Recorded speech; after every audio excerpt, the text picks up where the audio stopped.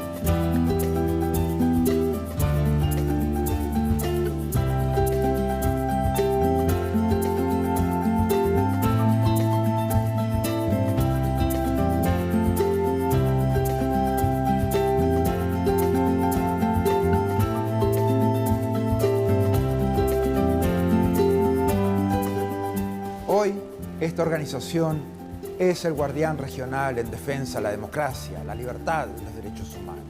Los países se han comprometido con estos valores a través de instrumentos legales como la Carta Democrática Interamericana, la Convención Americana de Derechos Humanos y todas las demás convenciones interamericanas. Nuestro trabajo es mantener los más altos estándares. Debemos ser objetivos, analizar los hechos, denunciar cuando veamos corrupción, inequidad o amenazas a la libertad. En esos casos no podemos ser neutrales.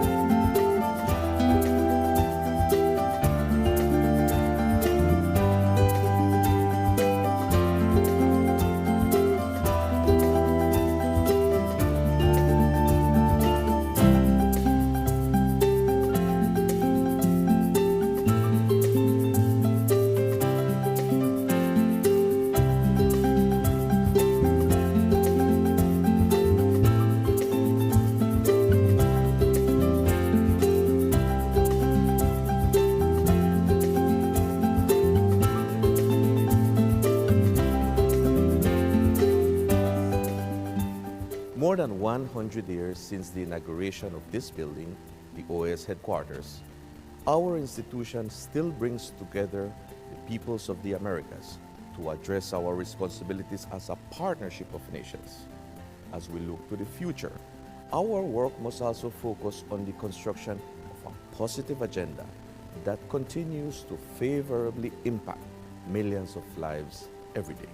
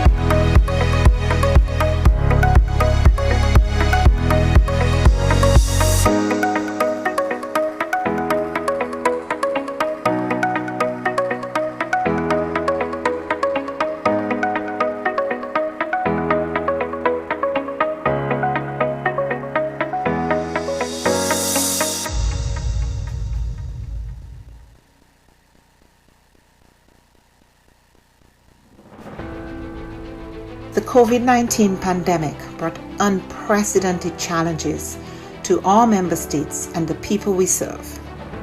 In response, the OAS Secretariat for Integral Development adopted a three-pronged approach by 1. Adjusting our portfolio of existing projects, 2. Exploring new projects to meet emerging needs, and 3. Expanding multi-sectoral partnerships. The results achieved in 2020 demonstrate the resilience of our member states and the commitment of the OAS SETI to work with member states and partners towards our common goals in the development of our region. Our Network on Competitiveness launched the COVID-19 Ideas Accelerator, sharing 250 tools, health solutions, responses, and recovery plans. The Network for Labor Administration published a portfolio of responses from ministries of labor to COVID-19, sharing over 420 measures taken to protect workers, employment, and income. Likewise, the Inter-American Teacher Education Network series, Teaching STEM in Quarantine, provided 117,000 teachers with key tools to continue advancing STEM education during the pandemic. Through its network and platforms, the Inter-American Committee on Ports promoted international and national best practices, guidelines, protocols, and recommendations on COVID-19 safety measures and continuity of logistic operations. Initiatives such as the Education in Times of Change platform allowed us to meet urgent needs by offering timely tools on virtual education and a dedicated space for ministries to share strategies, actions, and solutions. Other programs such as the Row Fund stepped up, providing emergency grants to offset the challenges imposed on our students by the pandemic. SETI's partnerships are adding value to member states in the form of technical assistance, training, and access to tools and services. In partnership with leading private sector institutions, we offered micro, small, and medium enterprises access to online tools and training, increasing their visibility and participation in e-commerce, a key to their survival and growth in the pandemic and post-pandemic era. A new OAS SETI Facebook initiative provided 85,000 MSMEs across the region with capacity building opportunities and WhatsApp business tools to aid response, recovery, and resilience building. The Caribbean Small Business Development Centers program achieved real impact, supporting new businesses, expanding sales, and driving growth. A new network of Caribbean SPDCs will broaden the program's reach. The Inter-American Committee on Tourism, the C2, convened ministerial-level policy dialogue in an urgent response to the impact of the pandemic on the hard-hit tourism and hospitality sectors. Policymakers and experts discussed biosanitary protocols, travel and visa facilitation, among other critical areas for the sector's recovery. Partnering with the George Washington University and the U.S. Bureau of Indian Affairs, we went ahead with the scheduled first Indigenous Tourism Forum of the Americas, pivoting to a virtual format and convening over 240 participants from indigenous communities, the private sector, and governments. SETI also integrated sustainable development practices in the COVID-19 response. The pandemic is a daily reminder of the links between water, health, sanitation, food security, and nutrition. We ensured the continuity of our water management projects in the Plata Basin and worked with governments and partners in the design of an investment portfolio valued at $90 million. Additionally, the Energy and Climate Partnership of the Americas continued to share relevant best practices and responses to the pandemic on energy and air quality. These few examples indicate our collective impact. We cannot do this alone. It is now more urgent than ever to address the region's structural weaknesses, to recover from the health, economic, and social crises occasioned by the pandemic and prepare for future shocks.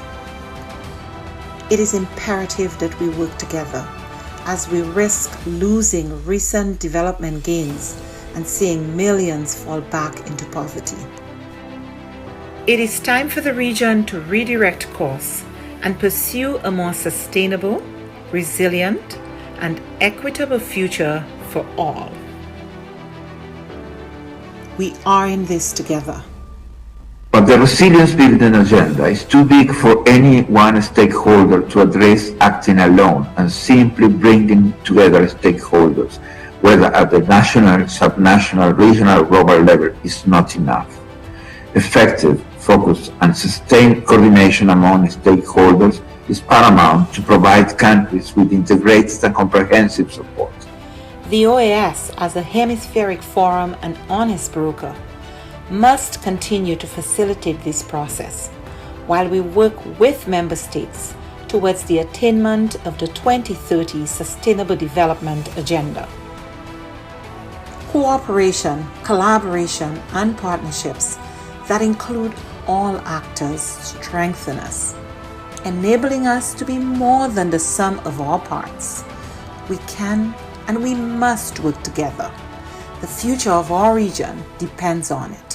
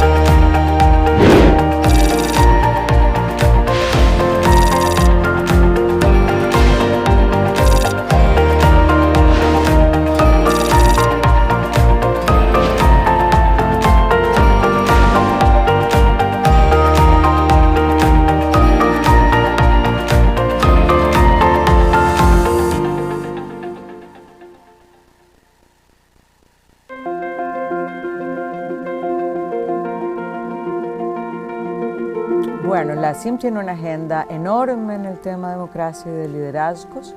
El primer ámbito tiene que ver con la gobernanza electoral, para que esta gobernanza electoral responda a las necesidades con las que fue creada, y es buscar los espacios de redistribución del poder. Después hay un programa interamericano sobre el liderazgo de las mujeres, donde generamos conocimiento y también tenemos cursos de capacitación.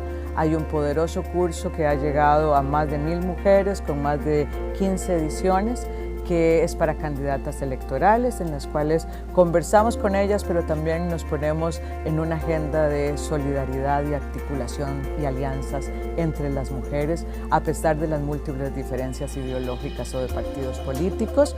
También hablamos de los temas de violencia política, porque no es lo mismo llegar que quedarse, y la violencia política es una forma de ejercicio de disciplinar a las mujeres para que vuelvan al mundo de lo privado y enfrentar la violencia, hacer buenas investigaciones, buenas leyes que permitan sancionar la violencia política. Es parte de las aspiraciones de la CIM en este programa de liderazgo de las mujeres.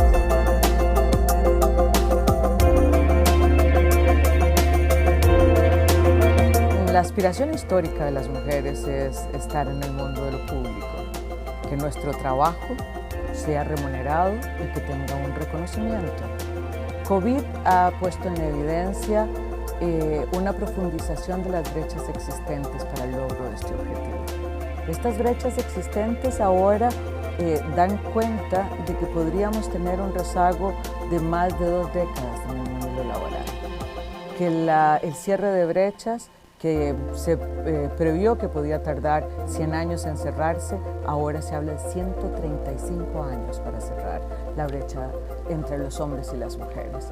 Entonces, nuestro objetivo es que miren el derecho de las mujeres al empoderamiento económico, que el statement "quédate en casa", que es un viejo conocido del patriarcado, no sea que nos quedemos en casa siempre, y que entendamos que la inserción de la mitad de la población, de este talento humano que tiene una serie de ventajas competitivas, es necesario para el crecimiento económico. De manera que la CIM está colocando esta realidad, está colocando las necesidades de las mujeres y está haciendo unas recomendaciones de rutas para poder cumplir con el derecho al empoderamiento económico y con el crecimiento económico que requieren nuestras empobrecidas economías en tiempos de COVID.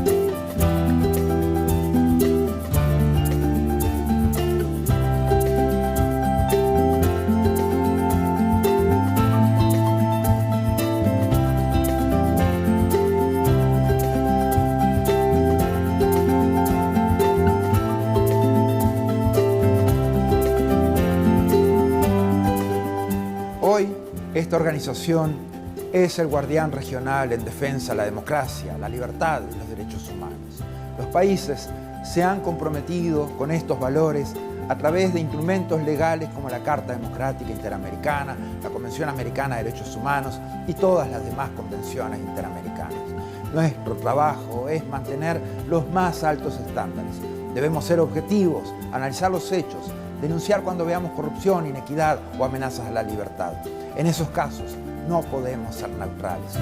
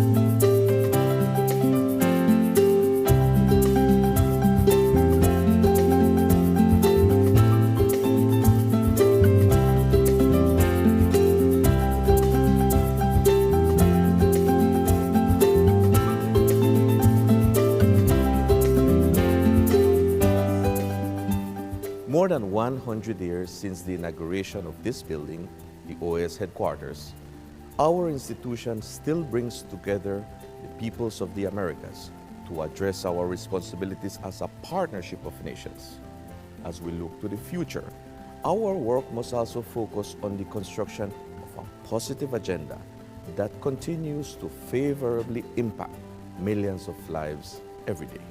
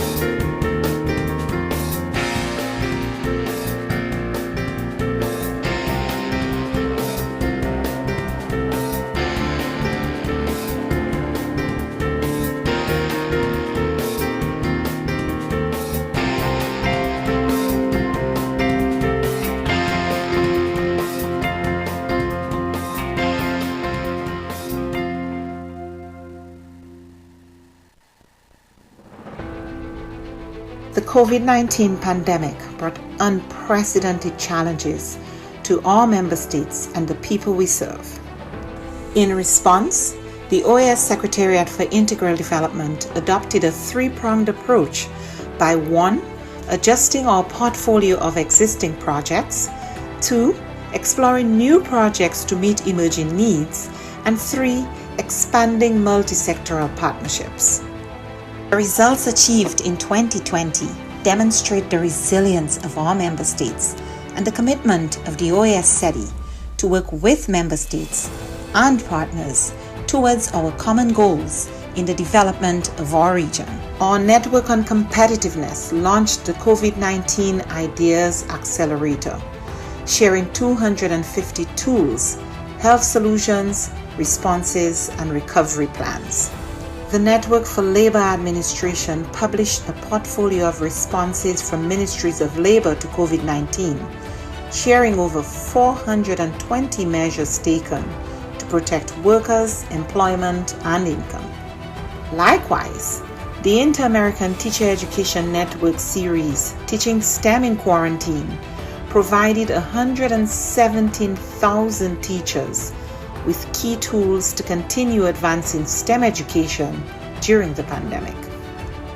Through its network and platforms, the Inter-American Committee on Ports promoted international and national best practices, guidelines, protocols, and recommendations on COVID-19 safety measures and continuity of logistic operations. Initiatives such as the Education in Times of Change platform allowed us to meet urgent needs by offering timely tools on virtual education and a dedicated space for ministries to share strategies, actions, and solutions. Other programs such as the Row Fund stepped up, providing emergency grants to offset the challenges imposed on our students by the pandemic. SETI's partnerships are adding value to member states in the form of technical assistance, training, and access to tools and services. In partnership with leading private sector institutions, we offered micro, small, and medium enterprises access to online tools and training, increasing their visibility and participation in e-commerce, a key to their survival and growth in the pandemic and post-pandemic era. A new OAS SETI Facebook initiative provided 85,000 MSMEs across the region with capacity building opportunities and WhatsApp business tools to aid response, recovery, and resilience building.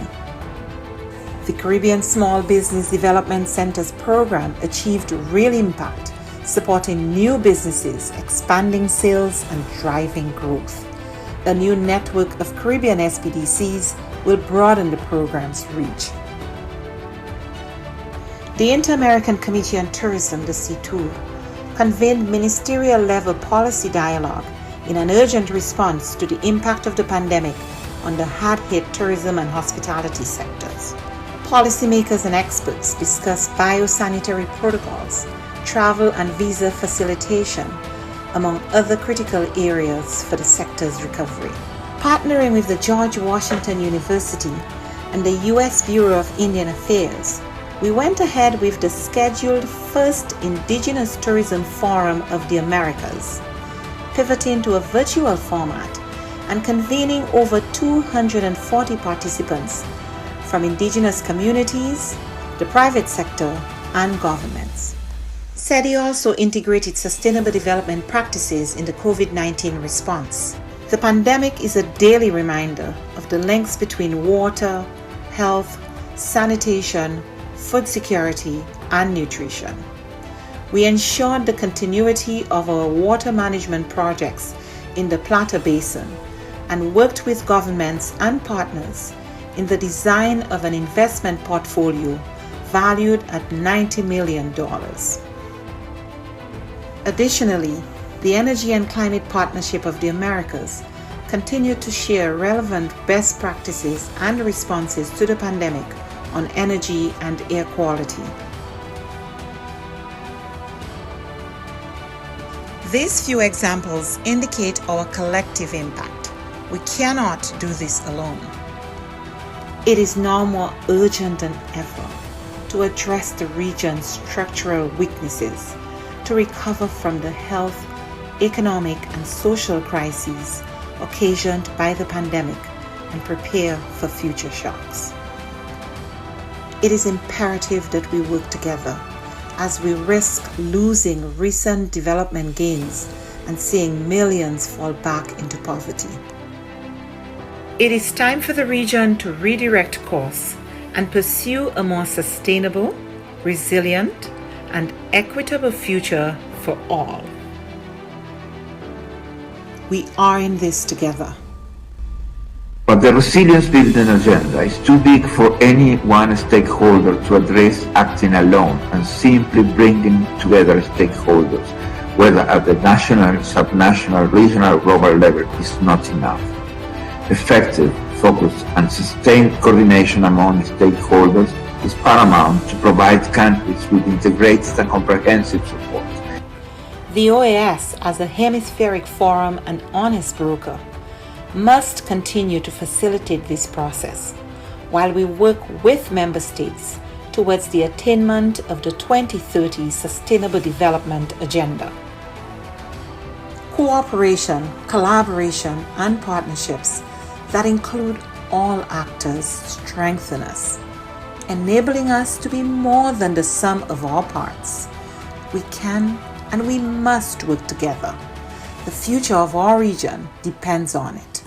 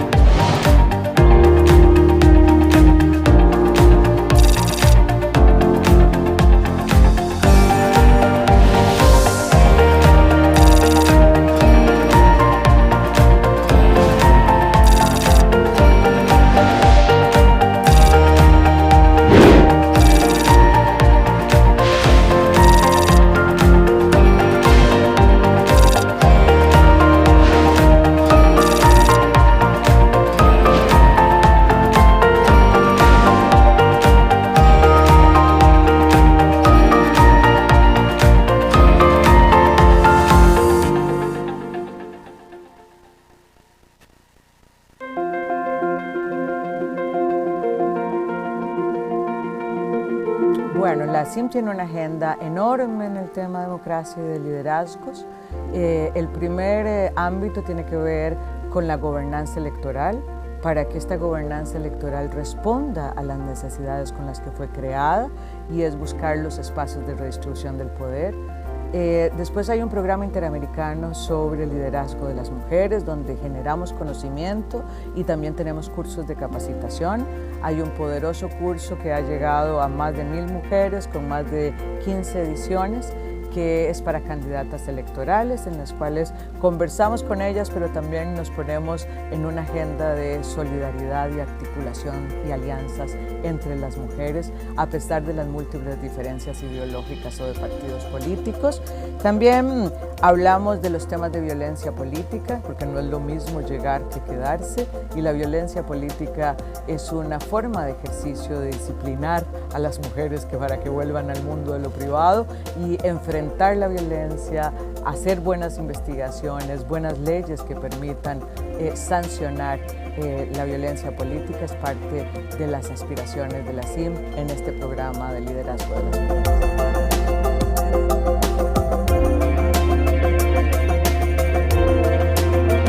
La aspiración histórica de las mujeres es estar en el mundo del público, que nuestro trabajo sea remunerado y que tenga un reconocimiento.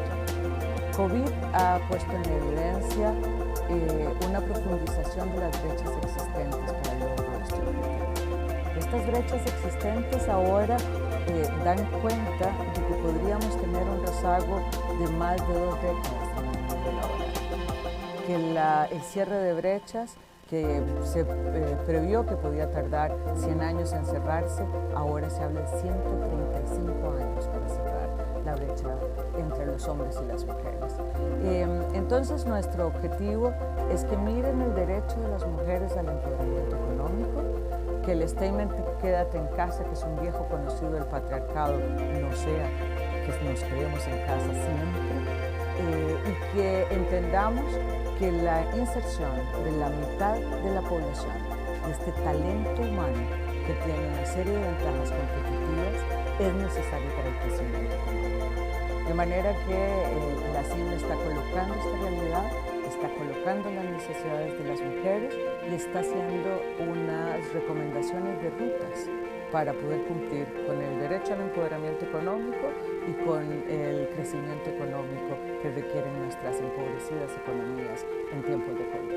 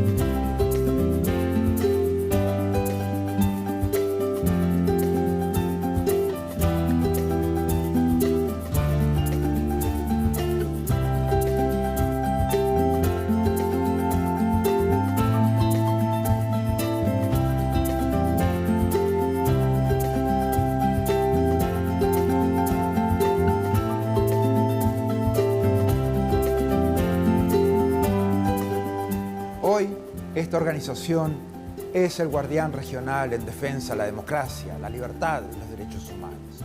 Los países se han comprometido con estos valores a través de instrumentos legales como la Carta Democrática Interamericana, la Convención Americana de Derechos Humanos y todas las demás convenciones interamericanas.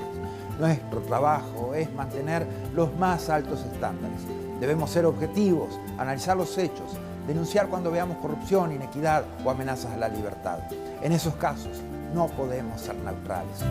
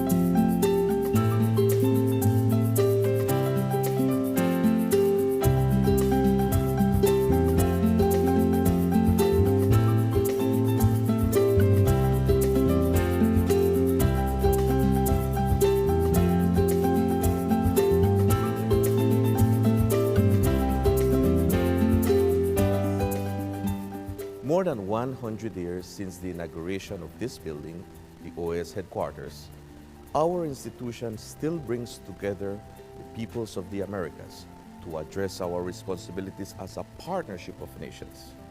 As we look to the future, our work must also focus on the construction of a positive agenda that continues to favorably impact millions of lives every day.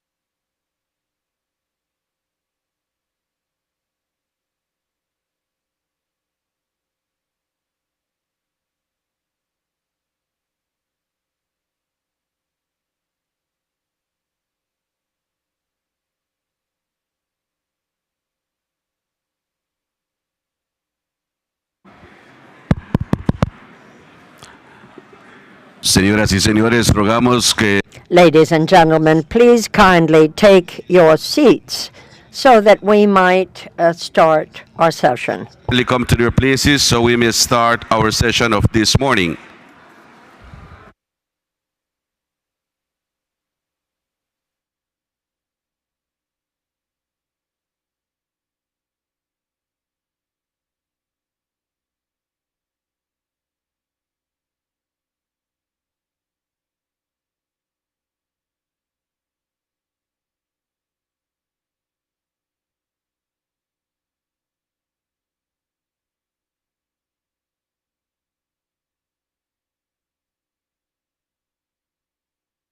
lo aprieta y ahí.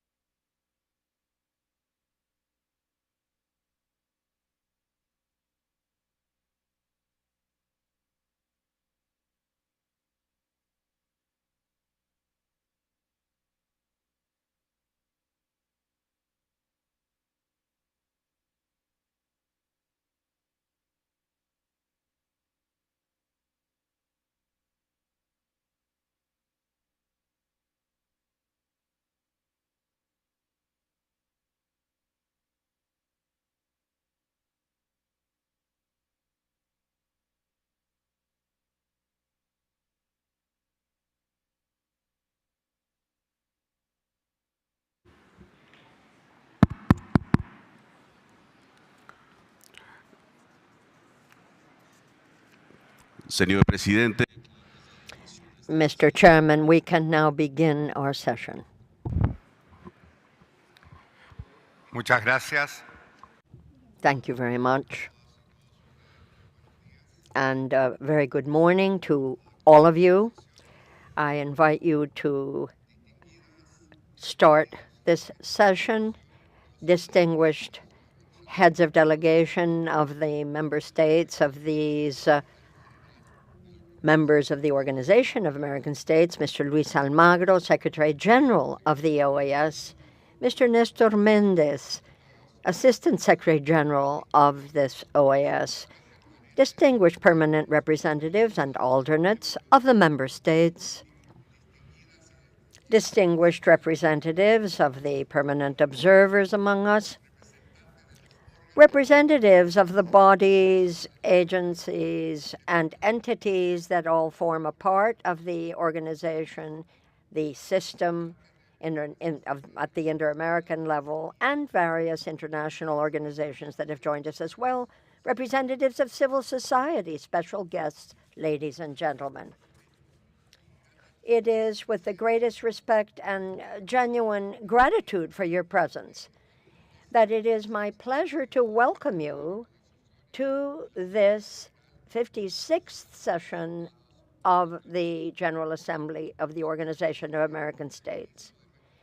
Before we launch into our work per se, I would like to ask the Assistant Secretary General to please confirm whether the Assembly has the requisite quorum as established in Article 52 of the Regulations of the General Assembly. Thank you, sir. We have 25 delegations present here in the Hall of the Americas, and so we do indeed have the necessary quorum to proceed. Thank you, and thank you, Secretary General, Assistant Secretary General. We then have the regulatory quorum, ladies and gentlemen, as established in Article 11 of the regulations that govern the General Assembly. And it is therefore my great pleasure to declare this 56th special session of the General Assembly open. This in conformity with Resolution 1269 of the Permanent Council, which, as you will know, is gathered here in order to elect the next Secretary General of the Organization of American States for the period 2025 through 2030. Item 1, election of the chair. Your Excellencies, esteemed colleagues, as established in Article 12 of our regulations, it now behooves us to elect the next president of this special session of sessions. Let me offer the floor to delegations for any nominations that may be coming. The distinguished delegation of Brazil is recognized.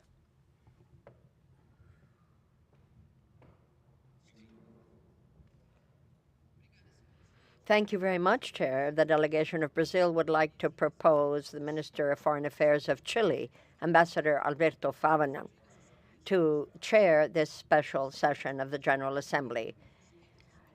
The ambassador has vast experience, is a well-known diplomat, and we are absolutely certain that at the helm he will lead us with assurance and with efficacy. Thank you.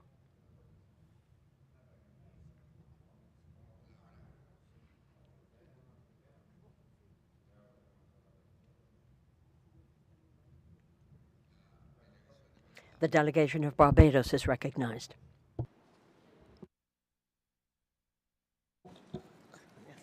Mr. Chairman, Barbados seconds the proposal. Thank you.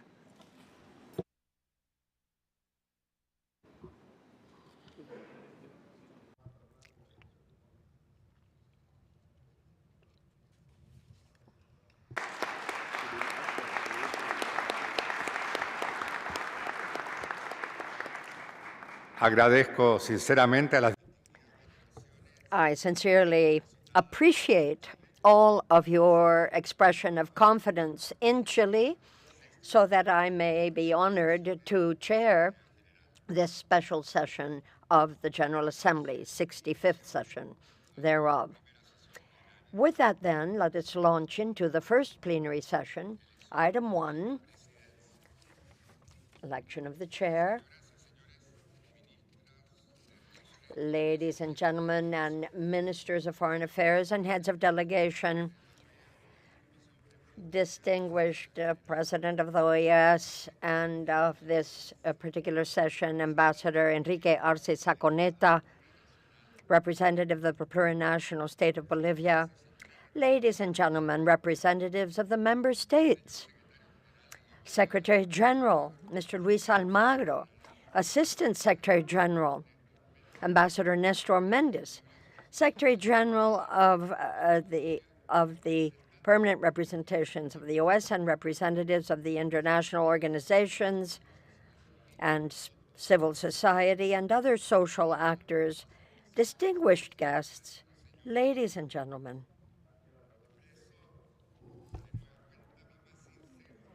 Let me yet again express my most sincere gratitude to each of you for your expression of trust in Chile, for Chile to be honored to preside over this 65th session of the General Assembly, which has been convened, as we know, to elect the Secretary General of this body. This is a stellar moment for our organization, a milestone, I might say, and you may be assured that I am well aware of the responsibility that falls on me and indeed on the General Assembly, because we are here in order to choose who will be our leader over the next 5 years. That will not only mark the history of this organization, it will also be a decision that will be key for us to be able best to share the values and the issues that matter to us most. Whoever is chosen as our next Secretary General needs to have our full confidence to face the tremendous challenges in the region, strengthen hemispheric sisterhood and strength, and to be sure that we're in a position to defend democracy, peace, and sustainable development.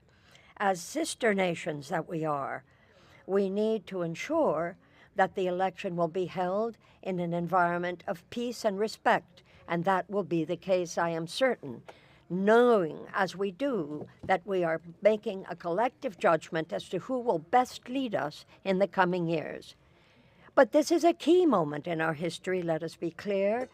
It must totally undergird the democratic principles that bring us here, to defend the OAS and to sustain and strengthening it as the premier organization in the hemisphere so to do. Let me now go to item 2 of this agenda. Ladies and gentlemen, pursuant to our Article 34 of the regulations and the item we have before us, let us now move to adopt the agenda for this session of the General Assembly. This was adopted by the Provisional Assembly and sent to us as document AG Doc 225.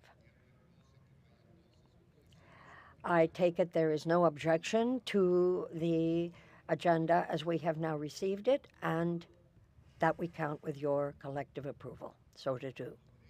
Thank you. Item 3.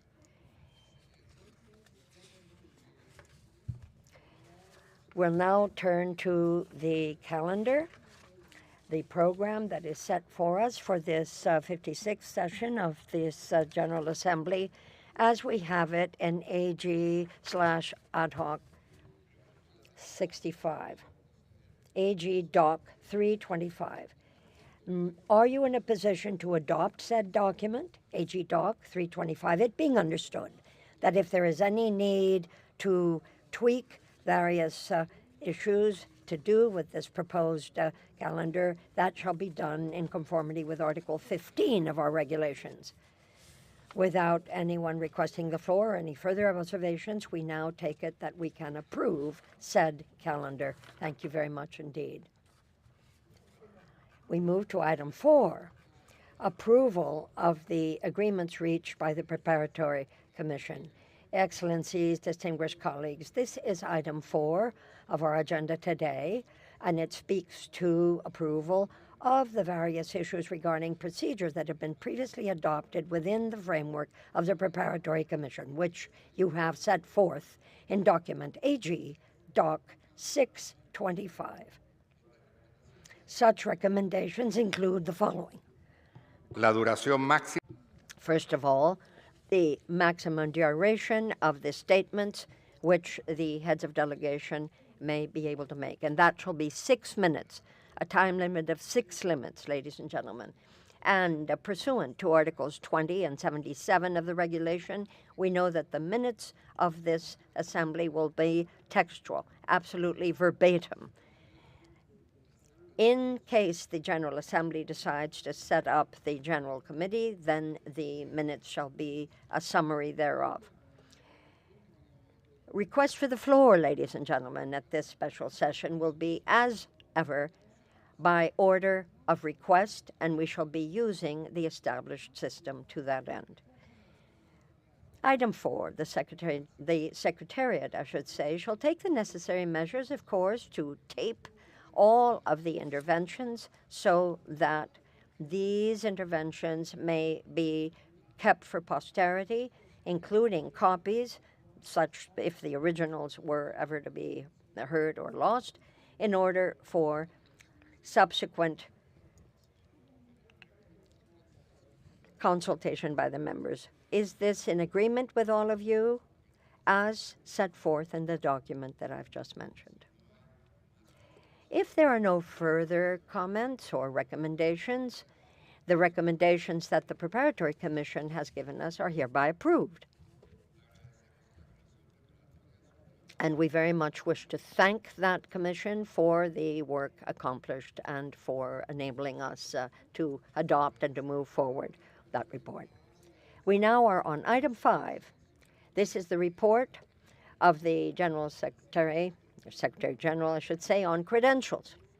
Here you have the report of the Secretary General with regard to the various credentials that the delegations present here at the 56th special session of the General Assembly have presented. And here, if I may, and in compliance with the wording of Article 27 of the Rules and Regulations of the General Assembly, please bear in mind that the Secretary General has indeed presented the report, and you will have it for your reference in AG Doc 925.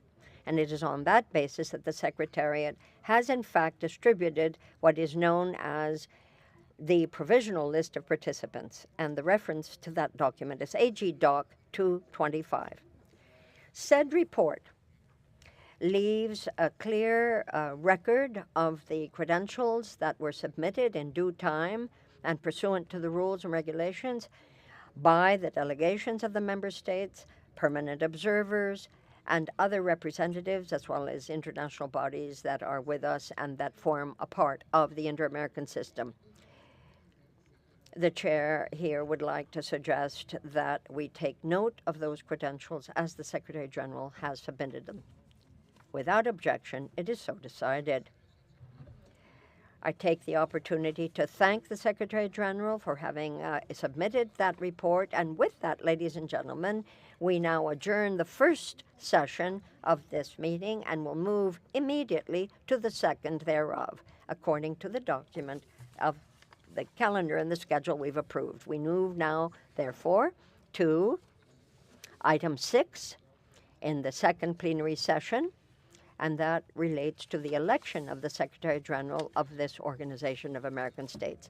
Excellencies, distinguished colleagues, I hereby open the second plenary session that will allow us to consider the item that we have before us regarding the election of our next Secretary General of the Organization of American States over the period 2025 through 2030. In that regard, I would like to point out that the government of the Republic of Suriname, per the note that it has submitted to the OAS as AG CP INF 795/24, dated January 8th, 2024, we have the official present submission of the candidacy of Mr. Albert Ramdin, Minister of Foreign Affairs, Business and International Cooperation of the Republic of Suriname.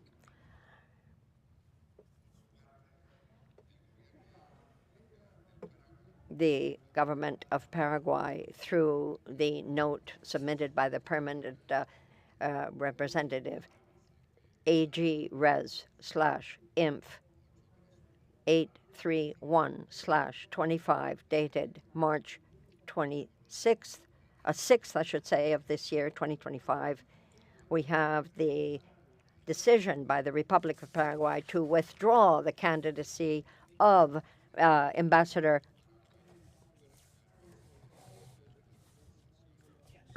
Ruben Ramirez Lezano, Minister of Foreign Affairs, who had initially submitted his request to run for Secretary General, but we know from the note that has been distributed as AG CP INF 822/24 that this was now withdrawn.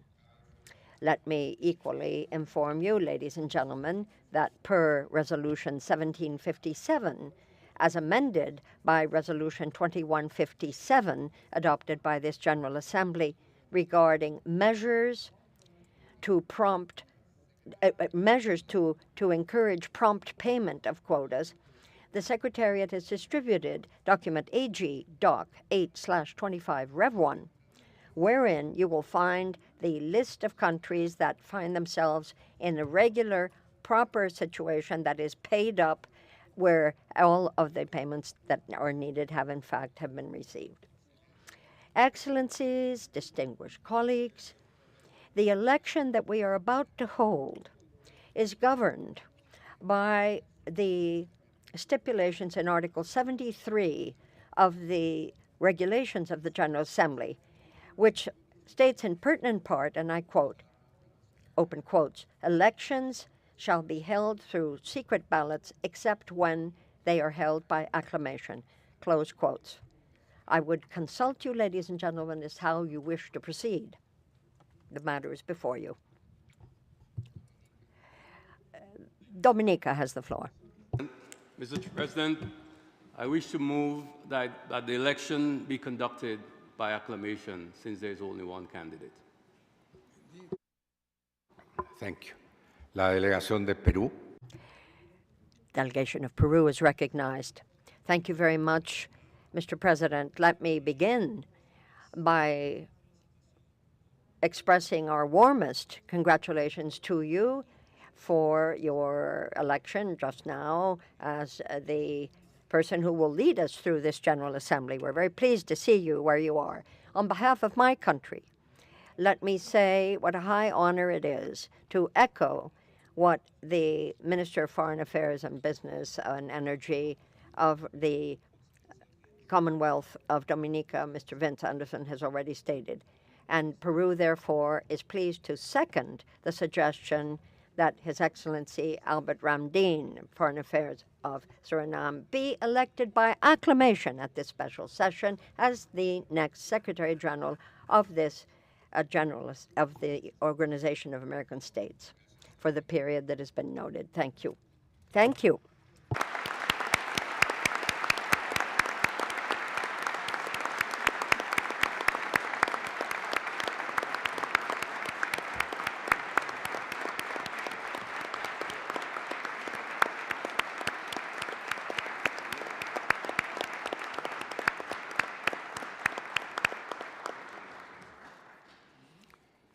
De esta manera, Ladies and gentlemen, we have just elected Ambassador Albert Ramdin to the position of Secretary General of the Organization of American States for the period covering 2025 through 2030.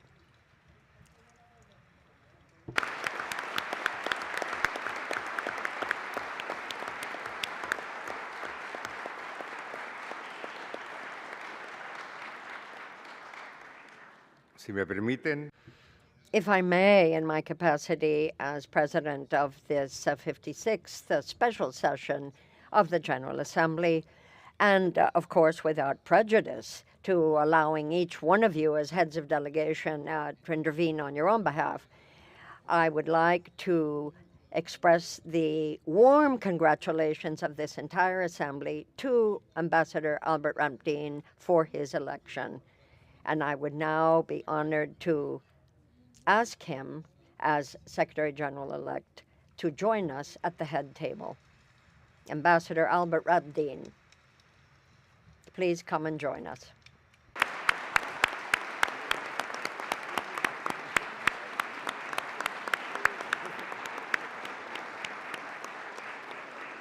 ¿Dónde se sienta?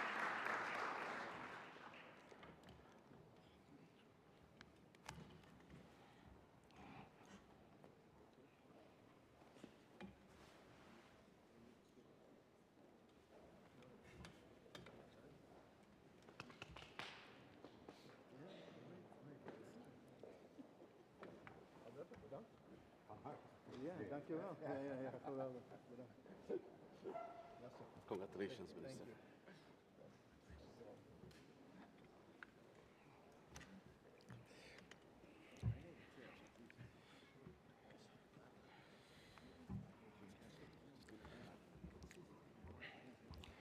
a continuación, Let us now, ladies and gentlemen,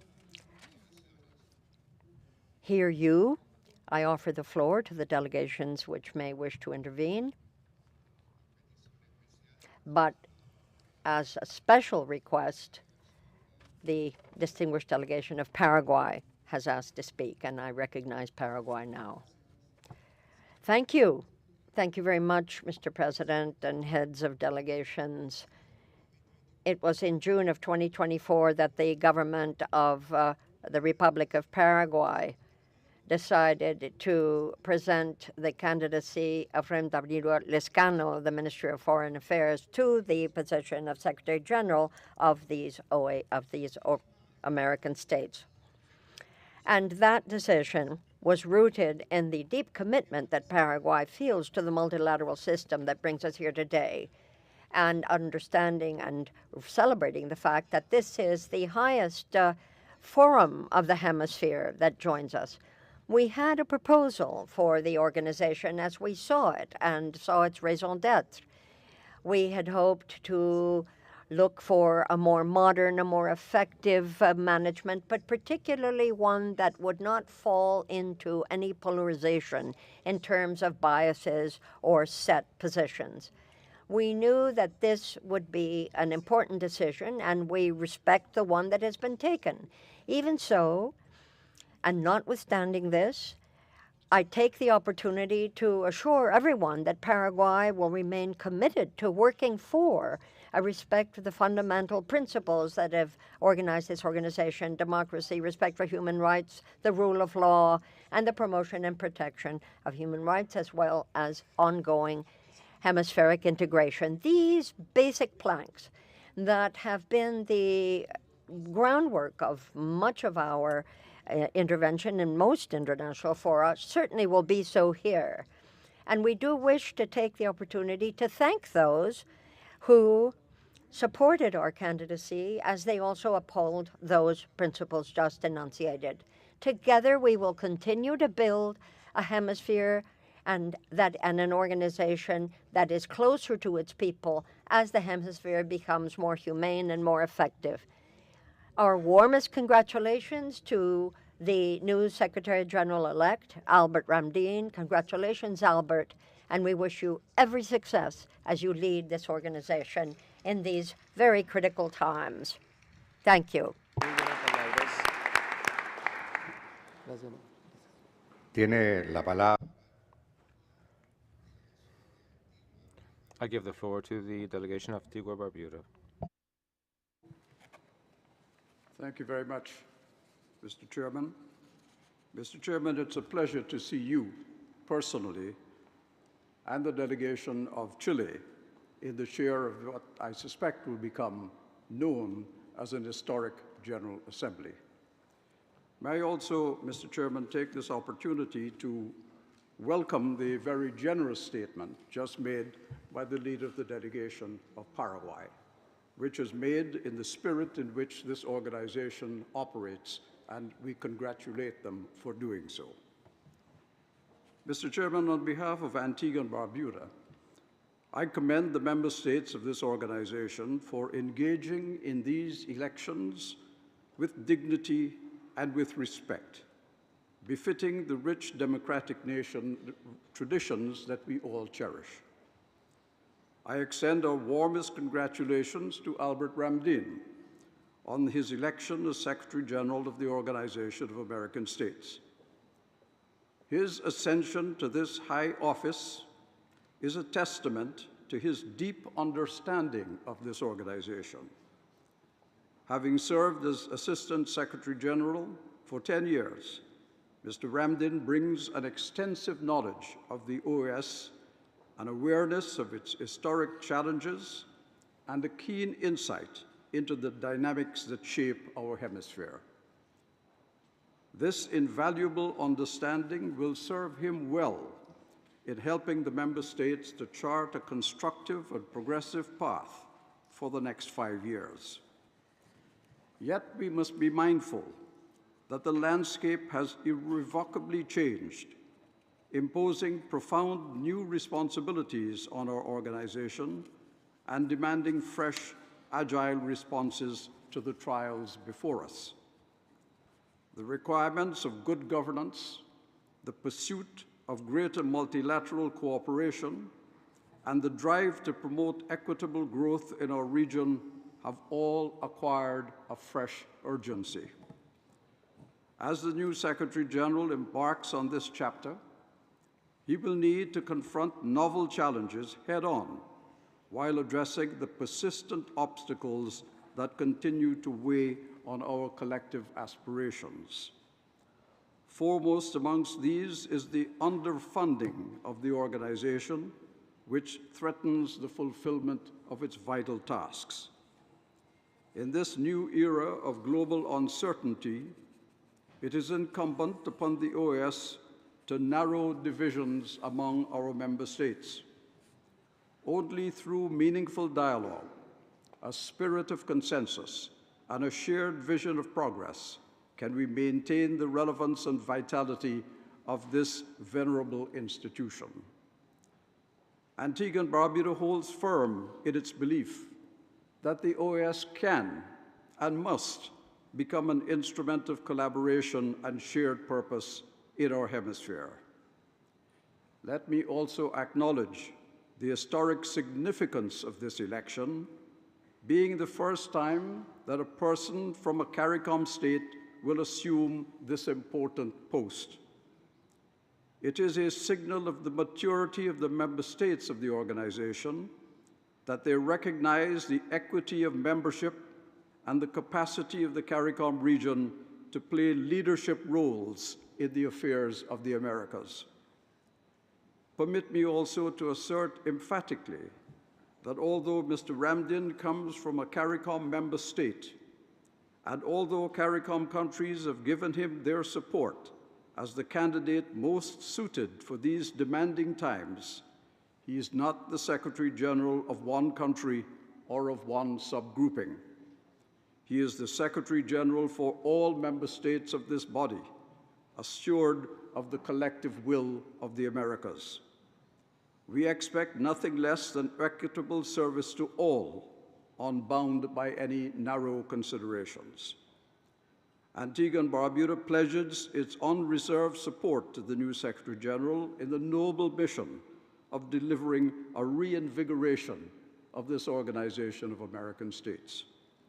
We place our trust in Mr. Ramdin to rekindle faith in the organization, emboldening it to rise to the demands of these tumultuous times. Mr. President, we wish the incoming Secretary General every good fortune as he embarks upon this important task. His success will be our success. Thank you very much.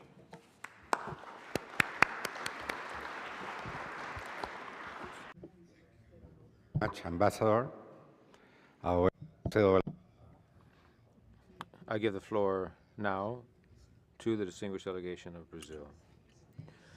Mr. Chairman, Secretary General, Secretary General-elect, heads of delegation, I'm pleased to congratulate Albert Ramdin, Secretary General-elect. Given his broad experience, he brings many assets to this organization. It was an honor for us over this process to have had two qualified candidates, foreign ministers. We make votes that the new Secretary General is going to be very successful in engaging in a constant dialogue with member states in this new function.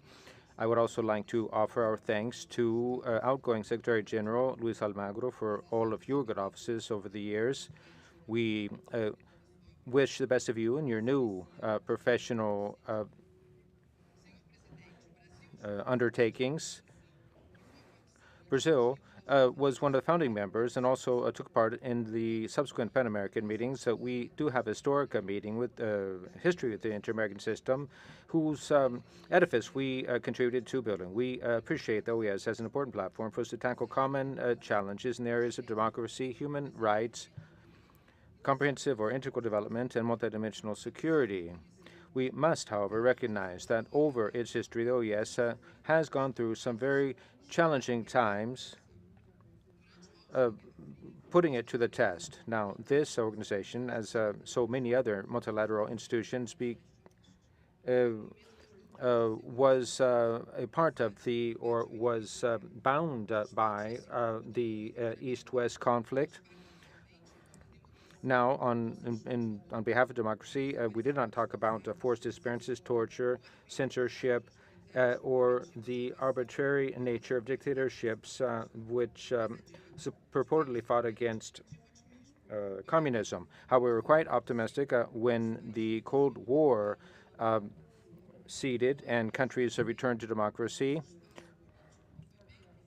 The Secretary General Buenos Suarez took full avail of the emerging democracies and subsequent Secretary Generals as well. So the strengthening of the electoral observations and other mechanisms for strengthening democracy, as well as increasing the inter-American human rights system and broadening OAS's scope for us, that pretty much includes most of the sovereign countries of OAS. OAS became relevant to fight the threats against security stemming from organized transnational crime. It undertook cooperation programs for development. The Secretary General's position became an important role model to prevent and to remediate or intervene during crises. Now, these are the positive aspects that we underscore. However, I should also say that the political environment poses new challenges, stigmatization, exclusion, isolation against those who think differently, ends up coming through in certain organizations, and the dialogue and democracy, we see sometimes that those who counter corruption are ostracized. Now, we see internal tensions as well. Sometimes internal conflicts gave rise to taking this side or the other. Defense for democracy is such an important topic. was sometimes something that was addressed selectively for political reasons. And that's why sometimes on certain topics OAS lost relevance, and it lost an opportunity to offer solutions to crises such as in Venezuela and Nicaragua, countries that stepped away from the organization of late. Now, we have to help states meet their obligations through dialogue and the interinstitutional mechanisms that exist in the OAS, as was possible in the case of Guatemala recently, in which the formula for engagement, dialogue, monitoring, and much diplomacy showed how effective it was. My delegation, in this spirit, would like to recognize that we make an effort to preserve the multilateral institutions that seek out consensuses and show their commitment. This, hopefully, will be shared by the new Secretary General and all member states. It's a matter of resuming trust in all so that we can assure stable, democratic, and fair and prosperous region, effective, transparent, modern organization that would enable us to effectively promote the values and principles that are enshrined in its charter. The trust that emerges from the force of multilateralism as an antidote against anarchy and chaos, which set in sometimes when you have unilateral positions prevailing. So we hope that the Secretary General is going to be a agglutinating figure that does not take sides in domestic affairs, but that would facilitate dialogues, build bridges across all regions. The mandates have been approved by the member states, and so this has to be Secretary General that will use the OAS institutionally with a full awareness that this organization, or that he serves this and organization, all its member states. In retaking this trust, we want to forge a partnership with the Secretary General for a responsible and transparent management of the scant or scarce resources that we have, structural problems that need to be addressed with rigor to keep excessive dependence on voluntary funds from causing harm and interrupting priority programs. We need to prioritize the fundamental principles of this region using processes and making sure that each investment actually translates into concrete results. Now, this modernization of a management and governance process needs to be deepened and carried out with resolve. This includes an effective management of personnel, enhanced communication efforts, strengthening the mechanisms of monitoring for results and transparency.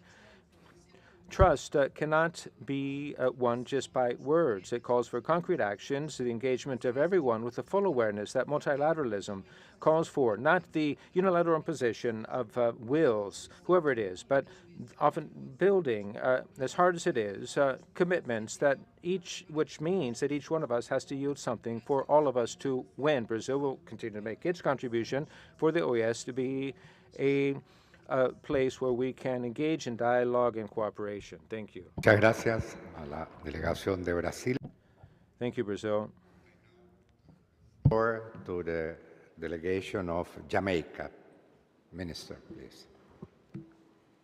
Mr. President, esteemed colleague ministers and heads of delegation, other distinguished ladies and gentlemen, good morning, buenos dias, bonjour, and good morgen.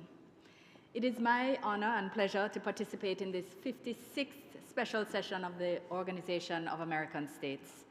I wish to first thank the Secretariat for the arrangements made to facilitate this important gathering and express Jamaica's congratulations to you, Mr. President, Minister Van Claveren, on your election to the presidency of this special session. We wish to also commend you for the efficient manner in which you have been guiding today's proceedings.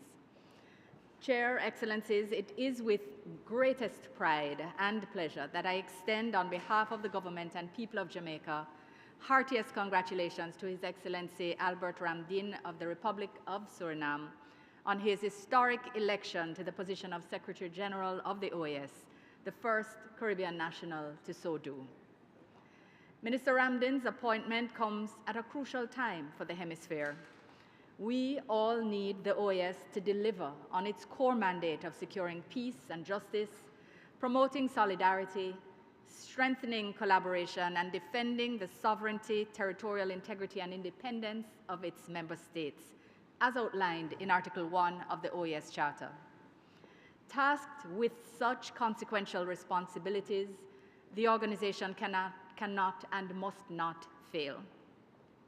Jamaica has every confidence, therefore, that Minister Ramdin has the requisite skills and expertise to build consensus among member states, to enhance synergies among the inter-American bodies and agencies, and to effectively engage the private sector and civil society to address issues such as poverty, food and energy security, climate change, irregular migration, and violence against women and girls.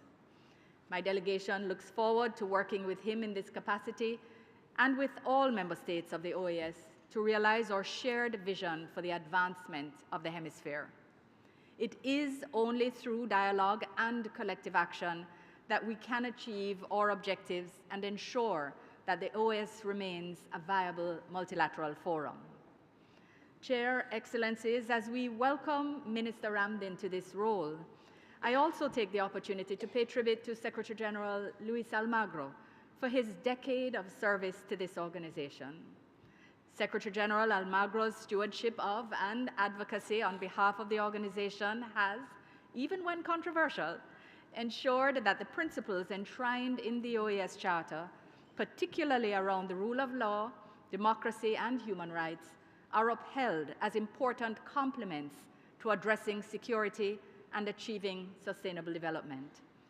Secretary General Almagro is also to be lauded for his support with respect to scholarships in language training, science, engineering, teacher training, management, capacity building, and security.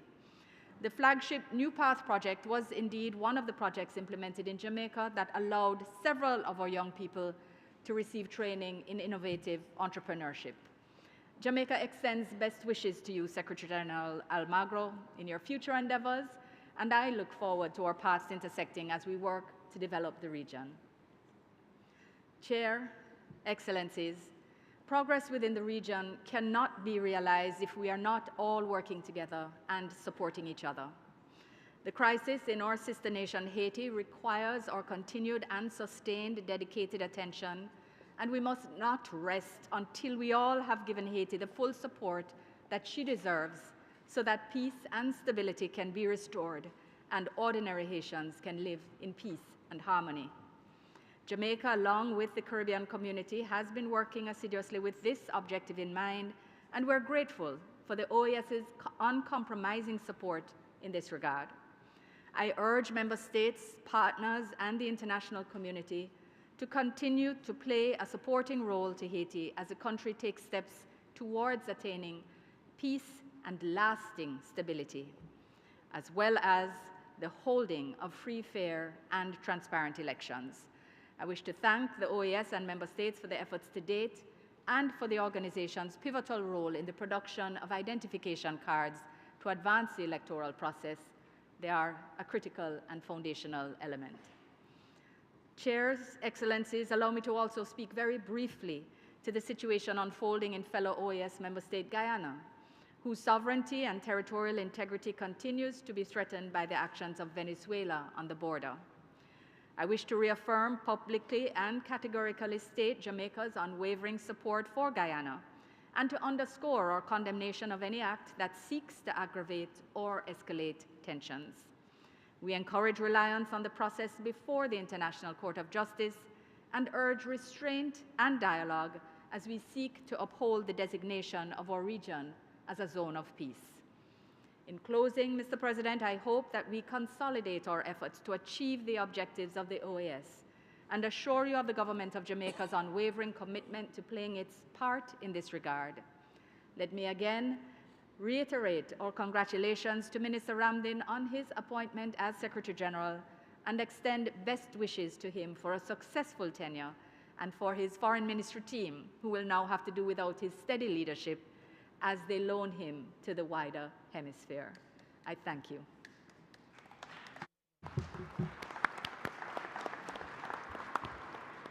Thank you very much, Minister. I now turn the floor to the delegation of Barbados.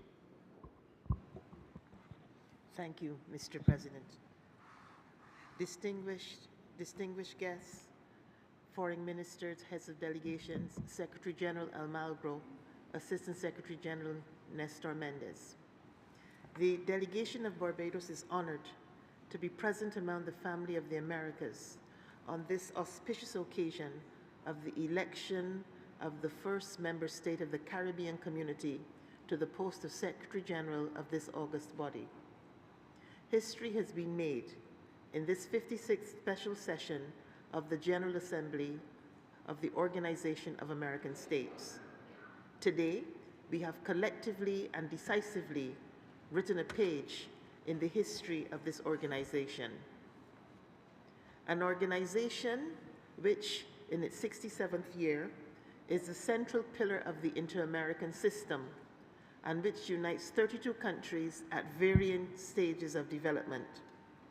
Today, more than ever, the four pillars of the OAS, fostering peaceful conflict resolution, democracy, development, and human rights, bear much relevance. Indeed, the adoption by acclamation of Suriname to fill this important role is a positive signal for our organization.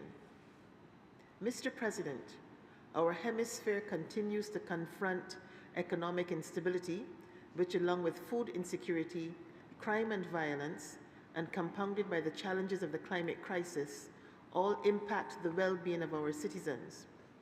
They not only intensify our vulnerabilities, but also undermine national and regional stability and hinder global progress. In the face of these shared challenges, our hemisphere must exercise collective leadership to realize our shared goals and aspirations. And our goals are best realized through coordinated efforts and a commitment to multilateralism. Mr. President, CARICOM as a collective grouping highly values its membership of and engagement within the Organization of American States. Our 14 member states, though relatively small in size, bring a strong tradition of democratic governance, respect for the rule of law, strong and independent judiciaries, defense of human rights and fundamental freedoms. These core values are fundamental to upholding and defending the OAS's goals of democracy, peace, security, and prosperity for all the people of the Americas. And arguably, Mr. President, the future of the OAS hinges on strategic leadership. The incoming Secretary General will have to be visionary, capable of driving consensus and orienting decisive action on issues critical to the hemisphere. And it can be appreciated that the OAS or any organization functioning at its optimum works best when the leadership works in tandem with the constituency it serves. And it is in this vein, Mr. President, that the government of Barbados wishes to express its gratitude to the outgoing Secretary General and Assistant Secretary General and their teams for their service, and wish you all well in your future endeavors.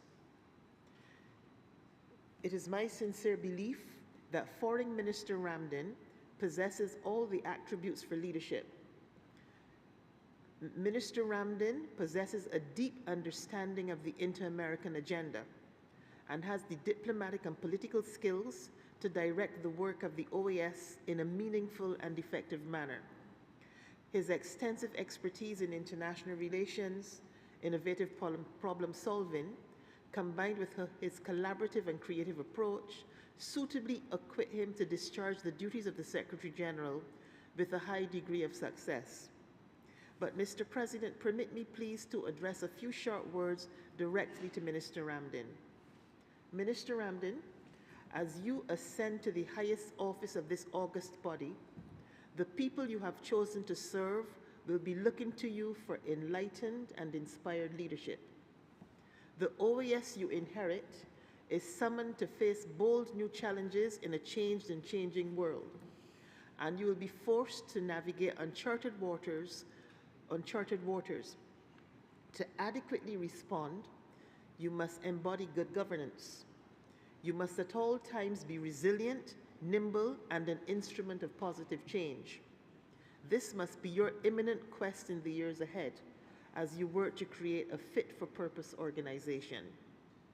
As I close, Mr. President, The climate crisis, security, health, and environmental issues we face remind us daily of our own vulnerabilities as individuals, countries, and as a hemisphere. It behoves us to be mindful of these concerns at all levels. On behalf of the government and people of Barbados, we call on the continued solidarity and support of Minister Albert Ramdin as he assumes this office, and please be assured that the Organization of American States will have the continued support of Barbados. Mr. President, I thank you.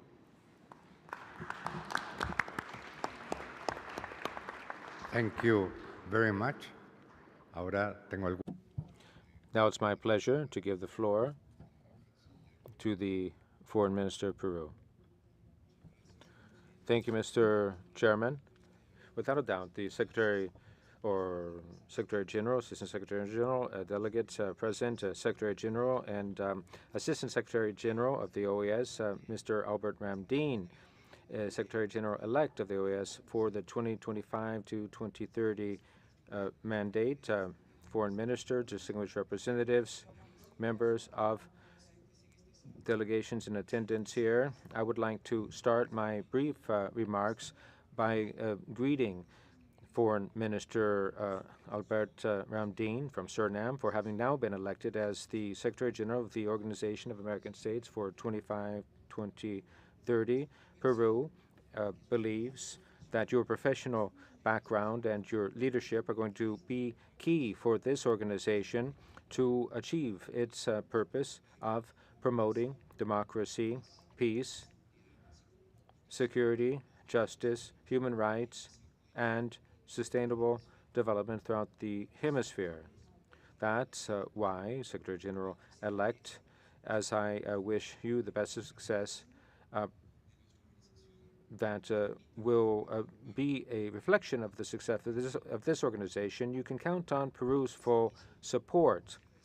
I would also like to stress the very worthwhile participation of Rubén Ramírez Lescano, Foreign Minister of a brother republic, Paraguay, with whom Peru is joined through historic relations, and who has undertaken initiatives, historic initiatives, or has put forward ideas for moving this organization forward, which hopefully will be taken into account during the next period, starting this summer. I should also like to express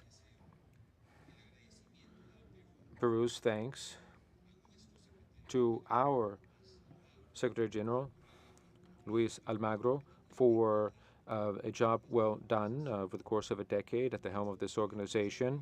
I should also underscore that this is the first occasion in which a renowned person from the Caribbean has been elected as Secretary General of this organization, for which we are very pleased. The broad support that Albert Ramdin has received is a testament of the trust that his exercise as Secretary General will be carried out with a focus on the diverse needs of all of the member states of this organization.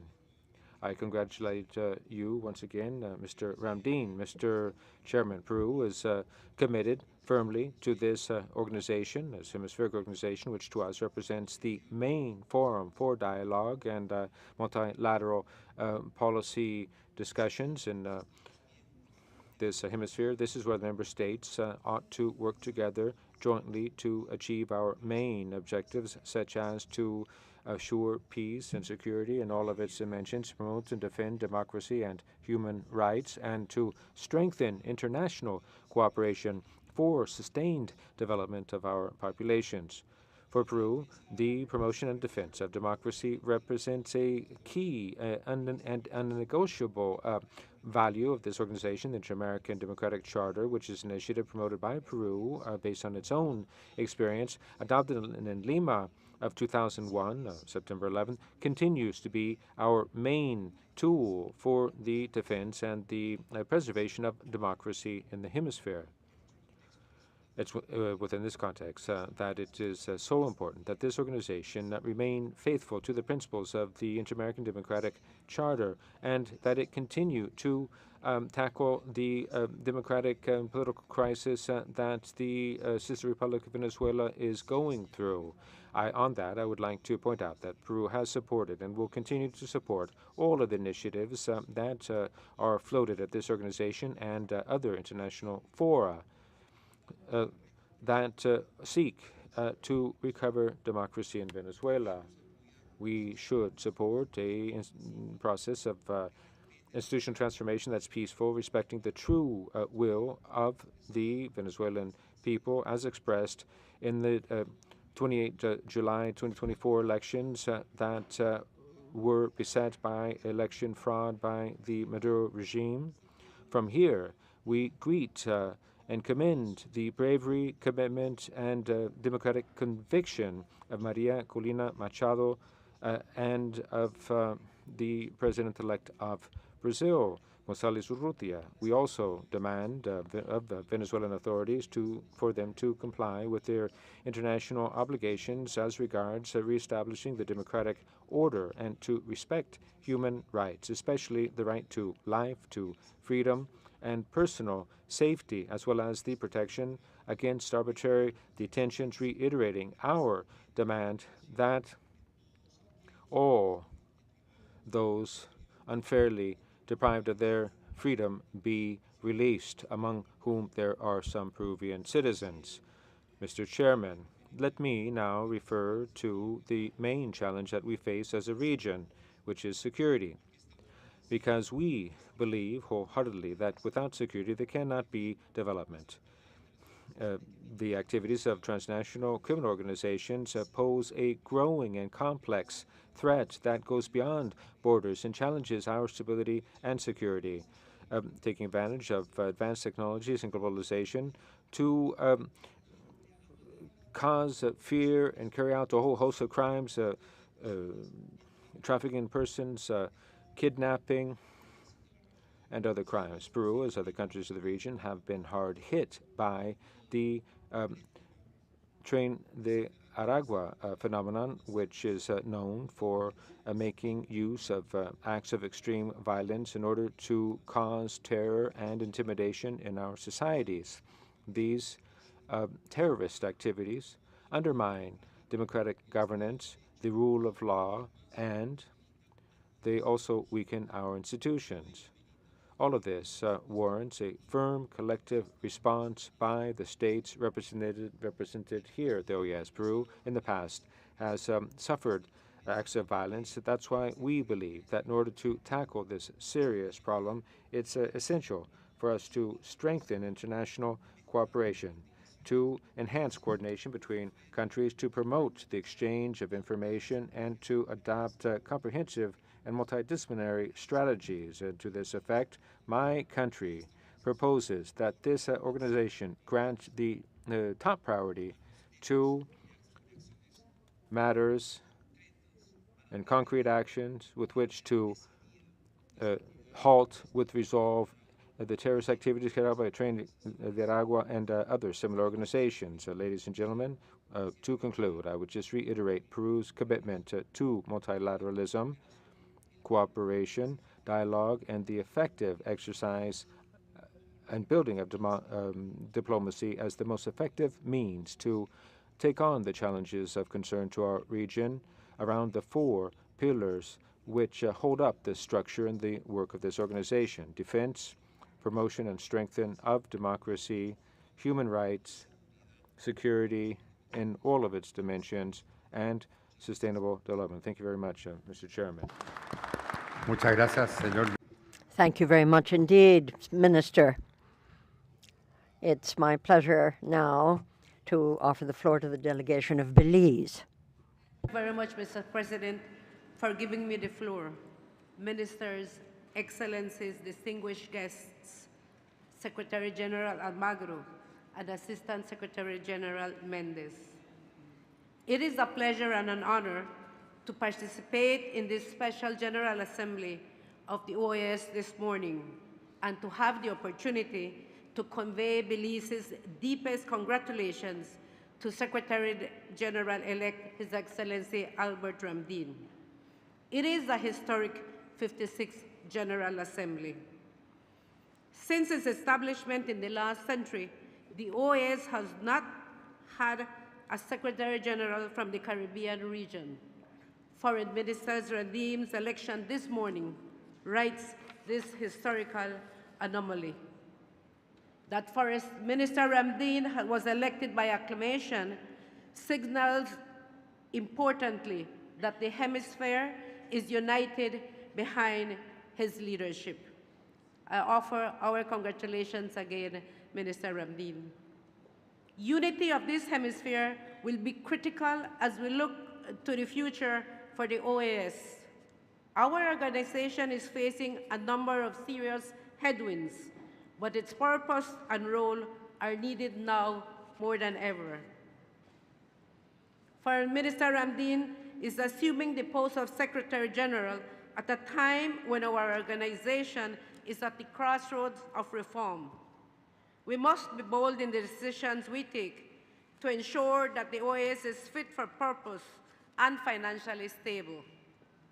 Excellencies, at the hemispheric level, the triple challenges of climate emergency, transitional organized crime, and access to financing threaten our state's capacity to achieve the sustainable development that our citizens demand.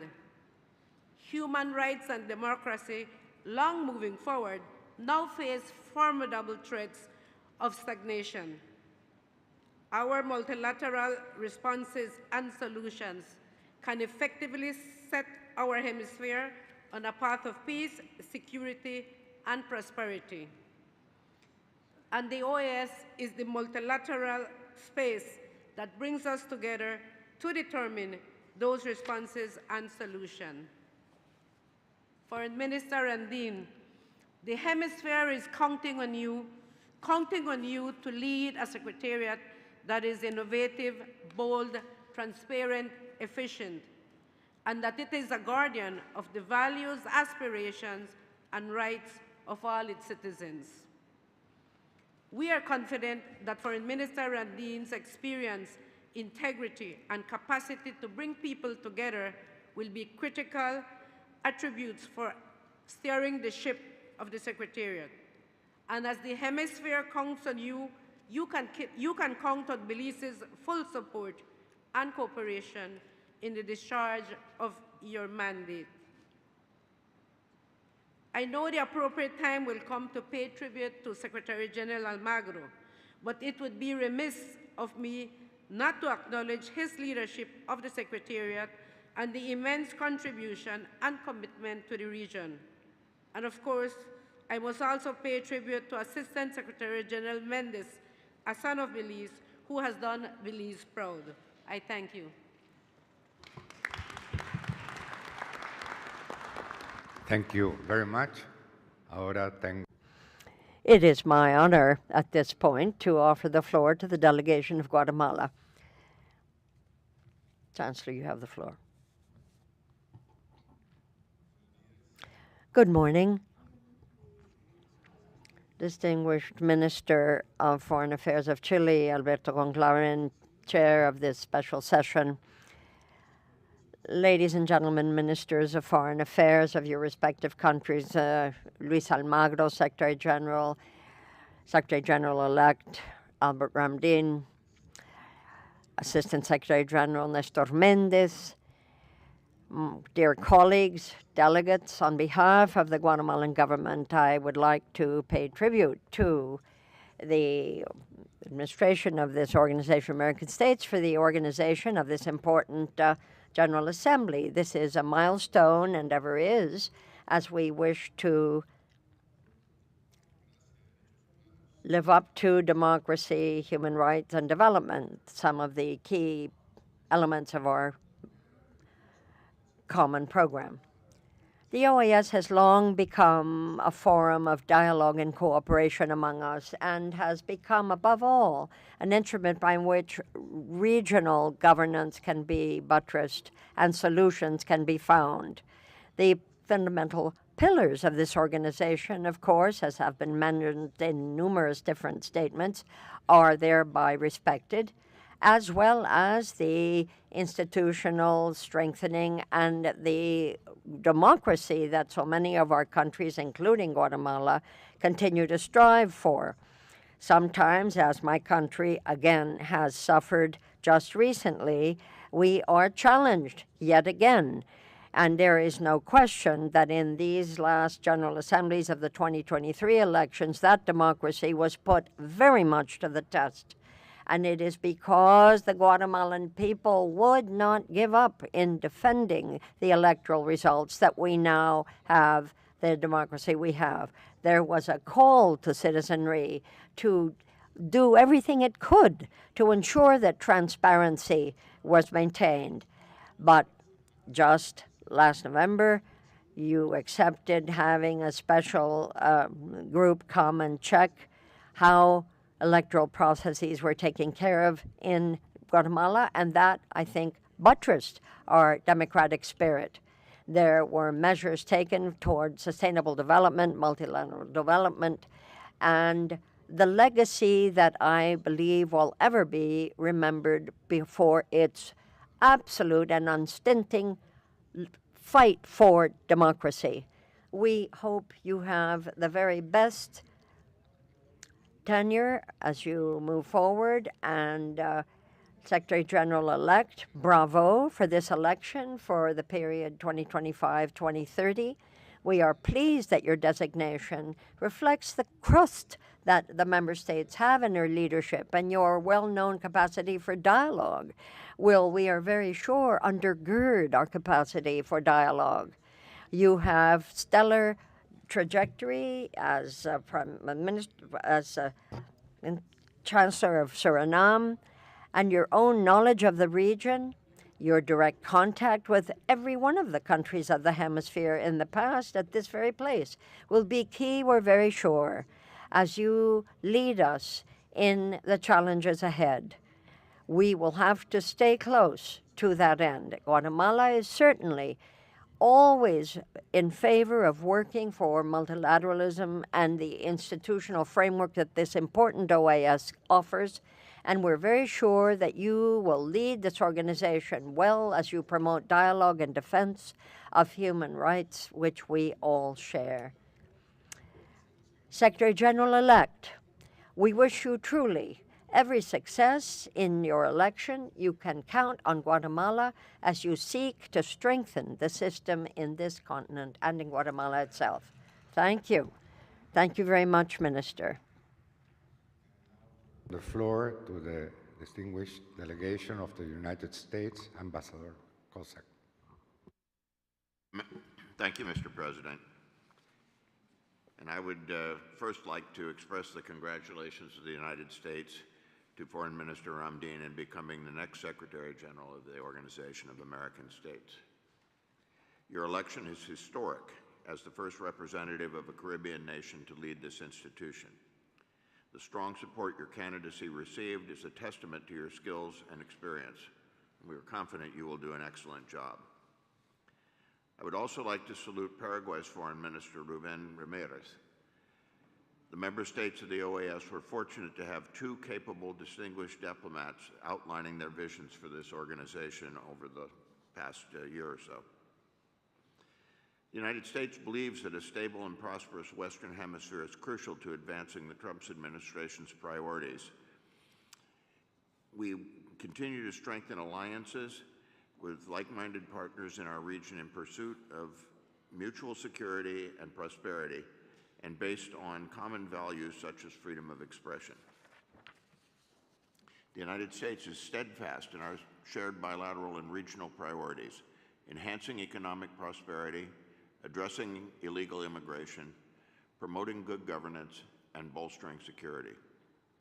We remain committed to working with the Secretary General-elect Ramdin to advance this organization's core mission and implement the reforms needed to improve the organization's efficiency and effectiveness. The United States views engagement with the region as vital for ending illegal immigration and narcotics trafficking, securing supply chains, and achieving robust economic growth. Mr. Secretary General-elect, we ask that you prioritize efforts to secure the borders of the member states, of all of the member states, promote the acceptance of repatriated nationals, ensure that OAS member states implement visa requirements, and improve economic conditions for our region's citizens to build a safer and more prosperous future in their homelands.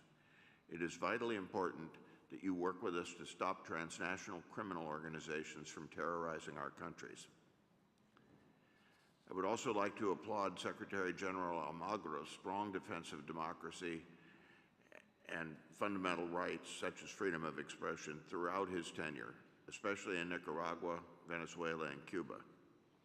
The Secretary General has made the OAS central to regional affairs and responsive to urgent political priorities, including detentions of political prisoners and the ongoing challenge of Venezuelan displaced persons. He's also prioritized collective efforts to address the security crisis in Haiti. It is imperative to the safety and security of our hemisphere that that country regain stability and self-governance. We ask the incoming Secretary General to prioritize this defense of democracy and advance the OAS's collective commitment to uphold and strengthen democracy in tangible ways. Simply put, this entails pushing for stronger action against repressive regimes, advocating for transparent electoral processes free from fraud and external interference, defending freedom of expression to ensure the OAS remains committed to protecting open debate, and strengthening cooperation in our region, especially to end illegal migration. The United States remains steadfast in defending democracy, sovereignty, and the human rights and fundamental freedoms that form the foundation of our engagement in the hemisphere. We will roll back malign extracontinental influences of malign extracontinental regimes. As Secretary Rubio has emphasized, the United States must never turn a blind eye to its tyranny. The regimes in Venezuela, Cuba, and Nicaragua have robbed their people of their basic rights, jailed political opponents, and conspired with foreign adversaries to undermine regional peace and stability. Undemocratic actors in our region, supported by malign extracontinental adversaries who seek to expand their influence in our hemisphere, suppress democratic values at home while working to erode democratic institutions across the Americas. These threats endanger both our national security interests and economic prosperity, with the consequences that must reverberate throughout the hemisphere. These threats must be ended. OAS electoral observation missions remain one of the organization's most critical functions in strengthening democratic institutions. We value OAS observers' expertise and credibility in support of ensuring free and fair elections in our region. We must also advance full implementation of the Inter-American Democratic Charter. And in closing, let me say that this organization must continue to advance democracy through shared efforts on the part of all the members to make the region safer, stronger, and more prosperous. The OAS is an important part of this effort. The United States is committed to engaging these efforts to ensure the relevance and success in our region. Thank you, Mr. Chair, and again, congratulations, Secretary General-elect Ramdeen. Thank you. Thank you very much, Ambassador. I now turn the floor to the distinguished delegation of Grenada. Minister. Thank you very much, Mr. President. Secretary General Almagro, Assistant Secretary General Mendez, Excellencies, Foreign Ministers, Heads of Delegation, distinguished other delegates, ladies and gentlemen. It is with great pride and pleasure that I take the floor on behalf of the government and people of Grenada to congratulate Secretary General-elect Minister Albert Ramdeen on your election as the new Secretary General of the Organization of American States. Your election by acclamation is a historic moment, not only for you, for Suriname, but for the entire Caribbean, and indeed for the inter-American system as a whole. As this is the first time that any member state from the CARICOM region will become Secretary General, would be elected at that matter to this and such high office. To my delegation, Secretary General-elect, your election reflects the OAS's recognition of the Caribbean's commitment to democracy, peace, and human rights. It speaks to the importance of diverse leadership and the positive impact that different perspectives bring to the organization. We in the Caribbean have long valued unity and cooperation, principles which are foundation of our efforts as a region, and the very same principles that we trust you will carry forward in your new role, Secretary General-elect. Grenada has and still fully supports your leadership, your diplomatic experience and understanding of multilateralism, of fairness, of inclusivity, would allow the OAS to rise to properly continue to be a beacon for peace and prosperity in the Americas. We place our hope in your ability to unite member states, to foster cooperation, and to advance dialogue on the critical issues facing our hemisphere. However, we must also recognize that leadership at this level comes with challenges.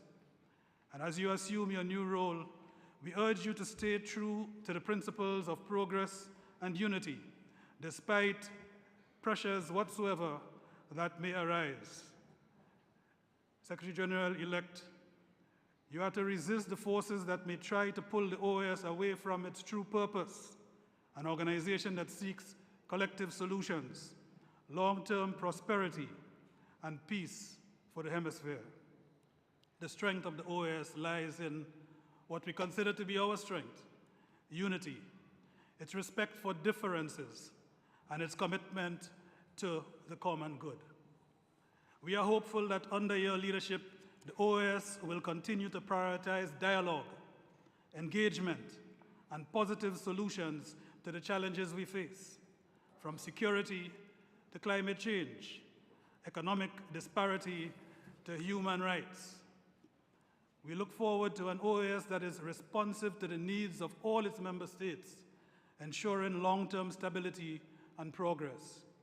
Your leadership, sir, will be closely watched, not just by us who sit in the chamber here, but by citizens of the Americas, the hemisphere throughout.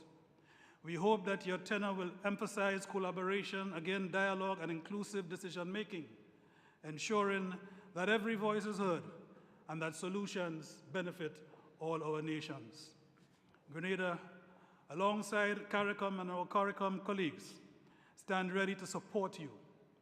We are optimistic about the future of the OAS under your guidance, and we are eager to work with you to build an organization that reflects our shared values and leads by example, a true testament of the power of multilateralism and cooperation with which we have advanced through our democracies in our sub-region.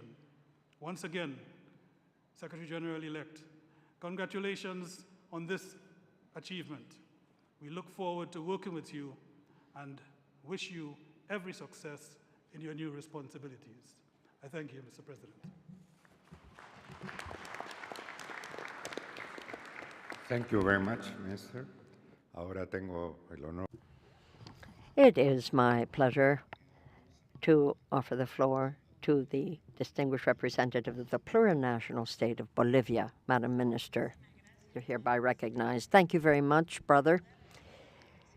I greet my brothers and sisters, foreign ministers here, the heads of delegations, and to greet also our new Secretary General of this Organization of American States, my brother Alberto Ramdin, Likewise, to greet the representatives of the member states that are gathered here and such high dignitaries of this organization as our brother, and all of you.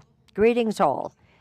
I bring you the greetings of Luis Arce Caplajora, the president of the National State of Bolivia and head of the Bolivian people. We are celebrating the centenary of our independence this very year, and we stand as one, creating the Bolivia we've always dreamed for. And I'd like to congratulate my brother Alberto Ramdin for his election to Secretary General of these Organization of American States for the next 5 years. Bravo and good luck. We wish you always will remember the importance of nature and the reasons, the raison d'etre why the foundational charter of this organization was first founded. Let that be your guide. It was to establish an order of peace, justice, solidarity, and collaboration amongst our countries that this organization was founded. Also, defense of our independence, our sovereignty, our territorial independence. All of these priorities are set forth in the Charter, but none of the provisions of that document authorize any intervention in the affairs of the member states per se, domestic affairs. That said, it is also quite clear that in our history, the OAS at different points in time was all too chummy with dictatorships. So let's not repeat that. And going back to the 60s, to the 70s and 80s offers a cautionary tale, does it not? And even most recently, in 2019, we in Bolivia had a serious interference on the part of the Secretary General of the time.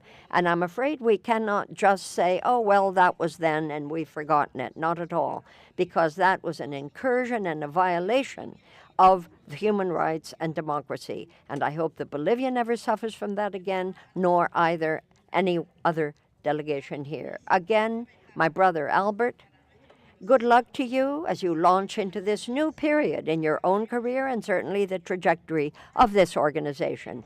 We will certainly be here and be vigilant to full respect for the international framework, the standards and the norms that we have upheld so long and that represent us all. Bolivia has deposited its trust in you. You have vast diplomatic experience and knowledge of this organization, surely, and we think those are powerful tools and assets that I'm sure you will be able to wield in your everyday compliance with the duties you are undertaking.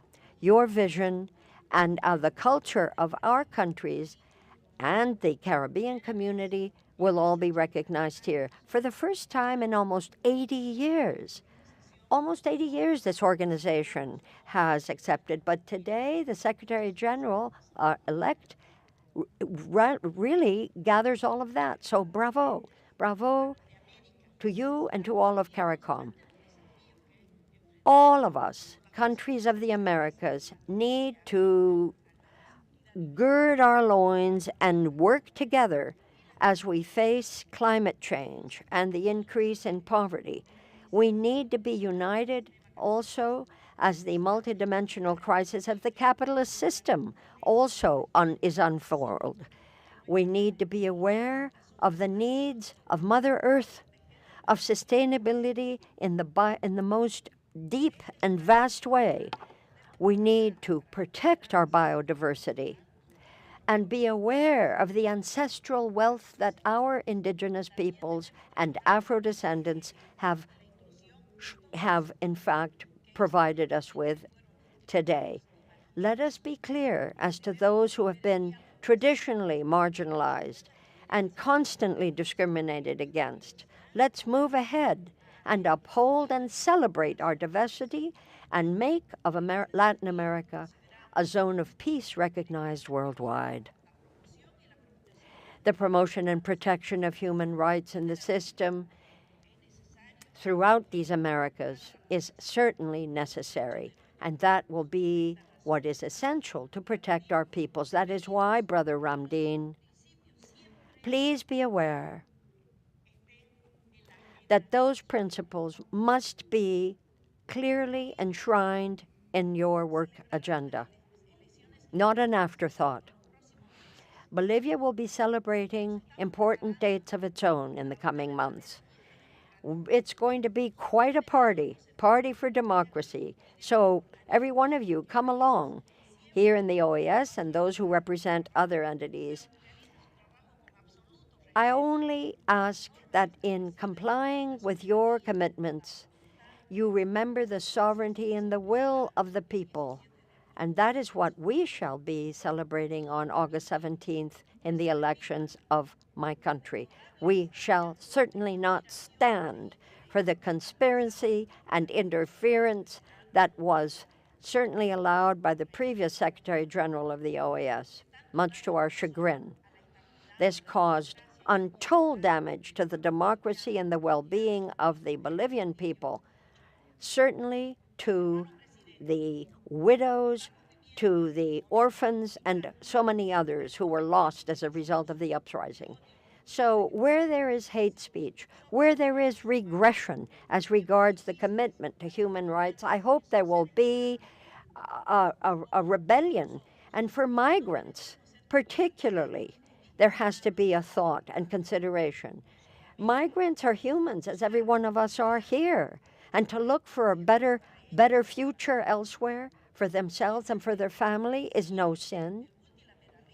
The multilateralism that we uphold, respect for diversity, a respect for differences of opinion and being able to express these, is what spells out peace, understanding, and equality. That is what will gird us as we move forward and keep our dialogue vibrant and free above all. The OAS needs to be inclusive, it needs to be strengthened, and I hope that will be the case. Let us not shirk from building bridges with other mechanisms that will also seek to build cohesion without interference and without forgetting the guidance and the protection, promotion and protection of humans. We hope that will be at the core of these Organization of American States. Thank you, Chair, and bravo to the new Secretary General, and the best of luck to him. Let's hope that from this moment on, we can really have and look forward to a genuine union and encounter of Latin America and the Caribbean. Thank you. Thank you very much, Madam. Or to the distinguished delegation of St. Vincent and the Grenadines. Thank you very much, Mr. President. Distinguished guests, Excellencies, heads of delegations, good morning. Mr. President, I want to congratulate you on your election to the President of this General Assembly. At the outset, the delegation of St. Vincent and the Grenadines joins this General Assembly in congratulating Minister Albert Ramdin on being elected unopposed to the position of Secretary General of the Organization of American States for the period 2025 to 2030. This is indeed a historic moment, not only in the 77-year history of the Organization of American States, the only hemispheric organization of its kind, but also in the history of our Caribbean region. Mr. President, 77 years ago, when 21 governments in this hemisphere signed the OAS Charter to increase security in the region and promote cooperation, no one could ever contemplate that a landmark event such as this could ever occur, for indeed, the founding members at the time included only one Caribbean nation, Haiti. Mr. President, between 1967 and 1991, 13 Caribbean countries, newly independent, joined the Organization of American States. The Republic of Suriname became a member in the year 1977. Today, 77 years after the signing of the OAS Charter, and 48 years after the Republic of Suriname became a member of the organization, the CARICOM region is assuming the reins of leadership of this organization of the American states.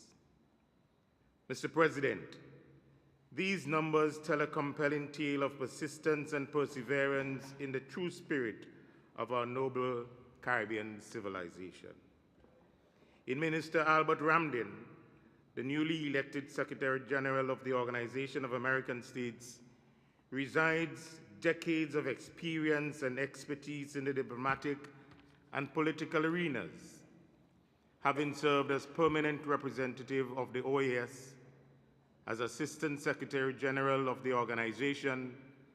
Secretary General-elect Albert Ramdin has the knowledge, the skills and attributes to serve and lead the OAS effectively during this upcoming term. Mr. President, St. Vincent and the Grenadines thanks the outgoing Secretary General Almagro and his team for their service to this august organization.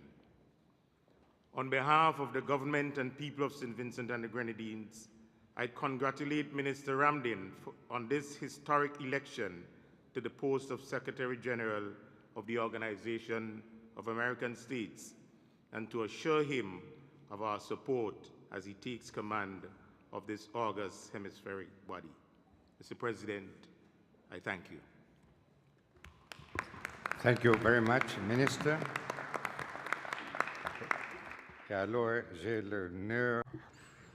It is my honor to recognize the Minister for Haiti.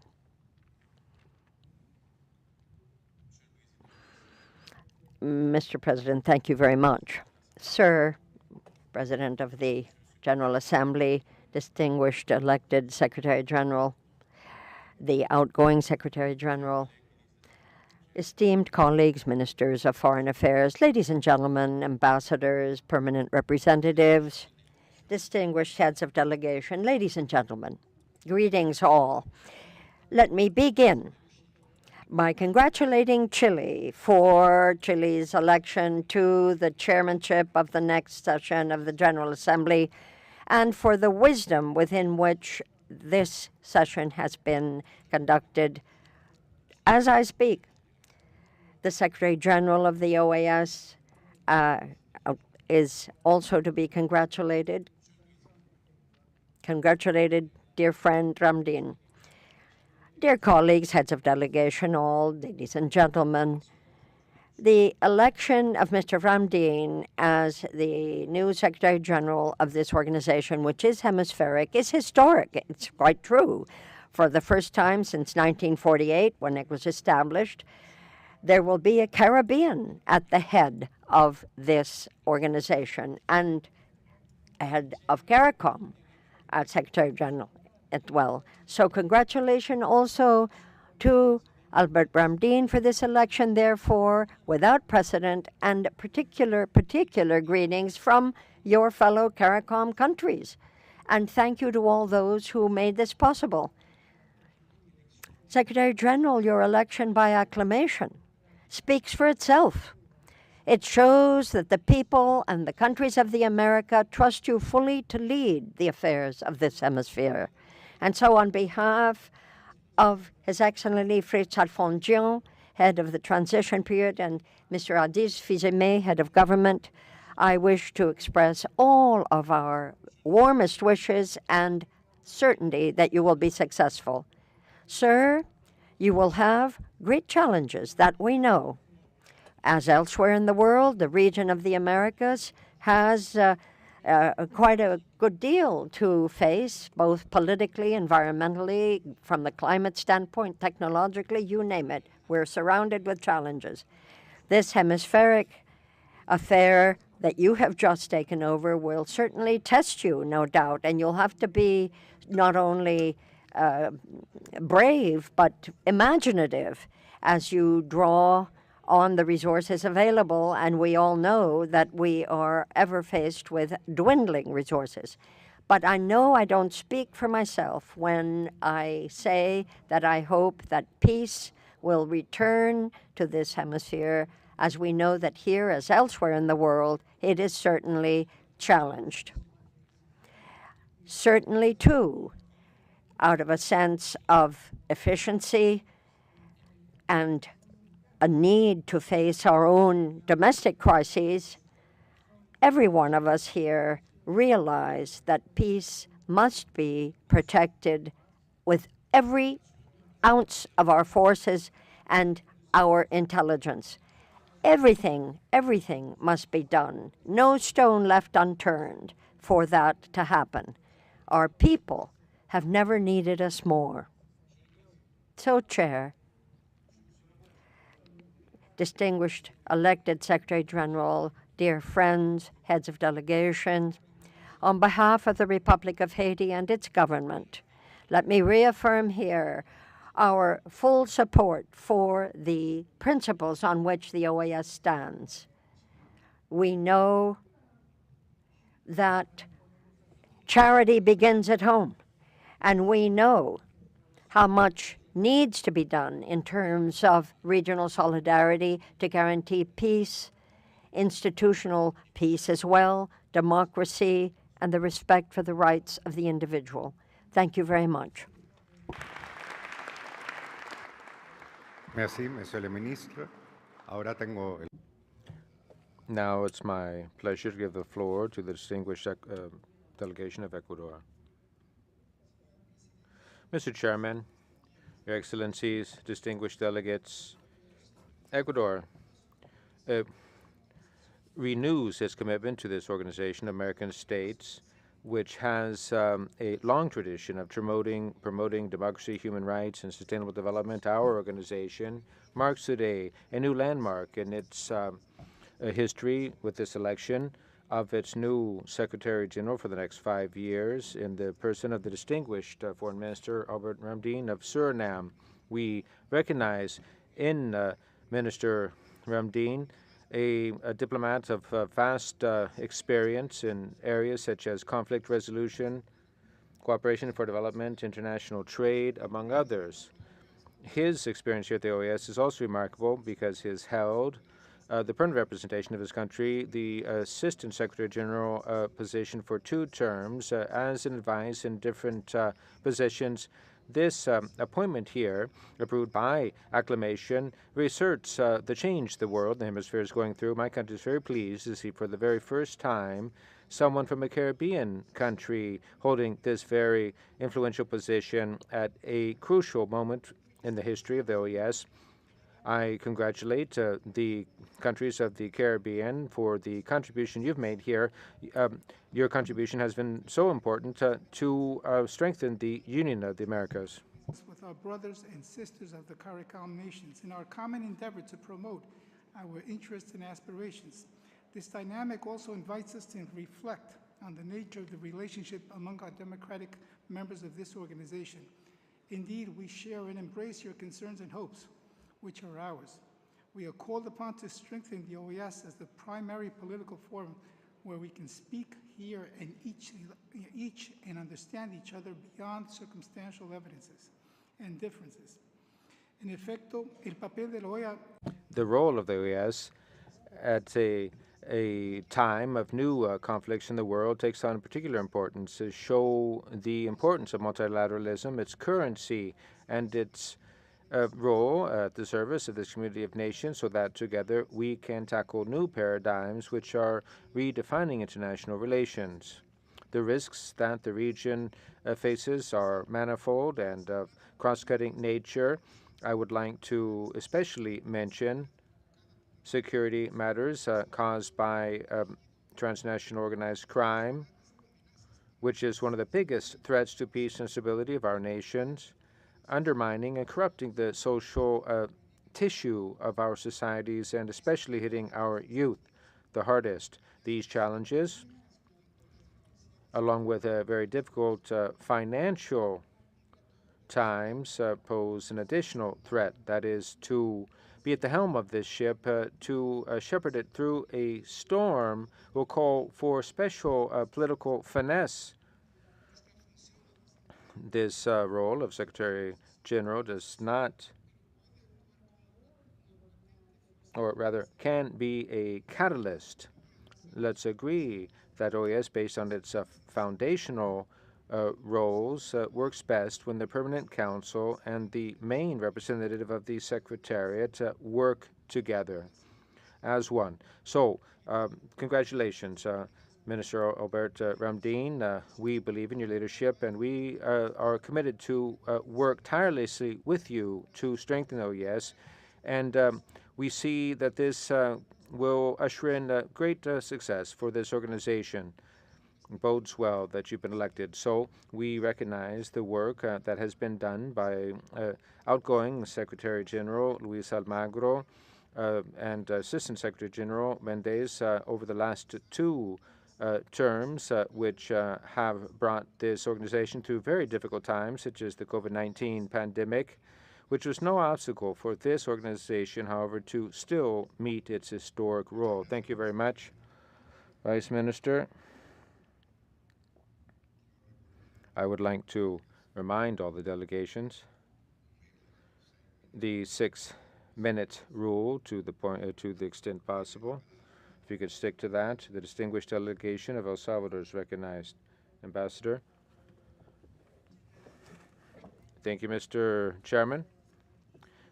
Ministers of foreign relations, vice ministers, authorities of member states and observer nations, delegates at this General Assembly.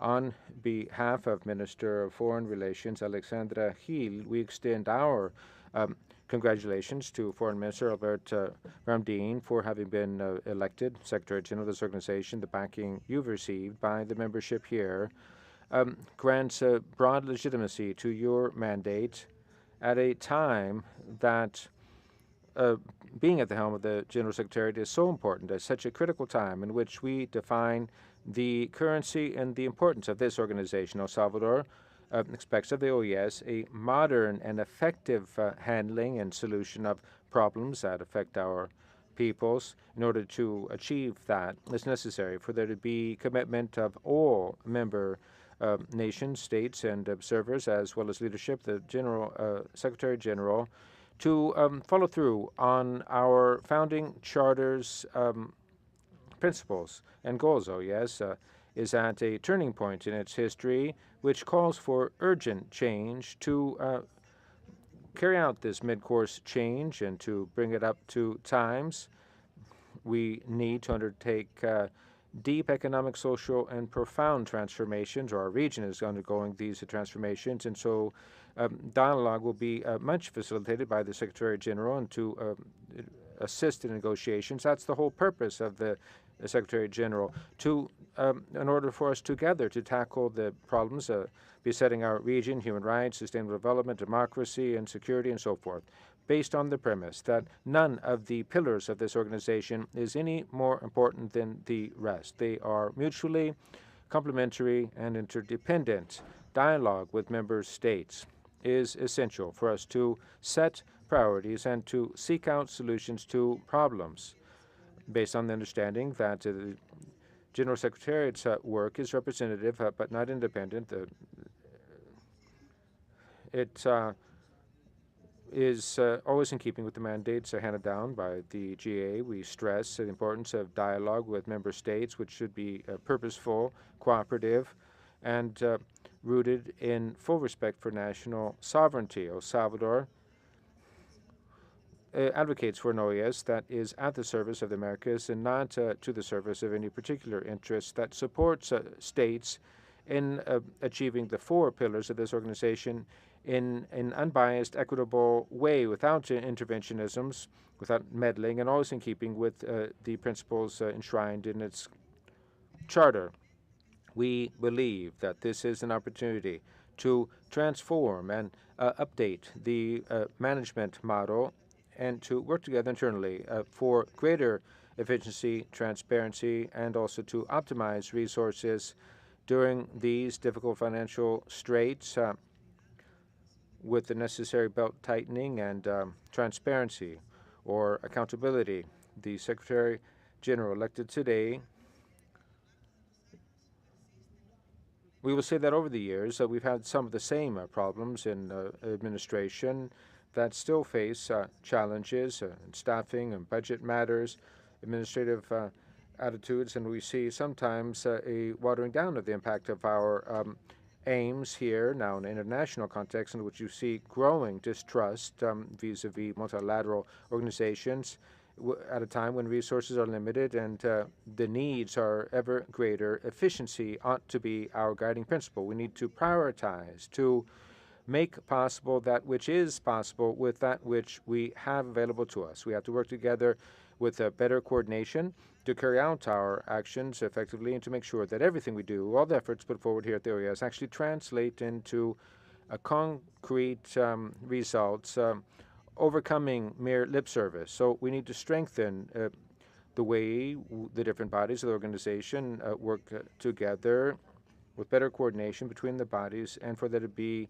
results-based strategic coordination, making use of technologies that will enable us to better assess and follow up on any of our initiatives, and also to earn the trust of our partners so that we can diversify sources of financing and to develop initiatives and projects that favor our citizens, which are the ultimate purpose of this organization's very existence. El Salvador reiterates its commitment here in this that the OAS recovers its vision in keeping with the lofty principles it's rooted in, and that we stick to the mandate now offered or extended by the states. Thank you very much, Ambassador. I give the floor to the delegate of Costa Rica, Minister, Mr. Chairman of the General Assembly, Ministers, Vice Ministers, Secretary General, and Assistant Secretary General, Secretary General-elect, permanent representatives, and delegates. Today concludes a new election at the Organization of American States, in which we have elected by consensus and by acclamation the new Secretary General of the OAS, Mr. Albert Ramdien, Foreign Minister of Suriname, to whom we extend our warmest and most sincere congratulations. I congratulate Albert van Velden as the chairman of this organization, Van Cleveren. Now, your election as the Secretary General of the CARICOM ushers in a new period for the OAS. Your leadership is going to be key for us to tackle the challenges that we face under your leadership. I'm certain this organization will continue to strengthen its work to promote democracy, security in the hemisphere, human rights, and economic and social development. The result of this election reflects the union, diversity, and the importance of continuing to build bridges of dialogue and cooperation. Costa Rica reiterates its commitment to continue contributing to strengthening the inter-American system. The OAS is and will continue to be an essential platform for dialogue, cooperation, and the defense of our shared principles in the region. To achieve the strengthening that this organization so sorely needs, it's necessary for us to focus on and abide by recommendations of the comprehensive study that was carried out by the auditors of in 2024, Alvarez and Holdings, which said that there is so much more to do because it found urgent areas for improvement to make us more effective and transparent, especially as regards governance, finance, and the administration of our assets. Governance needs to be re-examined, making it more inclusive and fair. We should also upgrade our technology and adopt new digital tools that would enable us to be on the cutting edge internally and at the service, more effectively at the service of member states on financial matters. We need to have a more responsible and clear administration. Our finance should reflect our commitment for efficiency and austerity, ensuring that all resources be used to the benefit of our citizens. They are the primary purpose, the ultimate purpose of all of our international public work here. They are the taxpayers who foot the bill for this organization. Let's not forget the administration of our assets, where optimizing resources, or for which optimizing our resources is going to be fundamental. In a changing world, we need to stay abreast of regional geopolitical changes. Our region faces new, diverse, complex challenges, and it's very important for the OAS to be prepared to adapt and to respond nimbly in an effective and cohesive way. Mr. Ramdin, we trust that under your leadership, the OAS will transform such that it can actually take on these challenges. You have the opportunity to leave a lasting legacy of renewal and institutional strengthening. We are committed to support you in this process, working hand in hand for an organization of American states that's stronger, more united, and that produces tangible results to the benefit of our populations. I would be remiss if I were to conclude without first thanking Luis Almagro for his job well done, and also to recognize Ruben Ramirez Lascano, who during his candidacy and through his proposals has enriched this process, this election, showing Paraguay's commitment to the inter-American system and to this organization. I reassert Costa Rica's commitment to this organization and to the values that guide our democracy. We will continue working toward a more effective multilateralism and the defense of human rights, democracy, security in the hemisphere, and so we can build a fairer, safer, and sustainable hemisphere. Once again, congratulations, Mr. Secretary General-elect. Thank you, Minister. It's my pleasure to give the floor to the distinguished delegation from Panama. Vice Minister. Thank you, Mr. Chairman, Your Excellencies. The Republic of Panama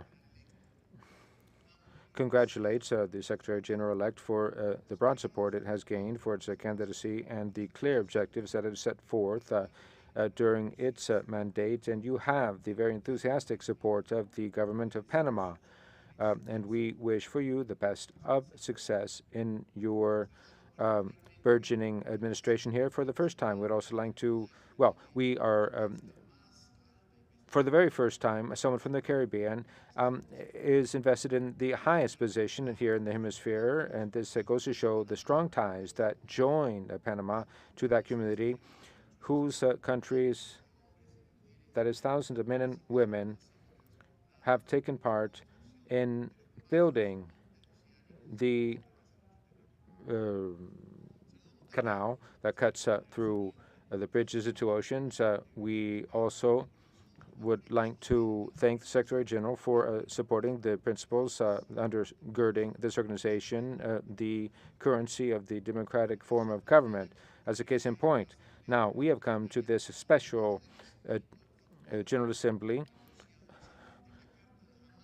and this harks back to Simon Bolivar in 1850, which was expressed in 1826, nearly 200 years ago, in which that happened at the Panamanian Isthmus. Now, Bolivar, whose memory we just remembered before the session, and whose work for the freedom of our peoples we recall on this occasion. The conference held in Panama was a starting point of multilateralism in the Americas.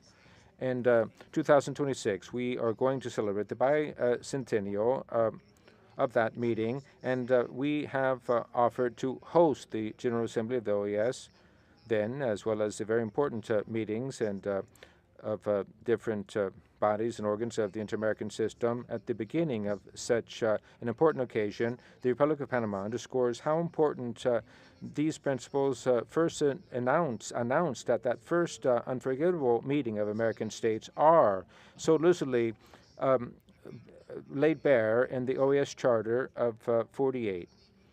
We allude especially to the third article of the charter of this organization, which sets as a fundamental principle of the OAS, and I quote, the respect of the independent sovereignty and personhood of states, as well as compliance with those obligations emanating from treaties and other sources of international law. Mr. Chairman, at this current global juncture in which we see growing unilateralism, which on occasions sometimes trample on international law precepts that are one of the pillars which we've just mentioned here at the OAS, the Republic of Panama makes a call to this organization for it to pronounce in a very clear way in favor of multilateralism, respect for the territorial integrity of states, and observance of international treaties and international law. On that, we categorically say that the Canal of Panama is an inalienable asset and heritage of Panama. It was fully transferred to the state of Panama in keeping with the treaty signed at the OAS on September 7th of 77 after a long, years-long negotiation process that earned the support of this organization and all of its member states without any detractor. Now, this canal is at the service of world trade and transportation in keeping with equal treatment of all ships that use it under the Neutrality Treaty, Torrijos-Carter, signed September 7th of 1977 as well. In its protocol, which is still open to the adhesion of all states of the world, that is where it is also here in this organization at a time in which the OAS renewing its principles. The Republic of Panama makes an urgent call of this organization for it to act with resolve to safeguard multilateralism, to uphold the sovereignty of its member states, to promote the democratic system of government, and to reject the threatening unilateralism that jeopardizes a rules-based international order and peaceful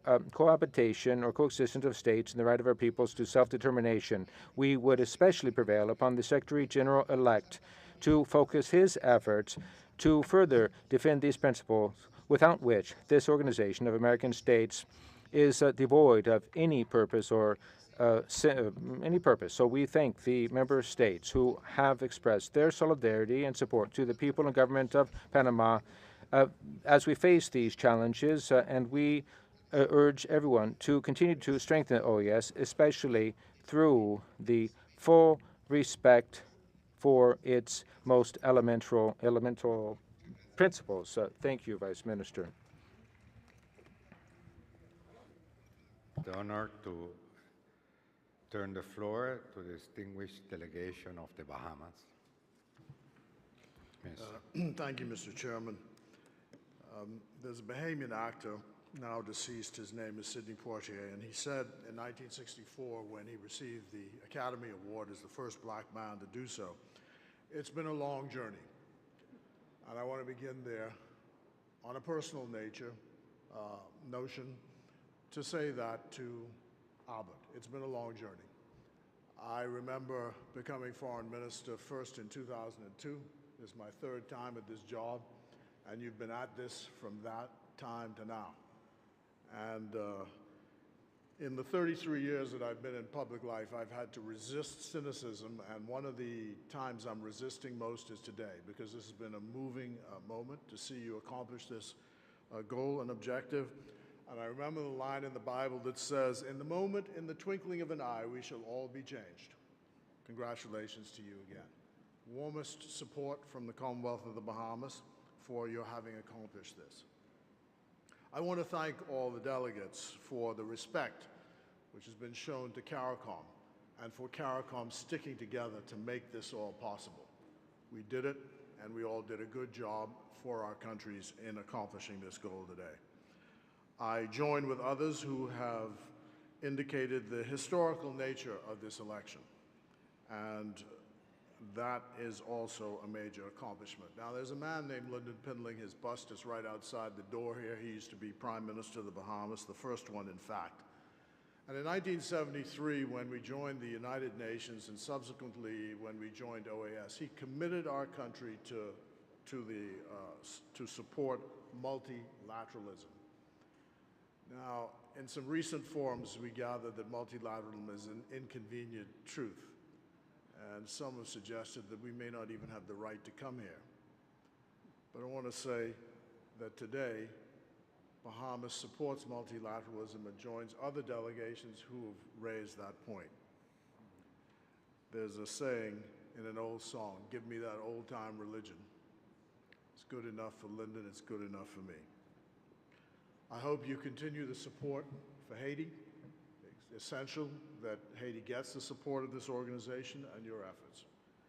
And I conclude by saying thank you to the outgoing Secretary General for the work he's done in steering this organization, and to my friend Nestor Menendez as Assistant Secretary General. Thank you all again. Congratulations, Albert. You have our support, and I'll do my best to continue working for and with you. Thank you. Thank you very much, Minister. I now have the honor to give the floor to the distinguished delegation of St. Lucia. Minister. Thank you very much, Chair. St. Lucia takes the floor to join others in offering warmest congratulations to His Excellency Albert Ramdin, Minister for Foreign Affairs, International Business and International Cooperation of Suriname, who has been elected with unanimous acclamation to the position of Secretary General of the Organization of American States. Chair, as the leading political forum for the nations of the Western Hemisphere, the OAS plays a crucial role in coordinating efforts to promote democracy, human rights, integral development, and security across the Americas, and the selection of its leader is therefore a crucial moment for all members, determining the course the organization will chart in the years ahead. Chair, it is superfluous to add that today is an historic moment for Suriname, and of course for us in the CARICOM region, electing after well over 7 decades of existence of this organization, the very first Secretary General from this grouping. Hence, in a real sense, today marks a significant and enduring moment in the history of the OAS.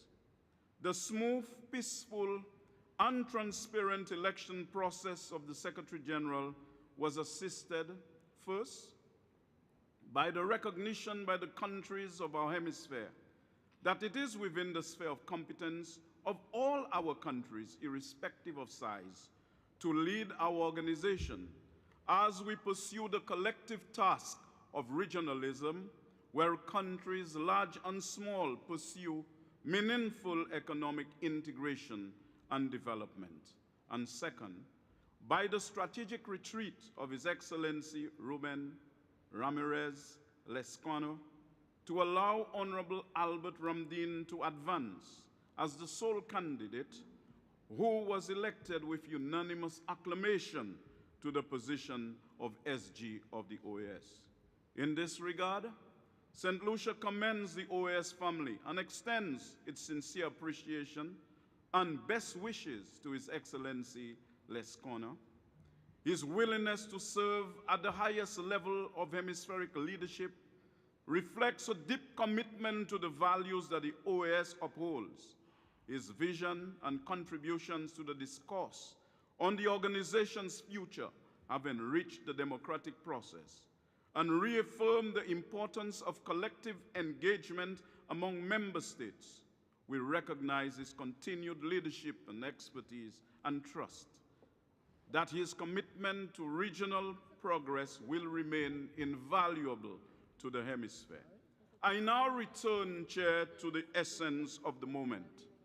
Secretary General-elect Honorable Albert Ramdin, who is a man of remarkable dedication and experience. And we are fortunate to have an SG who has already been a tremendous asset to the OAS when he discharges duties as Assistant Secretary General of this very body with competence and confidence. Further, he is fully dedicated to the work of hemispheric unity to which we are called upon to pursue in the supreme interest of our people. As a distinguished Caribbean diplomat and Minister of Government, Secretary General-elect Ramdin is particularly seized of the unique yet formidable challenges and opportunities facing small island and low-lying coastal developing states. He also has a clear and practical understanding of the turbulence we face due to economic vulnerabilities, climate change, and shifting geopolitical winds. Equally, he recognizes the opportunities that arise when nations work together in formation, strengthening regional integration, enhancing economic resilience, and ensuring that the OAS remains well-equipped for the evolving needs of its diverse member states.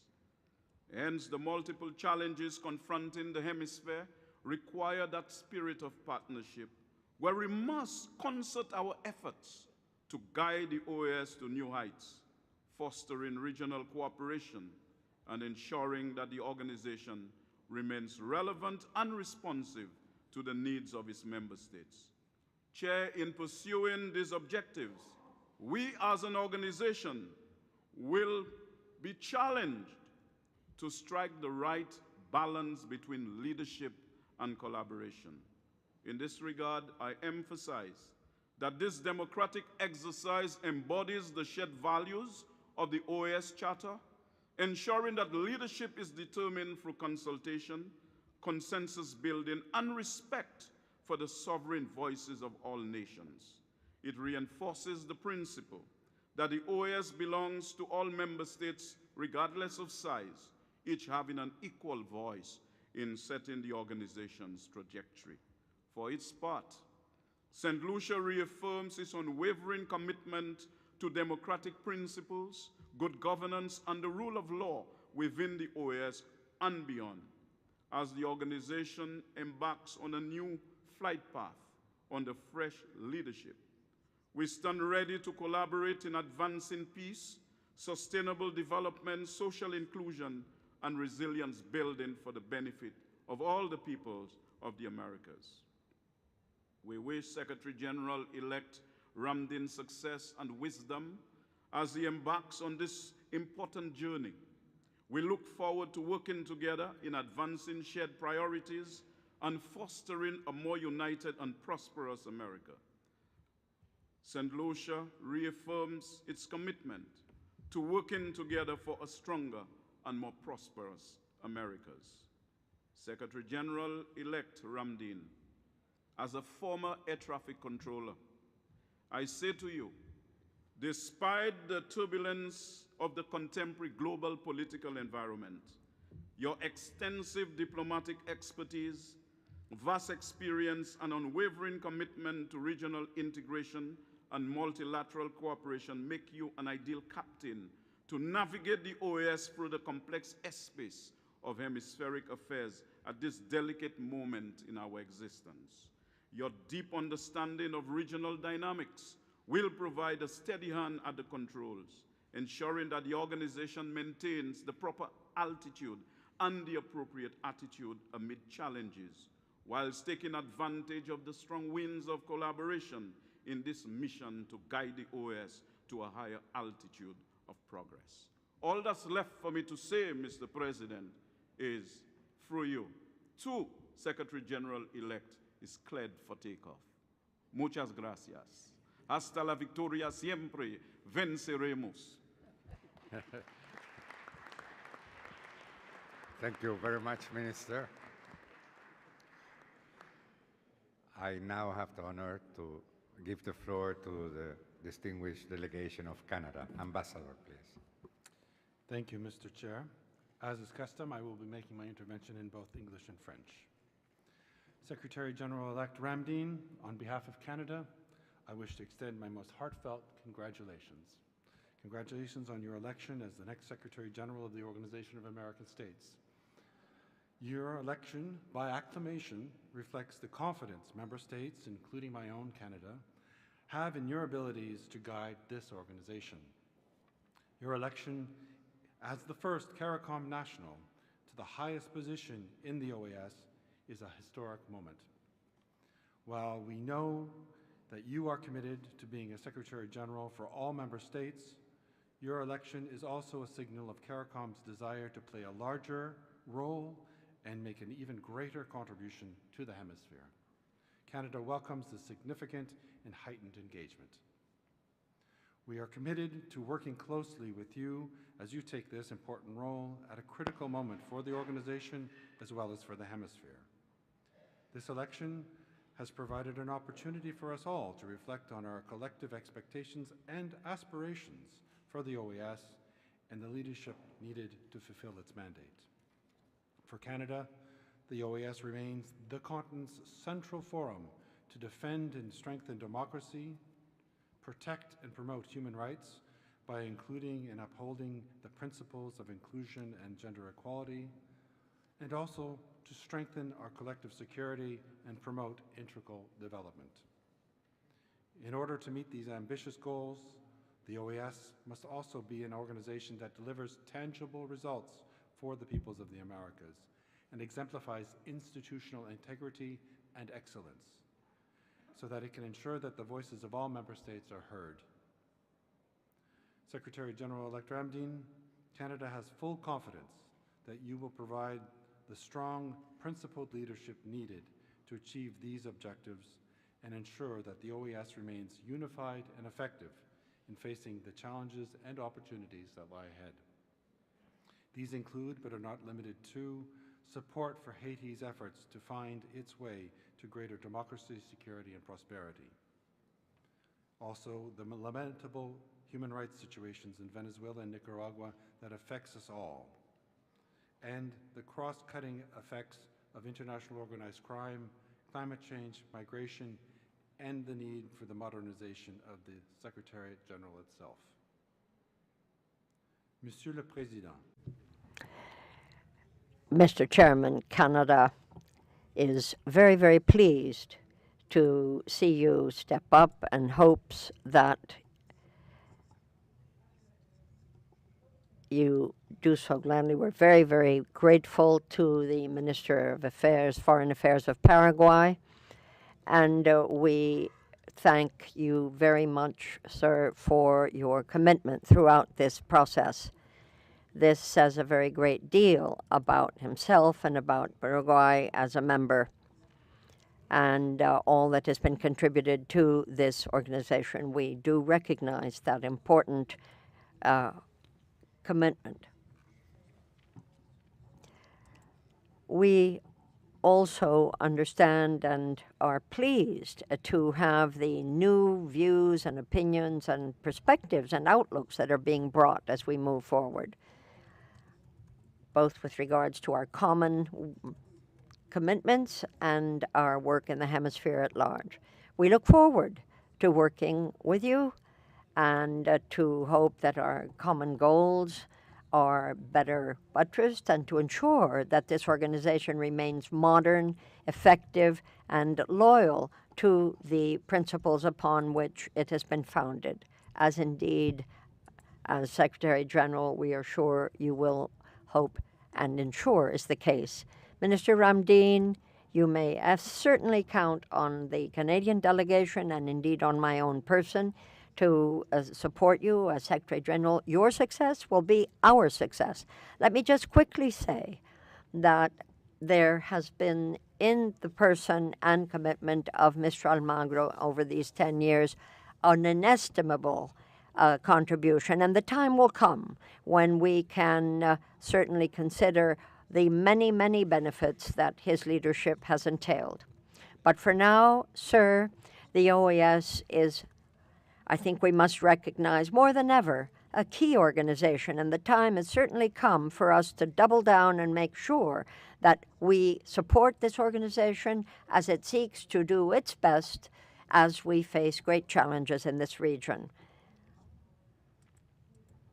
Thank you, Mr. Ramdeen, for now and for what you will bring to us as we move forward. Thank you. Thank you, Ambassador. It is my pleasure now, says the President, to give the floor to the delegation of Honduras. Minister, please go ahead. Thank you. We echo the many expressions of congratulations to your election to lead us in the 66th session of the OAS, and we also greet Secretary General Almagro and Assistant Secretary General Nestor Mendez, and most especially, certainly, His Excellency, the new Secretary General of this Organization of American States, Albert Ramdeen. The Honduran people and the President, Xiomara Castro, join me in expressing our great support for you as we hail your entrance to the new position and celebrate the great experience that you bring to the task, not least, as we remember, the coup d'etat in 2009 when there was trouble that we were facing in Honduras and where the OAS was indeed taking a position that we appreciate. That's some 10 years now, and Mr. Ramdeen, along with Jose Miguel Insulza, we remember the Secretary General of the day, will ever be in our hearts. We think that the example that was given then is quite proper, and the support by acclamation of the new Secretary General is, I think, something that speaks for itself. Now, we must be clear. We need to have new vision, and we need to strengthen the system of the human rights as supported by the OAS, gender equality, justice, and so many other key areas in which this organization has made a difference and, as we know, which remain great challenges throughout this hemisphere, north to south, not to mention migration, which is not the least of our challenges. The OAS must take a leading role here, most especially with regards to non-interference in the internal affairs of our states. Respect, therefore, for each of their sovereignty and the need by which people must define their own way forward through voting, through democracy. We in Honduras are entering a new electoral cycle, and just a few days ago, I might say, signed up for the electoral support mission of the OAS, which we, as know, will be key. The elections themselves were just held yesterday, and so the counting of the ballots and the further position on 30th of November will be key. The OAS has always played an important role, did so back in 2017 when fraud was called out, and alas, the Honduran people were unable to really shirk it. But the new Secretary General fills us with confidence, and we would like also to salute to Ruben Ramirez Porte from Paraguay, who came forward. This, I think, speaks to a new era in the organization, new challenges, and we hope Assistant Secretary General, or I should say the appointed Secretary General, that you will be at the helm. We know you will do your best, and we very much hope that you will certainly strengthen the role of this organization, which remains key to the hemisphere. That is our belief. So yet again, congratulations, and thanks to all of the delegations that have spoken out. I think we can say, as one, we wish for this organization to become ever stronger, more vibrant, and more effective. An entity that will speak out for the sovereignty of each of our peoples. Thank you.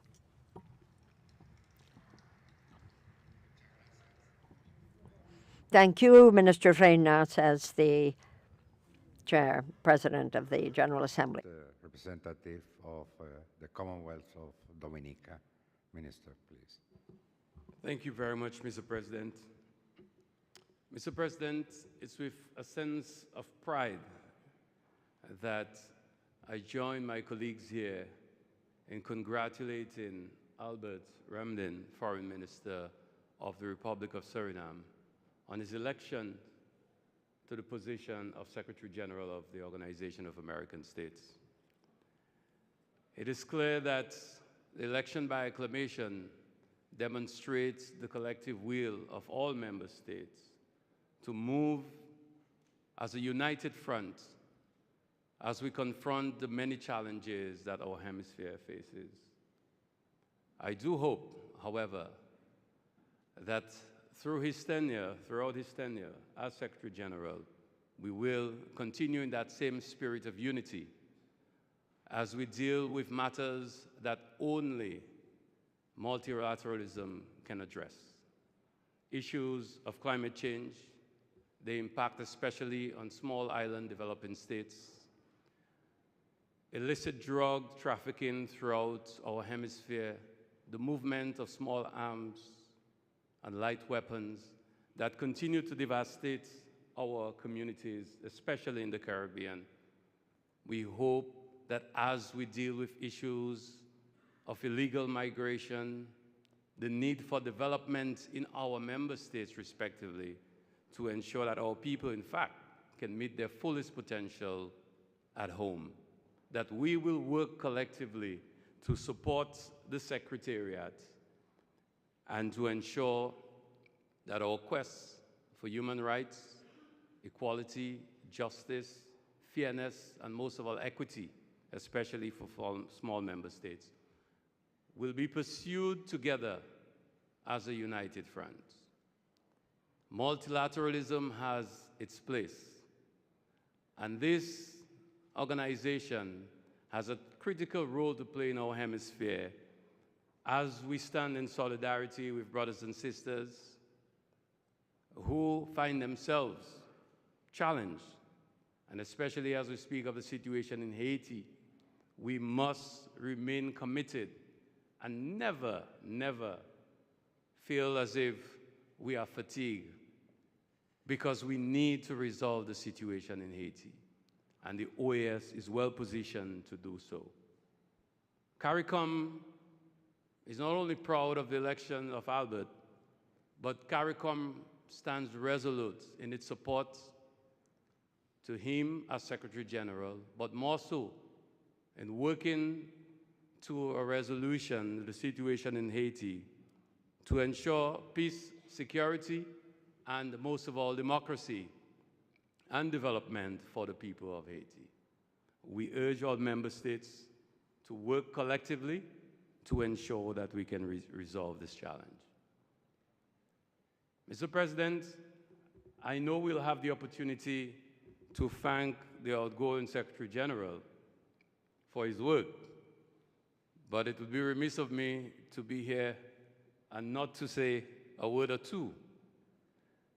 Those who were here during my tenure as representative here at the OAS could recall the many fights that I myself have had with the Secretary General on a number of issues.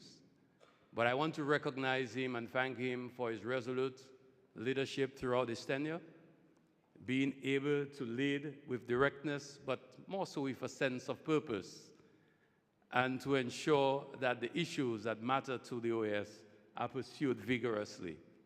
So we wish to thank you, Secretary General Almagro, and wish you well in your future endeavors. We also want to recognize the work of Nestor, during his time as Assistant Secretary General, and for the hard work that he has done, especially working with us, the smaller members of this hemisphere, and to ensure that we always have a voice. Thank you very much for that contribution.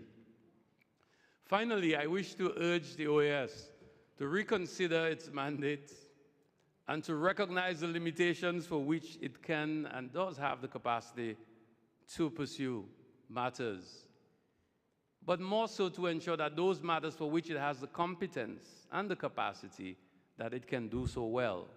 I want to thank the Secretariat for the support, especially in Dominica's effort at electoral modernization.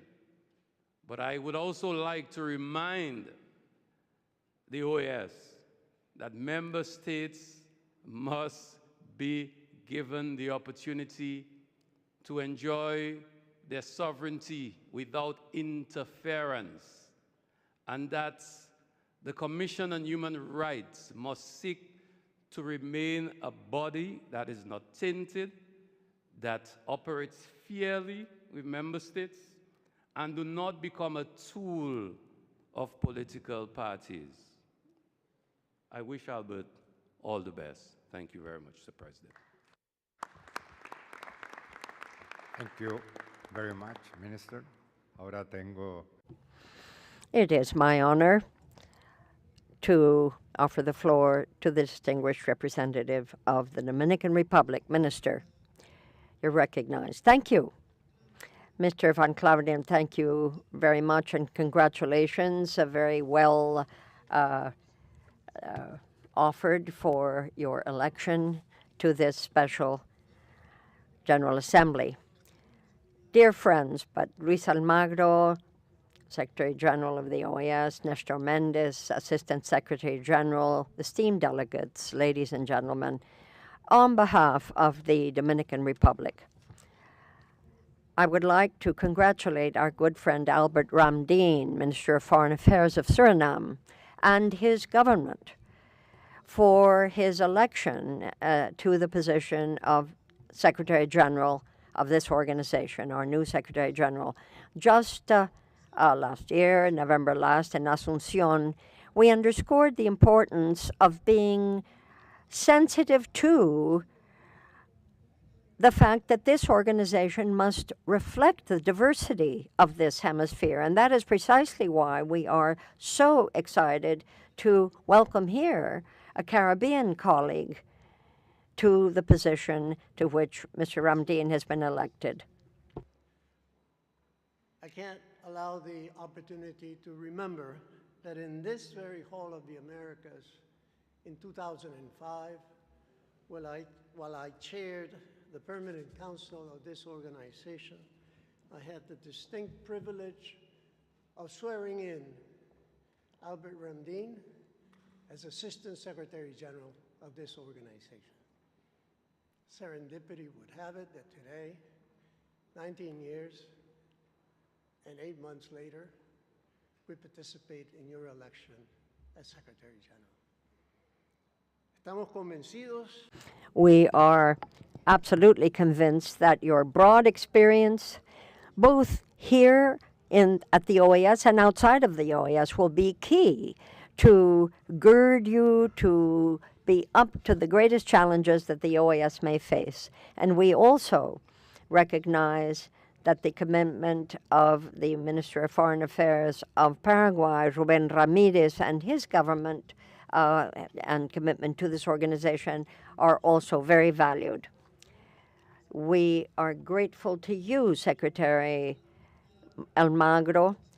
Your management has been marked by a good number of important transitions in this organization, but your unwavering support for democratic principles, human rights, and hemispheric security have been absolutely key to the development of the Latin American and American, I should say, the American hemisphere and heritage program over these years. Now, this is not the same organization that you joined initially, Ramdien. The changes in the world and the democratic vagaries in this region and elsewhere has meant that this organization had to evolve and must continue evolving with a good vision of the future. That's the only way it can indeed be up to that task. And we want to be sure that the newly appointed Secretary General of the OAS will give that vision scope. We believe in the Dominican Republic that it is particularly important for this organization to keep its eye on the Caribbean, on our region, and its role as a multi-regional agenda should remain key.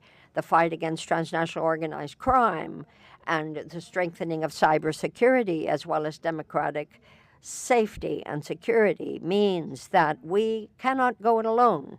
We must work together for this hemisphere to remain resilient and able to face the challenges of the future. That includes governance, security, development writ large. The situation in Haiti, need I say it, remains grievous to us all. It is of the essence that we try yet again in a coordinated and in an effective way, we as the international community, to help the Haitian people up and forward so that it can recoup its democratic institutions and continue to develop. Just last February, the Dominican Republic declared that the criminal gangs are to be considered terrorists, those criminal gangs that have continued to be the scourge of Haiti. We now consider terrorists, and that carries a very great deal of meaning. The 10th summit in the Americas that will be held in Punta Cana in this month of December that's coming is, I hope, going to be a meeting where we will all meet again and where we will have an opportunity to renew our commitments in December of this year. I hope we will be able to live up to our commitment to build a hemisphere that is safe and shared.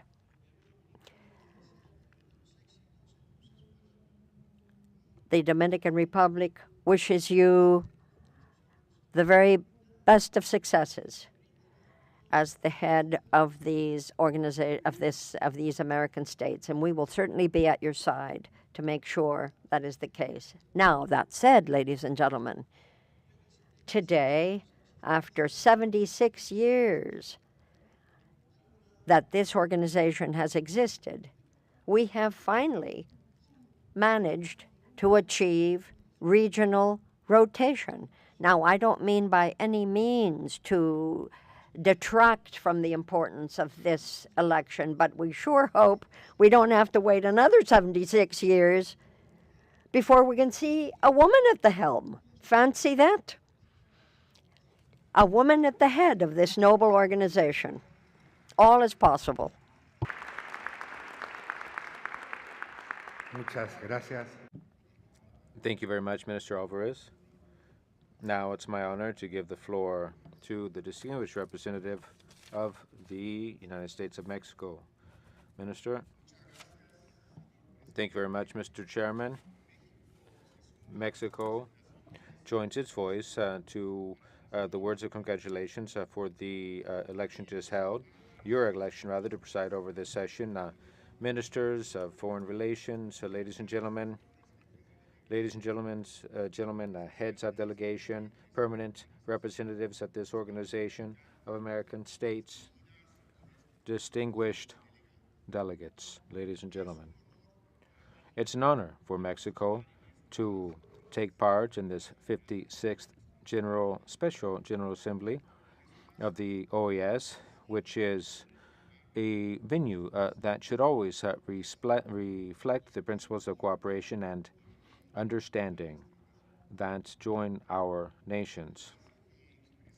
Allow me to express my country's recognition to everyone who made it possible to hold this assembly as well as this election. Democracy within the OAS is strengthened by days like today when we convene to exercise our right to freely and openly choose who and in whom we are to deposit our trust to head the General Secretariat. Mexico congratulates Ambassador Albert Ramdin of Suriname for the outcome of this election, and we also recognize the participation of Paraguay in this process.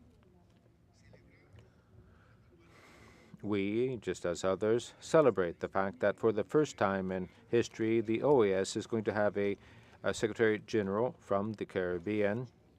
This unprecedented fact reflects the commitment of all of the member states to inclusion, equitable representation of all the subregions of the hemisphere, and legal equality of states.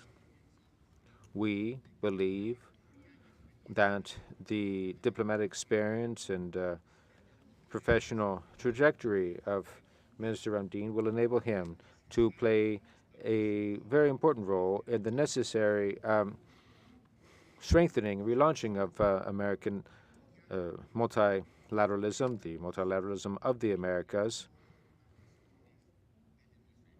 working together with all of the nations of the hemisphere.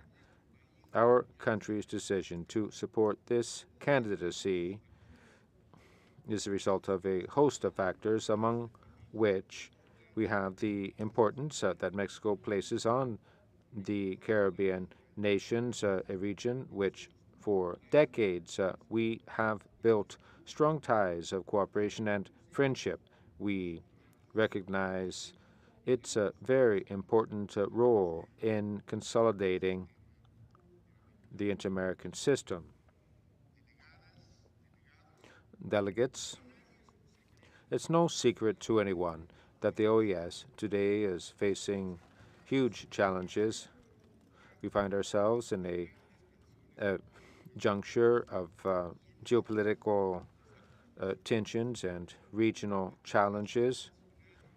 We have heard mentioned here a number of them already today: climate change, the growing and unacceptable inequalities, the meddling of some countries in others, food insecurity, and the challenges faced by migration, water shortages, organized crime, and violence carried out by drug trafficking, and that feeds into the illegal trafficking of firearms. The election of new leadership in the Secretariat represents a valuable opportunity for us to strengthen the legitimacy and the importance of the OAS so that we can focus on the most pressing matters in the hemisphere: security, democracy, human rights, and cooperation for development.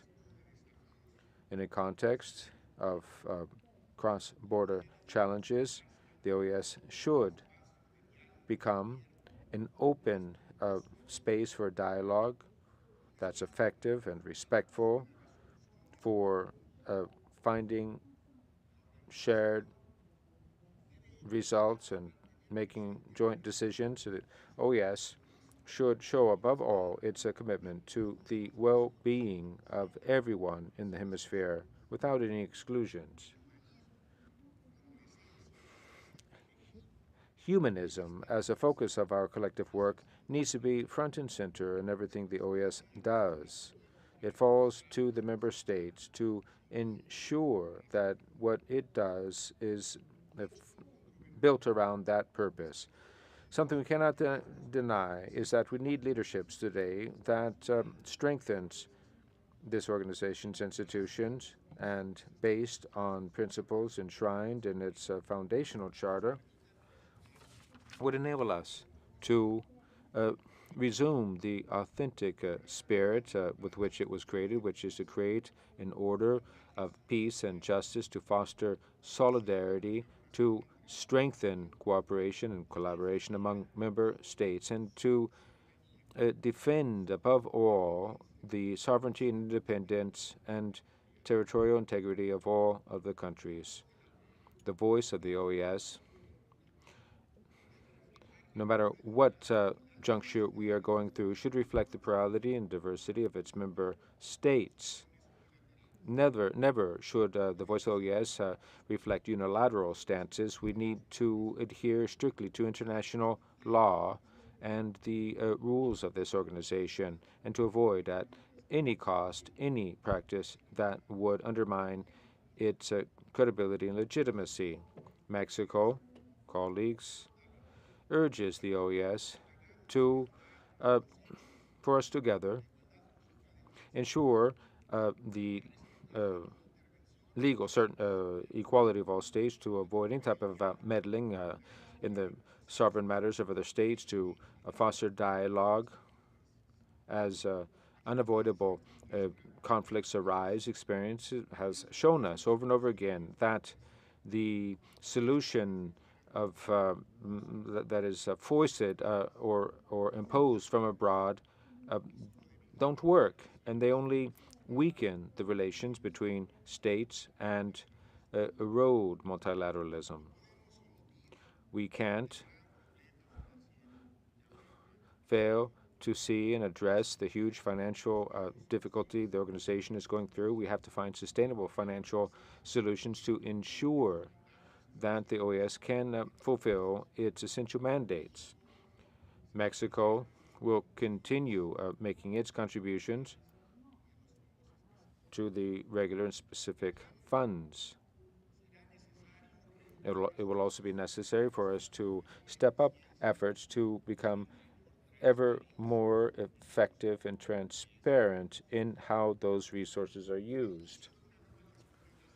The beginning of a new tenure at the General Secretariat is not just starting a new cycle, but it is a unique opportunity for the OAS, because it's the time for the OAS to leave behind those practices which might have in any way undermined its operations and credibility. The General Secretariat of the OAS always needs to act according to its foundational charter.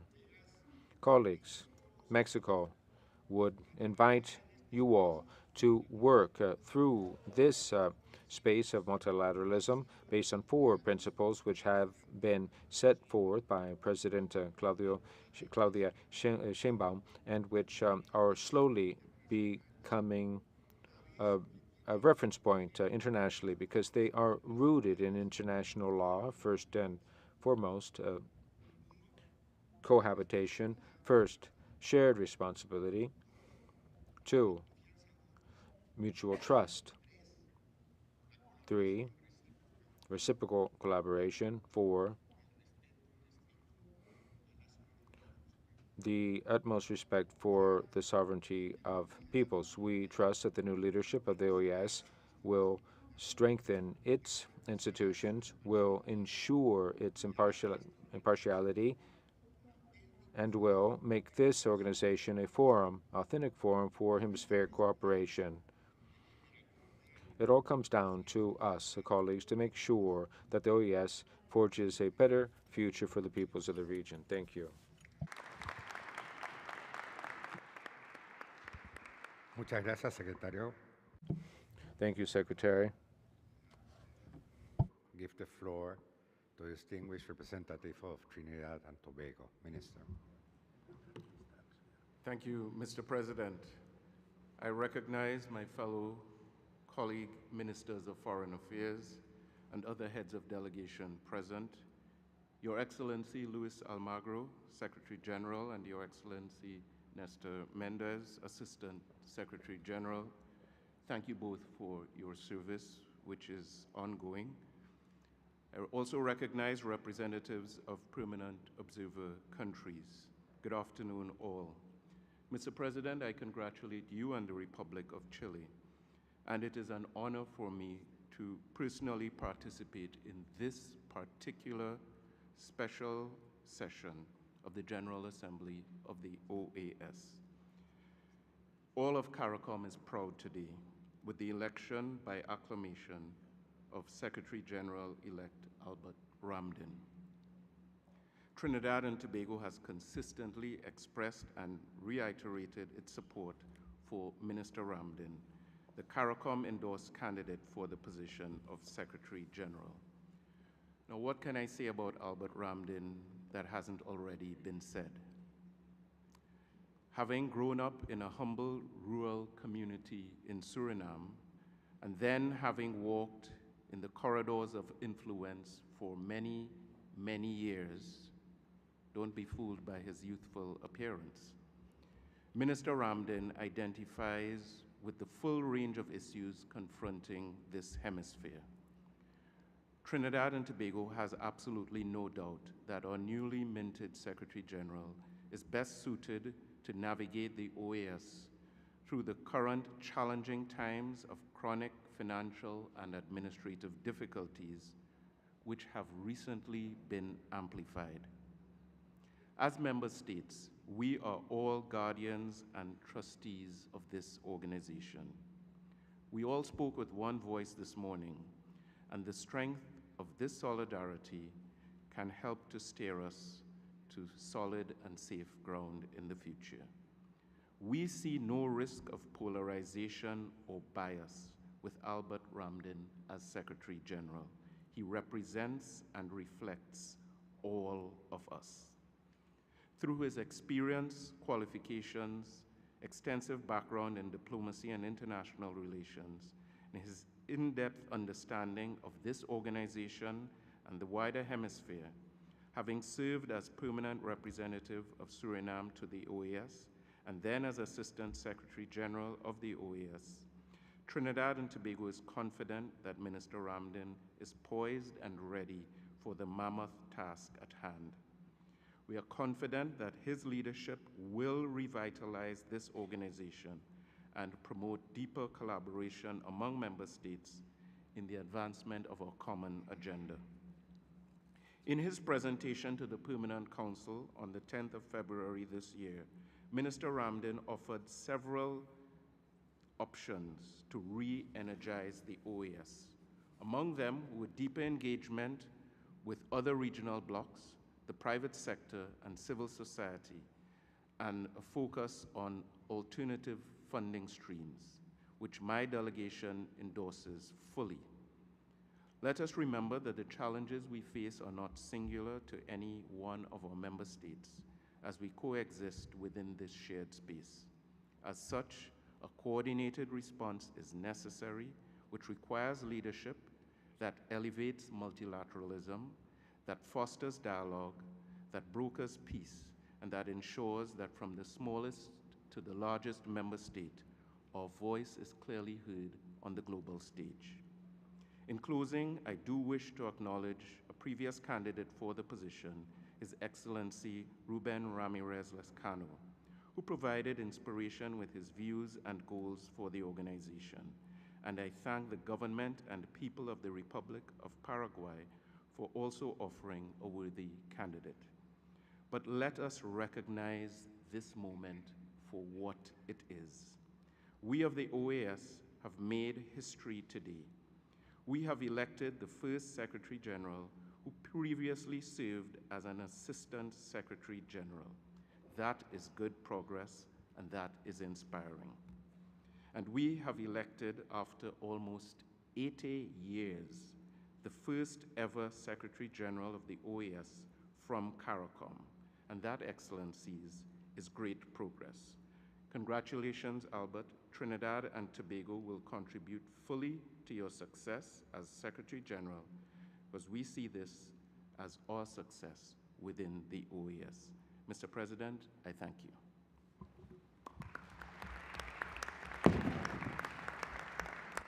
Thank you very much, Minister.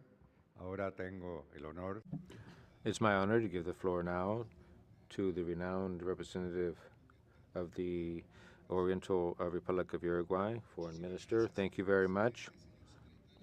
Chairman, Secretary General, esteemed colleagues, everyone here, I would like to start by congratulating the Secretariat and the permanent representation for holding this special GA of OAS.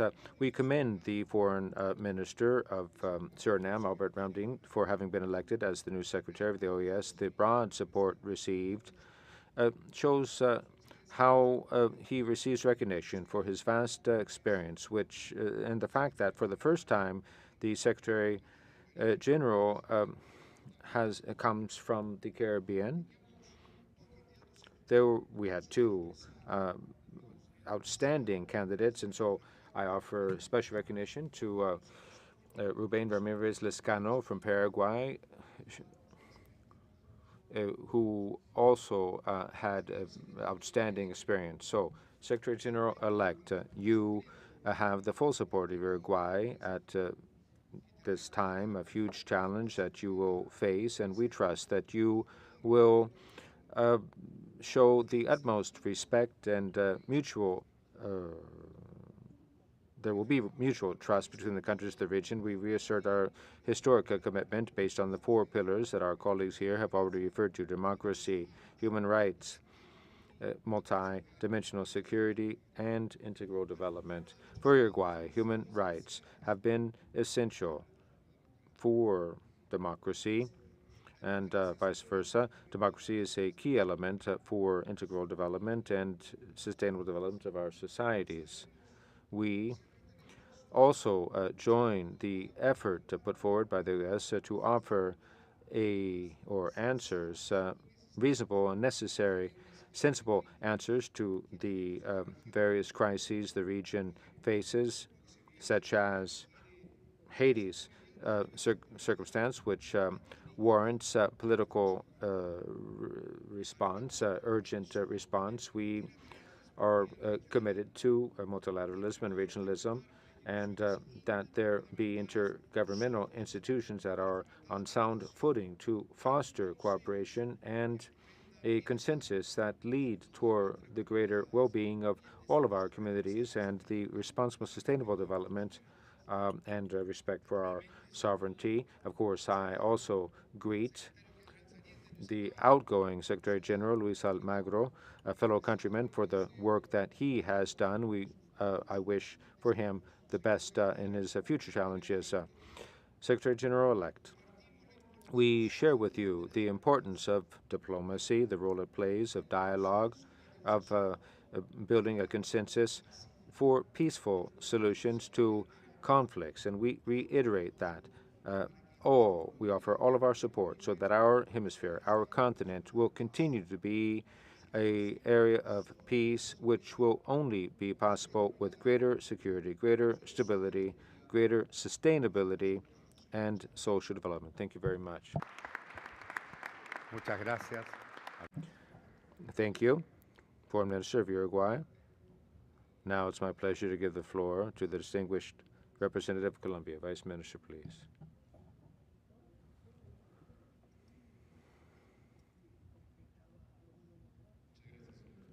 Thank you, Mr. Chairman.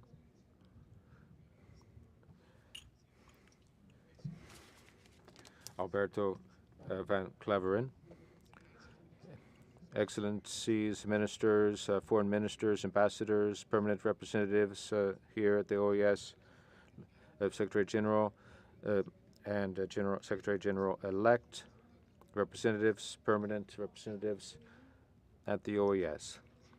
It's an honor to take part on behalf of the government of Colombia in this General Assembly, celebrating the election of a new Secretary General for this organization. I would also like to extend our sincerest congratulations to the new Secretary General, who arrives at a crucial moment, not just for this organization in the hemisphere, but for the region in a geopolitical context which is somewhat confusing.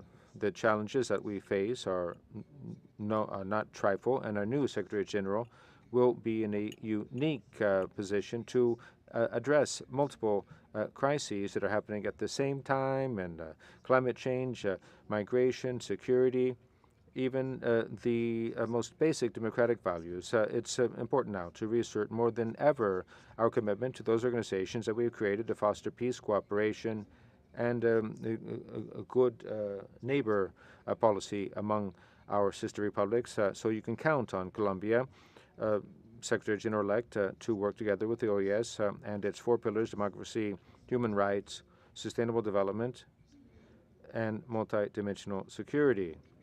You can also count on our support in strengthening the inter-American human rights system and the organization, generally speaking, for us to continue moving forward on important matters such as gender equality, social rights of women, of the workers, of Afro-descendants, indigenous peoples. We cannot have any backsliding on those fronts. Now, Colombia also advocates that the OAS become a center that brings together Latin America, that's plural over any type of ideological diversity, and that would broaden the inter-American human rights system as the only way to achieve societies that are free and in peace, that revolve around justice and rights. To this effect, we have to consolidate our efforts to build a more sustainable organization that meets the aspirations of citizens of the continent, with a special focus on Latin America and the Caribbean. This challenge also represents a priority for our new Secretary General, Mr. Ramdeen, of whom we expect a reshuffling internally to promote sustainability without losing sight of the commitment to the problems faced by those who historically have been sidelined by our societies. I take this opportunity to recognize the work done by the organizations of this continent, and we express our thanks to outgoing Secretary General Luis Almagro for his work and also the support given our country as we sought peace, as you took part in the dialogues with the armed forces and working with our communities. Thank you very much, Mr. Almagro. I thank the team of the General Secretariat and all of the delegations here for how well this General Assembly has been carried out. This is the main forum for us to come together and share views and build a common future in democracy, human rights, integration, friendship in Latin America and the Caribbean. Thank you. Muchas gracias, Viceministro. Thank you, Vice Minister. Now it's my honor to give the floor to the distinguished delegation of Argentina Ambassador. Señor Presidente de la Asamblea General. Distinguished Chair of the General Assembly, distinguished heads of delegation, distinguished Secretary General, and all of the members of the Secretariat of this organization, ladies and gentlemen, I'd like to begin this statement by expressing my congratulations to Albert Ramdeen, the new Secretary General-elect of the Organization of American States. We wish you the very best and every success. Argentina herewith reiterates its unwavering commitment to democracy, to human rights, and to progress and development, all of which are essential pillars for the development of each of our countries and the community of nations. Congratulations also to Albert Ramdeen and to his entire team over the 10 years that he has contributed to the leadership of this organization and contributed so much to the advancement of the region. Likewise, paying tribute to His Excellency, the President of Paraguay and his Chancellor, Ramon Ramirez Lezcano. Thank you also to you, Chair, for your very, very valued experience in leading this important conference. This is a new day. This is a new chapter. And Argentina feels that it is quite appropriate then to look hard at where we want to emphasize our efforts, and that would be on the defense of human rights and the defense of democracy itself, because only in upholding individual rights and the rule of law can we hope for progress and prosperity in the region. In that regard, my country must express its profound concern at the existence of regimes that continue to erode fundamental freedoms. The situation in Venezuela is particularly worrisome. From the 28th of July of 2024 to the present time, Nicolás Maduro has totally ignored popular will, and his governance has no legitimate whatever. There's not a shred of democracy there. We have been constantly open and worried about this. The Argentinian who is still being held in inhumane situations in that country without any procedural way out, no consideration of his fundamental freedoms, is an ongoing headache. His liberation, his freedom to be obtained, is a constant commitment of my country. And I put it to you so that we can, all of us together, jointly and severally work to bring that nightmare to an end. Let me also express our ongoing concern for the 5 Venezuelan citizens who are still in our embassy in Caracas, isolated. The non-compliance of the Venezuelan government with the basic planks of the Vienna Convention with regard to diplomacy is shocking. No care either for electricity or drinking water or sanitation is an extraordinary violation of international law. It is absolutely unfathomable that those people are still stuck there without our being able to liberate them from that horrific, hellish detention. Likewise, in Cuba and in Argentina, there are places and circumstances in which censorship remains very, very much the worry. Let me also mention the Islas Malvinas, South Georgia, and surrounding islands that are Argentine, and we would call for renewed talks between Argentina and the United Kingdom. This is a regional and a hemispheric cause, the question of the Falkland Islands, as they are known in English, Islas Malvinas, as we determine that they are in Spanish. We hope that there will be a final, peaceful, and satisfactory solution to this ongoing concern. There are a number of other issues, certainly, that are worrisome. The ongoing need to fight terrorism and organized crime hemispherically cries out for the need to redouble our efforts to make a difference and to bring that scourge to an end. That is going to take the ongoing commitment of every one of us. This has to do with freedom, human rights, and it is only by recognizing these that we can hope to build a foundation for progress amongst us all. Thank you, sir. Thank you, Ambassador. To give the floor to the distinguished representative of the Republic of Guyana. Minister, please. Mr. President, Excellencies, on behalf of the government of Guyana and on my own behalf, I take the floor to offer congratulations and well wishes to my esteemed colleague and friend, Albert Ramdin, who has just been elected to this august body to lead the Organization of the American States for the next 5 years. We know that Minister Ramdin will utilize the experience he has acquired in the multilateral and regional space, coupled with his diplomatic experience, to uplift the organization and to help meet its ambitious goals to ensure peace, prosperity, and security for the Americas. For Guyana, the OAS remains a critical fixture in the hemisphere. The strategic pillars that underpin the organization are as relevant today as they were in the past. My delegation remains aware that, despite best efforts, there is still substantial work to be done to deliver development to the region and to address hemispheric and other challenges. Mr. President, the OAS represents one tool at our disposal to engender discussion and collective action.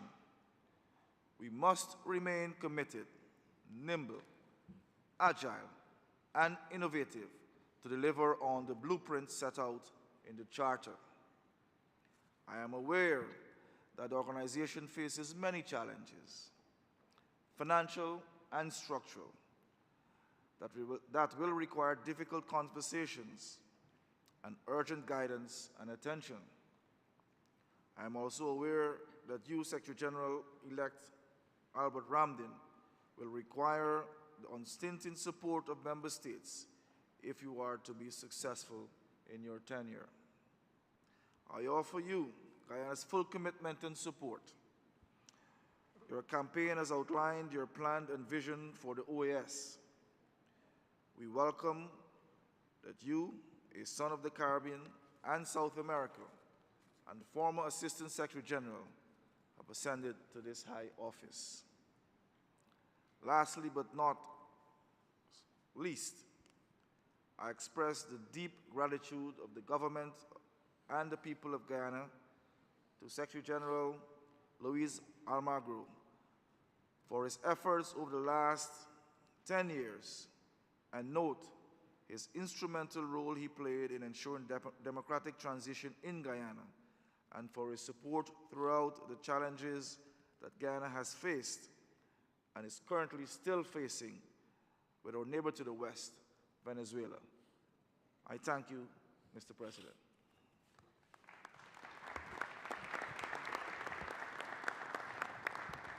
Thank you very much, Minister. I now have the honor to give the floor to the distinguished representative of St. Kitts and Nevis.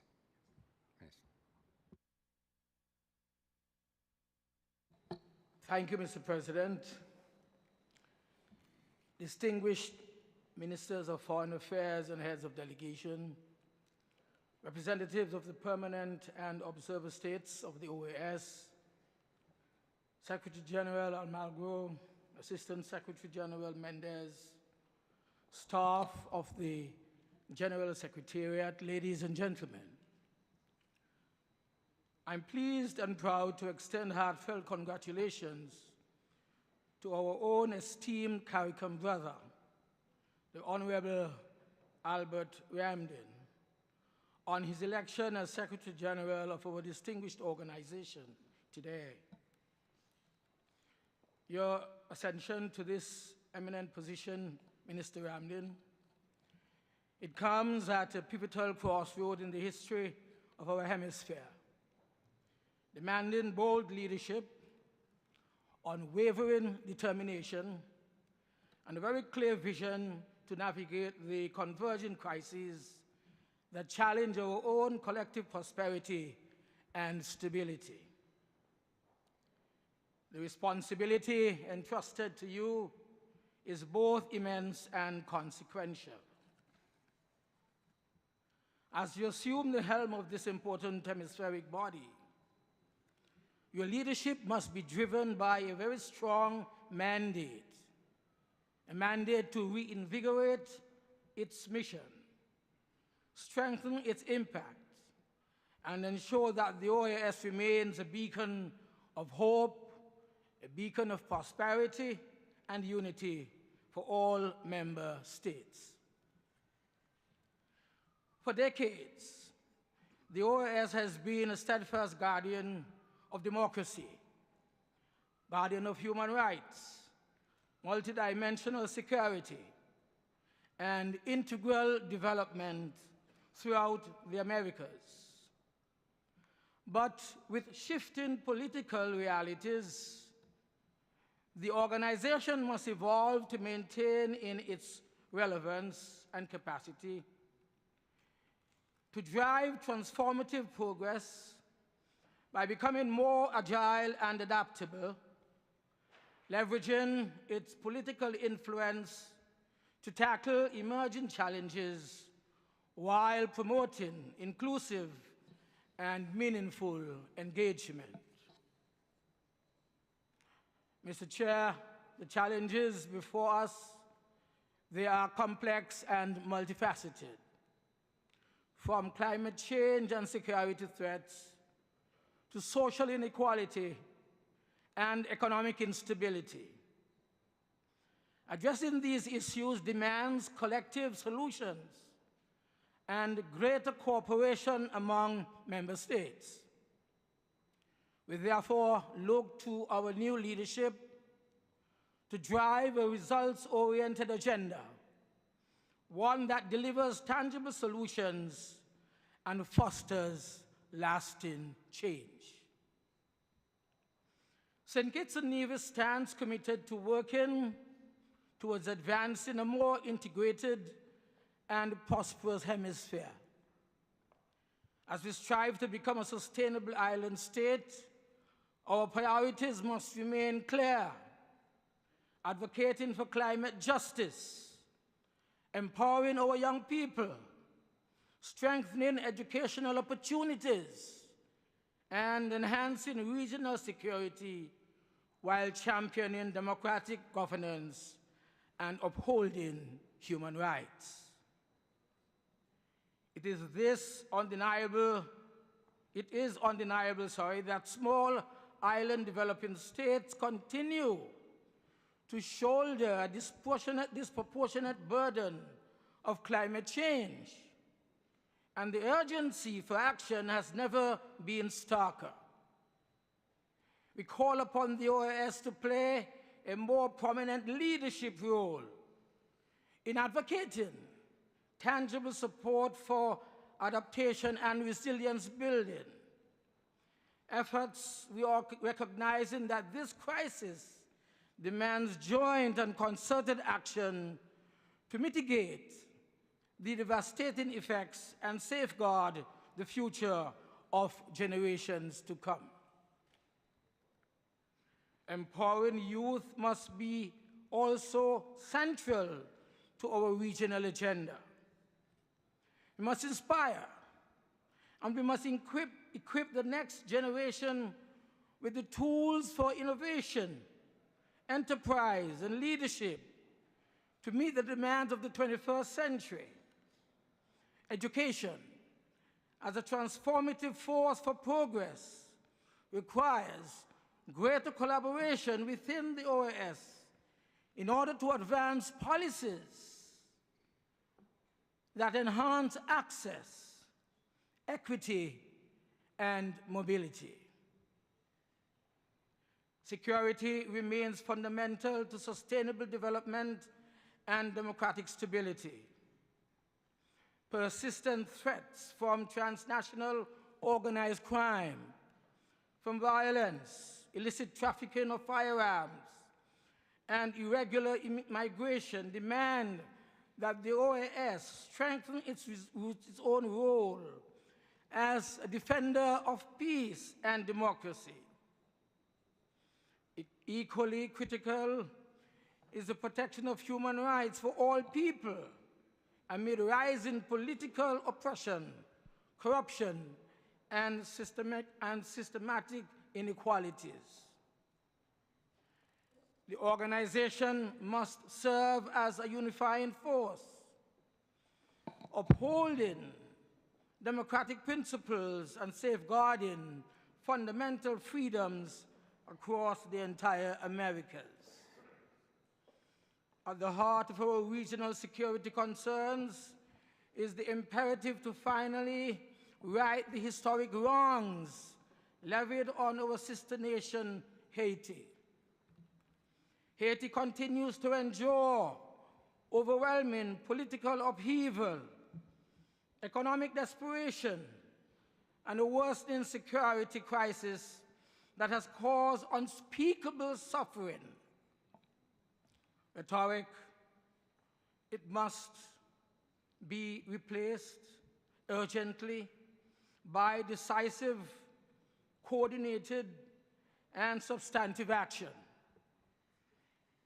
It is the sincere hope of my country that under your leadership, Secretary General-elect Ramdin, the OAS will valiantly work as a leading force for restoring stability, governance, and hope to the Haitian people, since driving the fate of Haiti to a brighter future is not a national issue, it is also a regional one.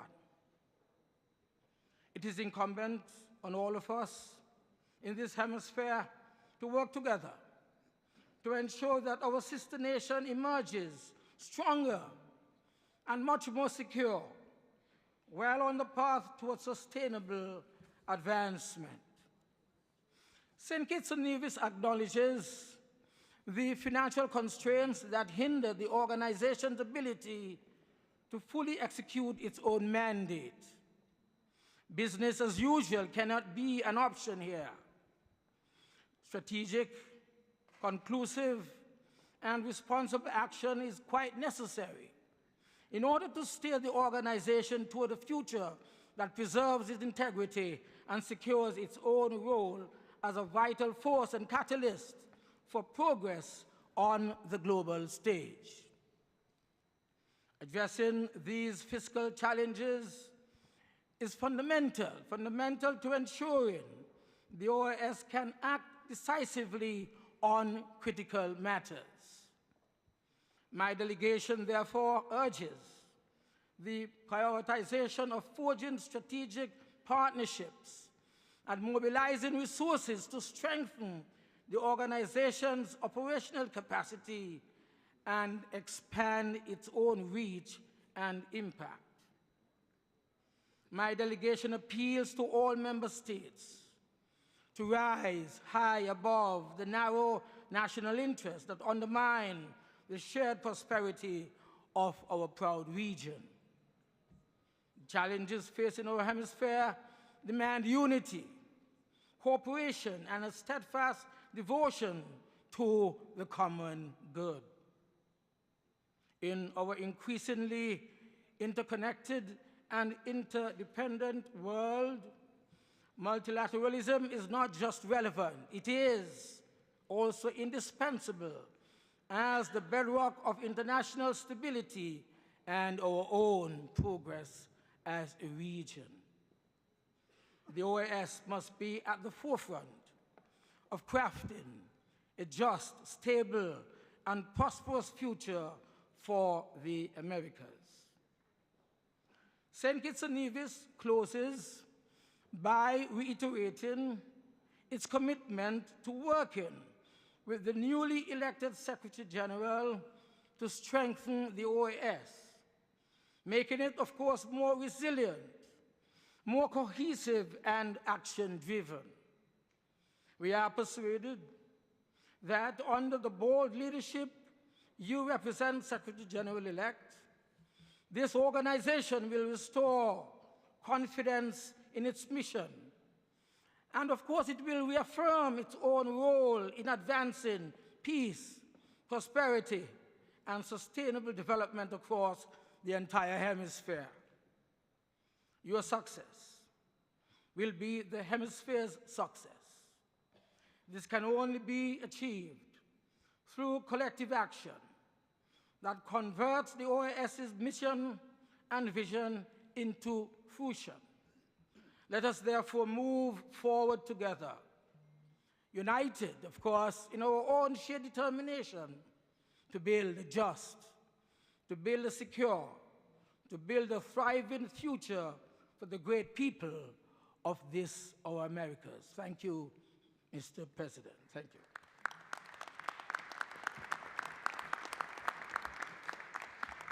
Thanks to the delegation of St. Kitts and Nevis. Y ahora le doy la palabra. Let me now give the floor to Chile. The Minister of Foreign Affairs, Alberto Van Claveren, is recognized. Thank you very much, distinguished President of the General Assembly, distinguished Luis Almagro, Secretary General, Assistant Secretary General Nestor Mendez, Secretary General-elect Albert Ramdin, esteemed ministers, ladies and gentlemen, foreign ministers, and heads of delegation all. Greetings to all my dear friends and colleagues.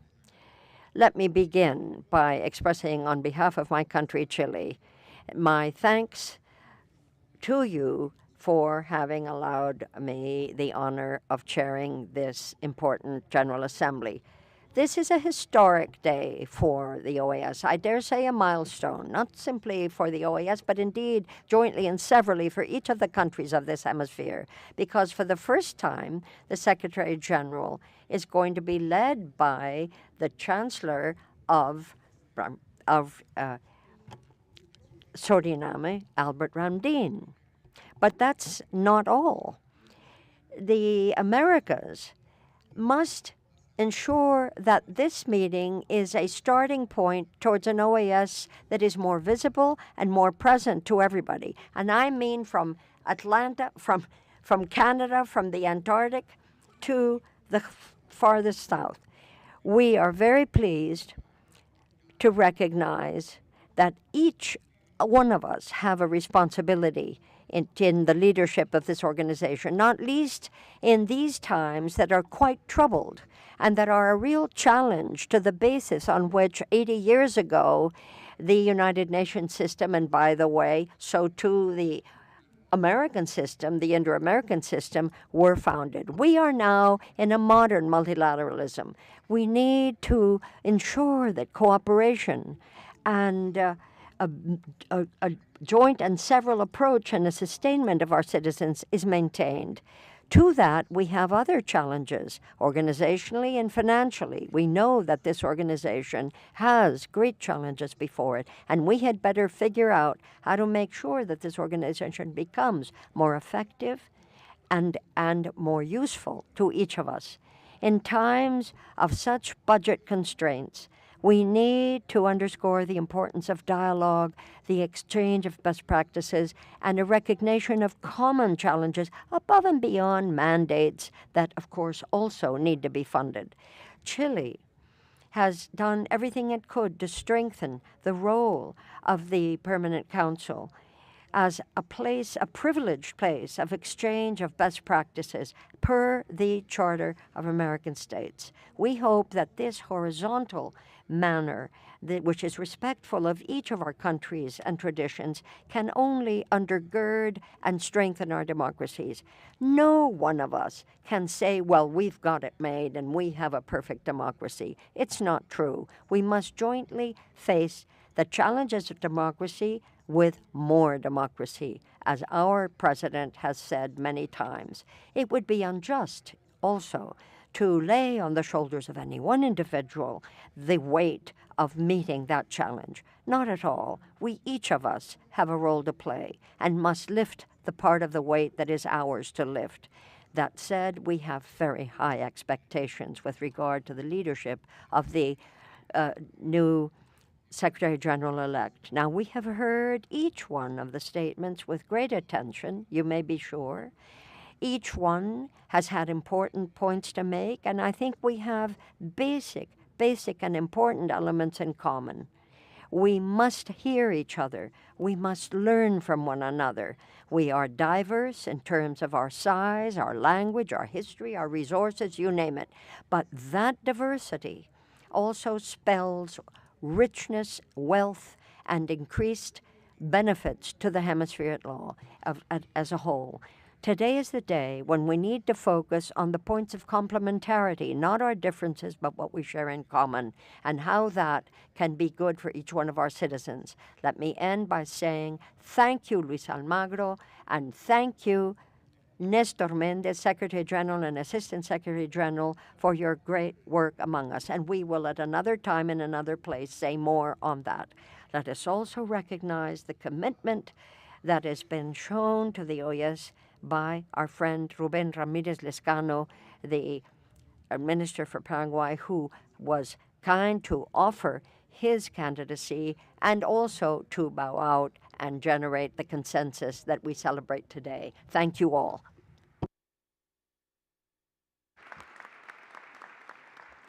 Gracias, señor ministro. Thank you very much, Minister. Delegation, Minister of Finance and Planning, Kermeshen Ragoe Barsing.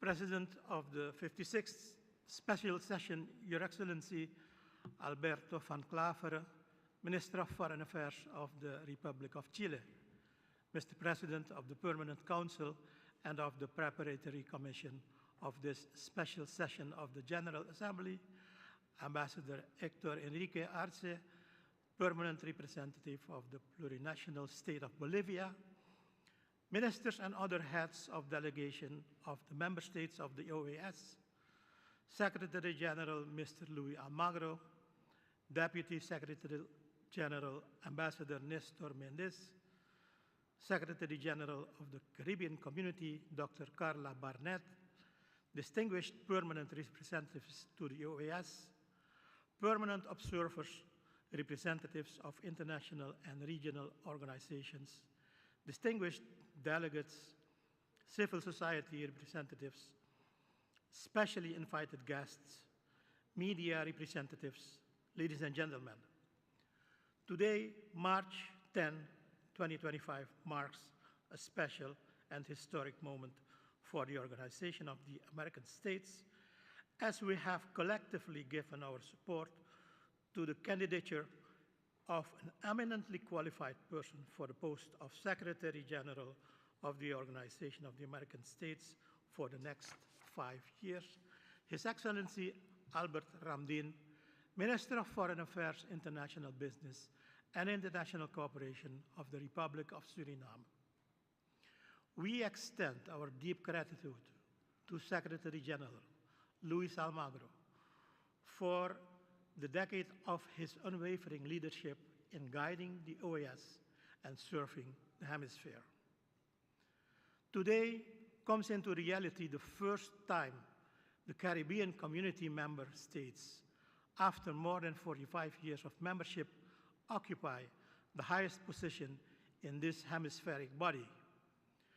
To Foreign Minister Albert Ramdin, colleague and friend, please accept my sincere congratulations on your election as the next Secretary General, and on behalf of all of us, a successful term in office.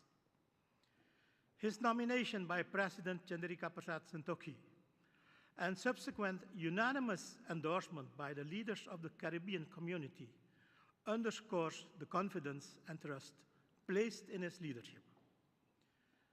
The unity and strong commitment that accompanied this endorsement have laid an important foundation for the election by acclamation today. CARICOM brings rich experience and achievements to this hemisphere in terms of democracy, democratic governance, the rule of law, human rights, and in many other areas that go straight to the original goals and purpose of this hemispheric body. We are convinced that the new Secretary General will benefit from these important developments and strengthen the inter-American relations to the benefit of all. Subsequently, through intensive engagement with Latin America and North America, this critical support base was extended with many South American, Central American, and North American nations, recognizing the important value the candidate then and now Secretary General-elect can bring to the organization. On behalf of the government and the people of the Republic of Suriname, I express appreciation to all countries who have stood solidly behind the CARICOM candidate. It is clear that in unity we can achieve great things.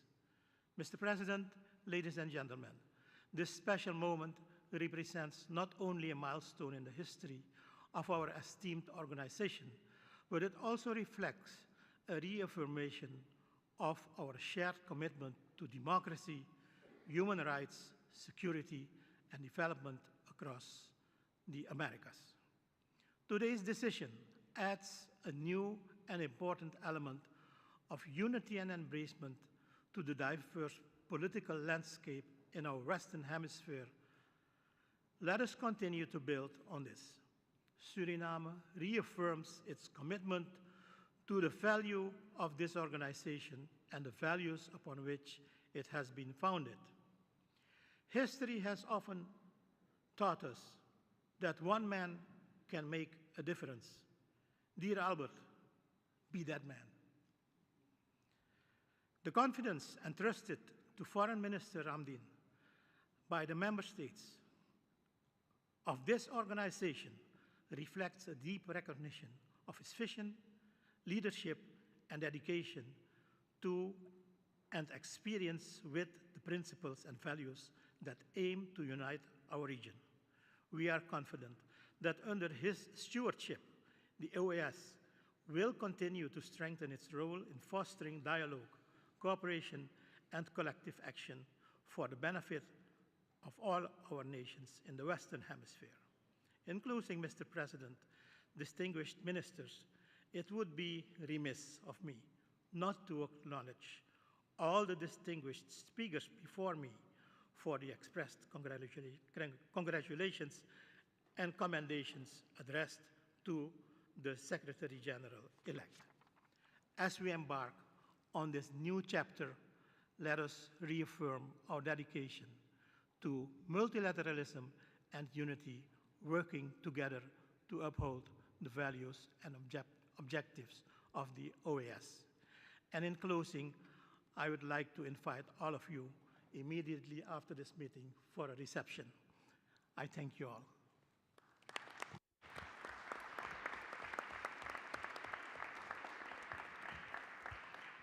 Thank you very much, Minister. Antes de dar la Before giving the floor to the Secretary General-elect, Albert Ramdeen, we're going to give the floor to the Director of the Pan American Health Organization at his special request for a few brief words.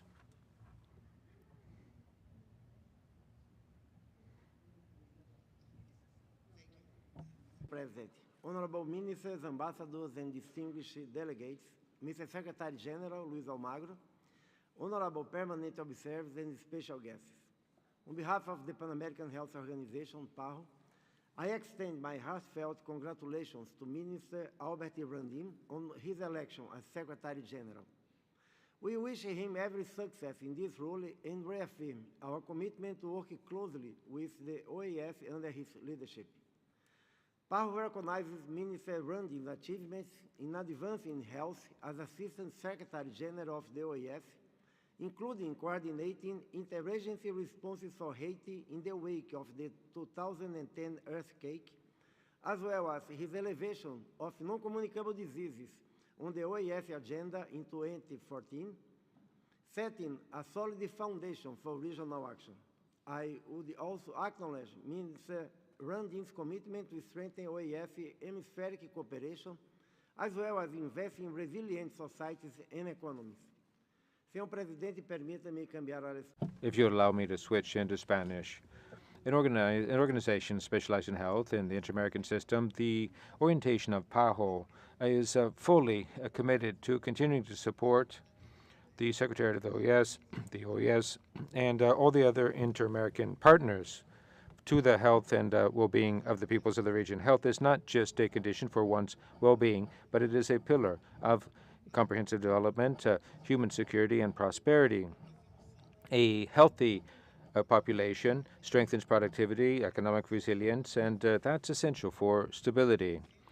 Over 123 years, PAHO has been on the cutting edge of regional and world health efforts. Today, as we tackle new challenges for health, we hope to deepen the multi-sectoral collaboration to find solutions to our common problems and to move together toward a healthier future for everyone. It's within that context that I express my thanks and recognition to outgoing Secretary General Luis Almagro for his leadership and commitment to inter-American cooperation. His dedication has strengthened collaboration between PAHO and the OAS, enabling us to make meaningful progress in health in the region. To conclude in English, the common challenges faced by the countries of the region highlight the need to continue strengthening our multi-sectoral collaboration. Inter-American cooperation, facilitated by the OAS Secretariat, its specialized agencies and partners, will be essential to accelerate critical goals, such as the elimination of more than 30 communicable diseases in the Americas by 2030, or securing regional production of vaccines, medicines, and health technologies. Our collaboration will also be crucial to strengthen the prevention and treatment of non-communicable diseases, which claim the lives of 6 million people every year in our region and cost our economies as much as 4% of our GDP. It's essential to continue building resilient health systems capable of responding to the needs of our population, including during emergency situations brought on by potential new health pandemics. We are pleased to mark today's election of a leader of the OAS who is committed to jointly advancing these critical issues for the health, well-being, and security of the region of the Americas. I reiterate my congratulations to Minister Ramdin on his election, as well as PAHO's full commitment to advancing together towards universal health, security, prosperity, and development in the Americas. Thank you, Mr. President.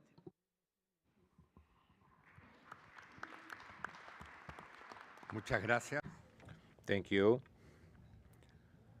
Representative of the Pan American Health Organization. Now, I have the honor of offering the floor to the Secretary General-elect, Ambassador Albert Ramdin.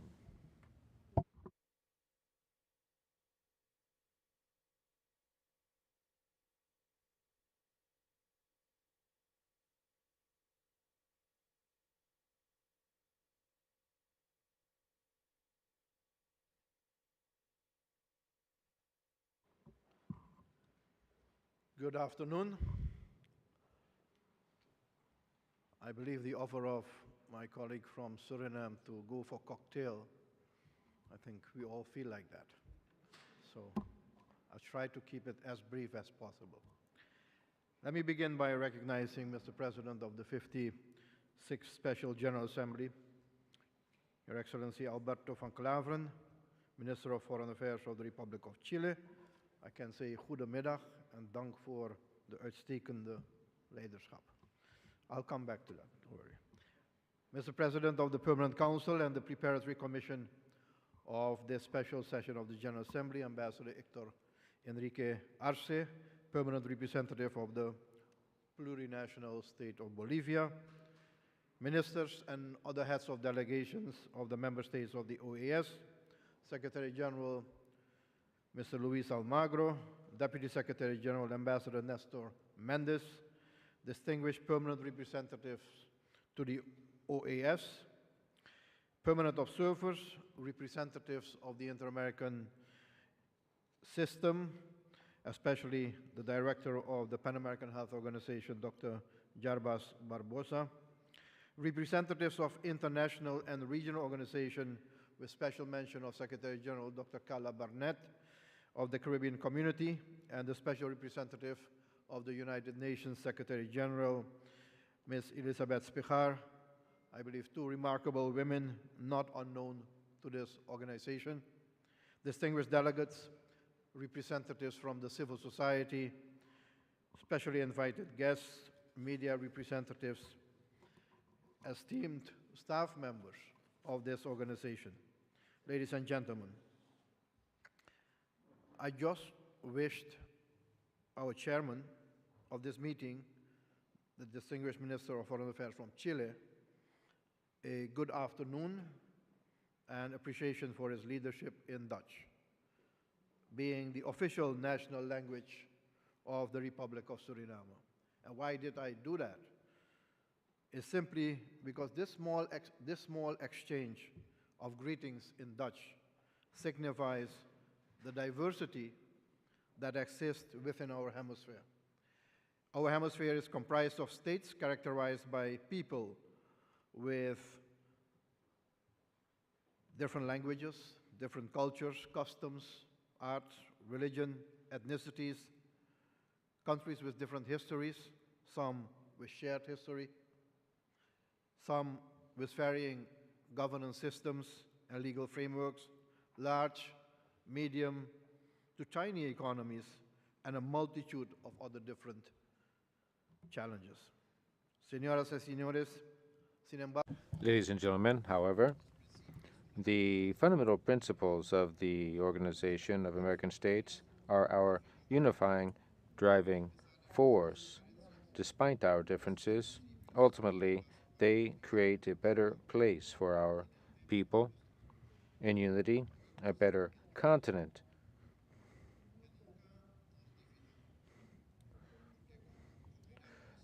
Let us not allow us as a hemispheric community to be divided. Our strength finds its origin in being one, to find solutions. In this unity, barriers are weakened, and our force is unstoppable. Historic moment for me, for my country, Suriname, and the region we are part of, the Caribbean Community, also called CARICOM. Mr. Chair, I would like to start by thanking the heads of government of the Caribbean community for their unwavering support, but also their active engagement to make today an historic day for all of us. The Caribbean community has proven to be united, well-organized, enabling us to assume this leadership at the highest level of the Organization of American States. Allow me to recognize the important work done by the 4 CARICOM Deputy Secretary General. First of all, Ambassador Val T. McComey of the Republic of Barbados, Ambassador Christopher Thomas of the Republic of Trinidad and Tobago, someone called by the name of Albert Ramdin of the Republic of Suriname, and our dear friend, Ambassador Nestor Mendes of Belize. In these 40 years, meaningful contributions have been made to the purpose and goals of the Organization of American States. Today, as many have mentioned before, is the first time since the inception of the Organization of American States that the Secretary General hails from a member state of the Caribbean community. I am honored and thankful that I have received your trust to make this moment happen. This signifies, in my view, not only an historic moment, but also a welcome opportunity to foster closer collaboration and strengthen the multilateral framework between all the sub-regions in our hemisphere. My dear friends, Mr. President, of course, I would not have been here if it was not for the support I received throughout my career from the following Surinamese heads of state, and I'd like to mention those. First of all, His Excellency President Schul Albert Weidenbos, who facilitated my entrance in regional diplomacy by supporting my nomination as the Assistant Secretary General of the Caribbean Community in 1999. His Excellency President Ronaldo Ronald Venetian, who nominated me for the position of ASG in 2005 and 2010.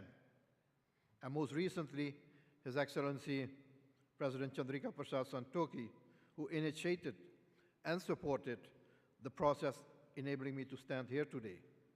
And I'm grateful for the trust all these remarkable leaders have performed in their own right. I also want to express my gratitude to my dear colleagues, Ministers of Foreign Affairs of the Caribbean community, who for the past 2.5 years have been with me. Each and all of you have stood with me, advised and encouraged me. Our permanent representative in the Organization of American States have been hands-on and very practical in making sure that I was up to date regarding important developments in the Organization of American States. So thank you very much to the permanent representatives in this organization, all of you. Mi gran aprecio a los colegas y amigos. I appreciate my colleagues and friends of all of the Americas. I thank you for your ideas and your commitment to the OAS because they help us focus on the challenges that we have before us and to seek out new opportunities. Your commitment and vision have been invaluable because they enabled us to strengthen and consolidate dialogue and unity. Together, we have forged a path of cooperation that's unbreakable with the active participation of the voices of the Caribbean nations. Working together, we will be better positioned to keep the OAS relevant and to work toward common progress. Paraguay. Our friend, Minister Ruben Ramirez Lescano, for accompanying me, we both on this very interesting exercise of what I call hemispheric democracy. And I thank Paraguay for joining consensus today. And I really appreciate the fact that with that position, we unite ourselves as a full hemisphere. This is what we need in this hemisphere. So thank you very much, Paraguay, for joining this consensus.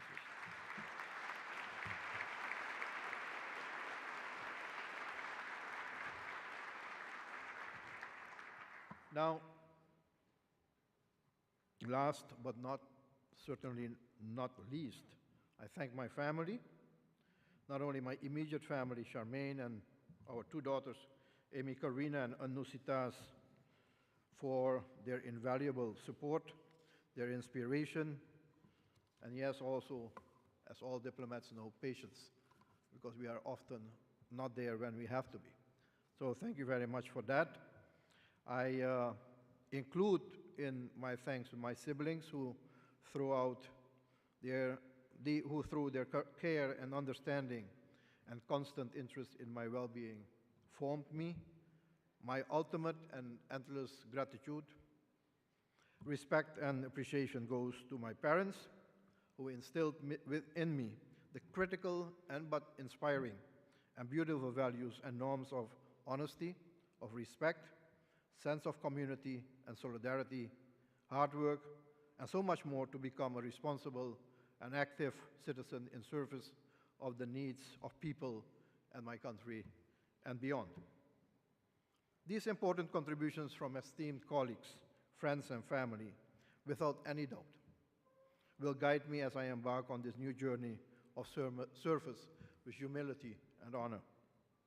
Ladies and gentlemen, what we have showcased here today in this special session of the General Assembly is a true attribute to the power of unity, of solidarity, and collaboration that exists in our hemisphere. I have experienced this as a collaborative diplomacy at its best. We have demonstrated that we do share common goals and values, and that we have a common resolve. This moment signifies to me that our collective strength lies in our ability to work together. And I'm sure that together we can and will transform this organization and the hemispheric future in meaningful ways. Our Americas, those are all independent nations together, represent a geography and diversity with strengths in values, in norms, and inspirations that hold a great potential to provide a peaceful and prosperous life to our people. I believe that we have to commit to apply those assets actively in our collective resolve.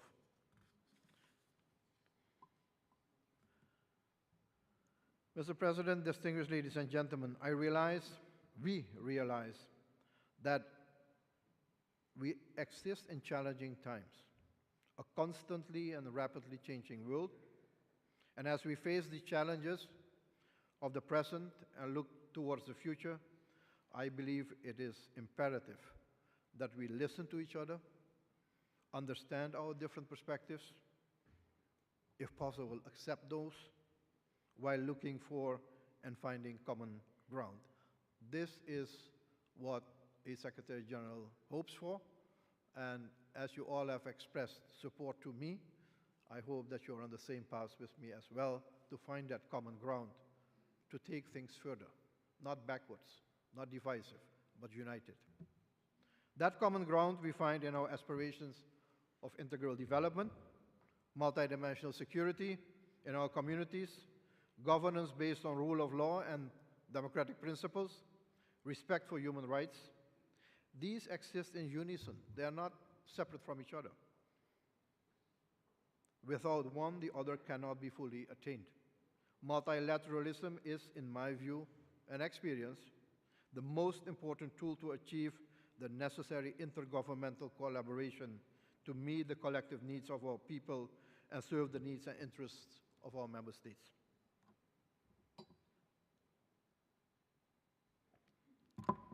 Señoras y señores, Ladies and gentlemen, in a world that's quickly evolving,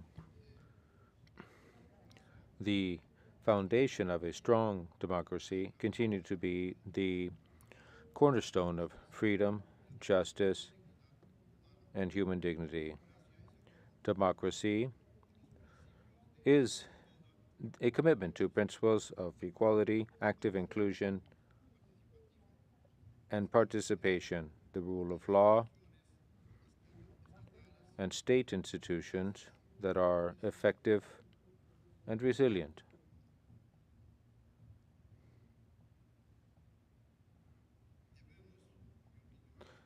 In my opinion, we must educate future generations about the importance of democratic values, for them to understand the rights and duties that fall to them as responsible and active citizens, and the importance of sound and solid democratic principles joined with good governance and strong, independent institutions, all of which are important to protect our rights. Promotion of social justice and keeping peace and stability. marked by the rapid population growth, industrialization, transnational crime, technology booms, and environmental change, the need for integral and sustainable development has never been more urgent. Let us play a role in that as well. The environmental challenges with the climate crisis and many more at the forefront have to be adequately and properly addressed, not only in development agencies, but also in the political discourse which we so often will have over the coming period. Addressing poverty, promoting education, advancing gender equality, and ensuring that every person has the opportunity to thrive should all be part of our collective and individual integral development policies. The aim being that the benefits of progress are to be shared by all, leaving no one behind, while creating a world where future generations can live healthier, more fulfilling lives, free from the burden of social and or economic inequality. We, governments, businesses, civil society, and individuals have all a role to play in achieving these objectives. Sustainable development is the pathway to a future of economic prosperity, healthy, safe, secure environments, and equitable societies. It is the blueprint for a hemisphere where progress is measured not just in terms of wealth or growth, but in the health and the well-being of the American people and our planet. And as we look to the future, Mr. President, ladies and gentlemen, let us embrace the principles of sustainability not as a choice, but as a responsibility we must fulfill for the generations to come. Ladies and gentlemen, I will need input from all of you, and some of that I received today already. So thank you very much for that. To make the OAS live up to what we all endorsed it to be.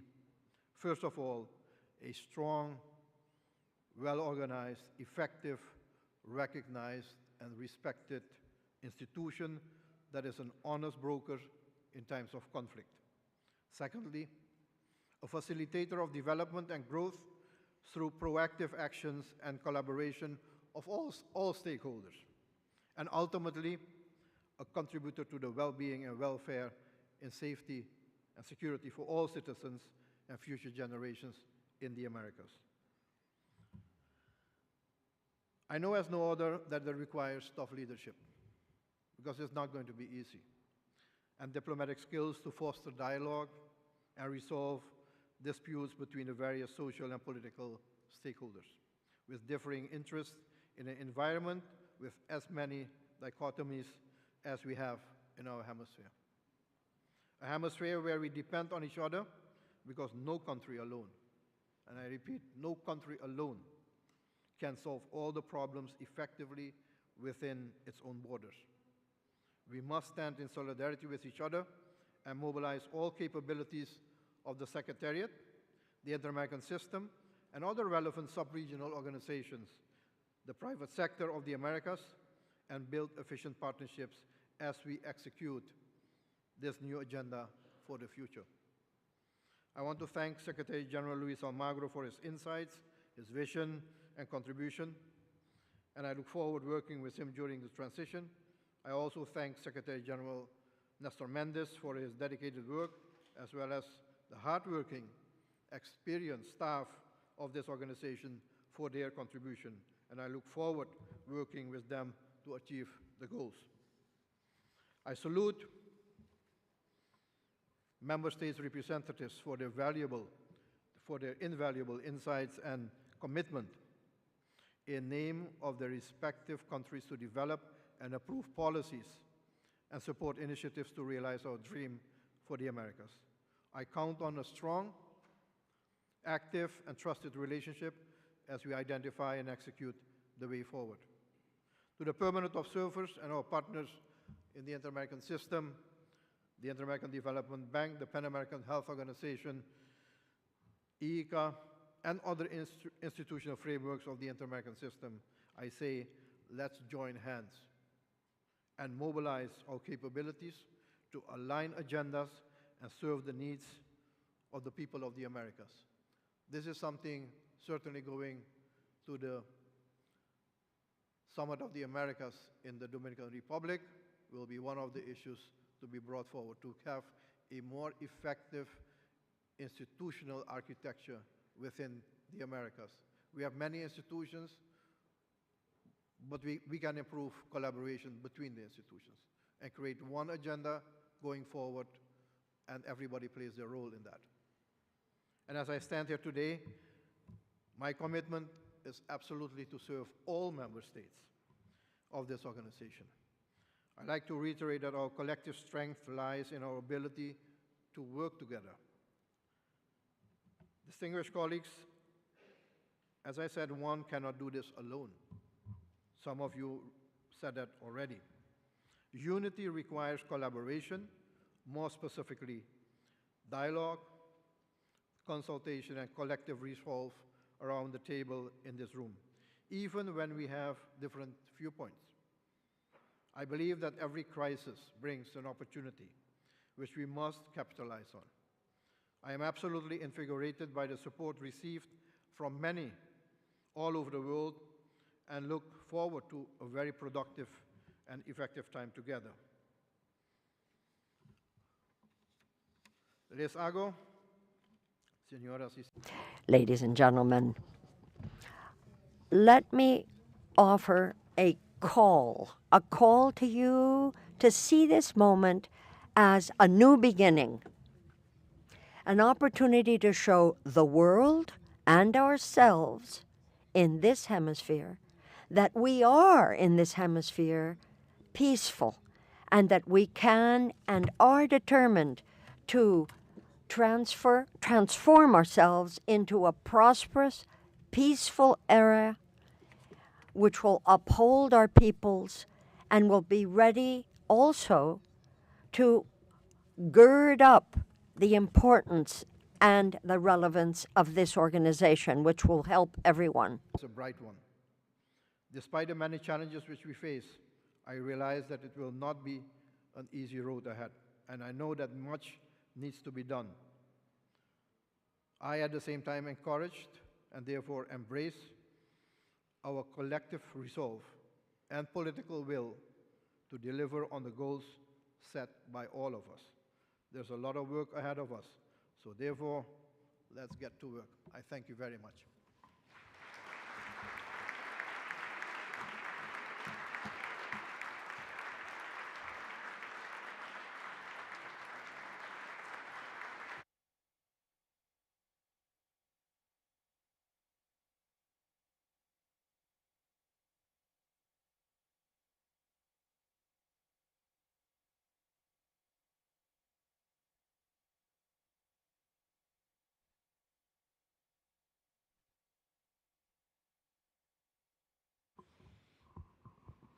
Dank u wel. Muchas gracias. Thank you very much indeed, distinguished Secretary General-elect. And with this, ladies and gentlemen, I invite you to wrap up this second plenary session and to immediately begin our closing session. I declare open this closing session of the 56th regular session of the General Assembly. And to that end, I am pleased to offer the floor to the Secretary General of the Organization of American States, Mr. Luis Almagro. You are hereby recognized. Thank you. Thank you, Chair. And congratulations for your stellar work, for the manner in which you had led us through this session of the General Assembly in such an expeditious manner and with such a wonderful result for the Americas, the entire region. Thank you. Very well done. Pocas personas.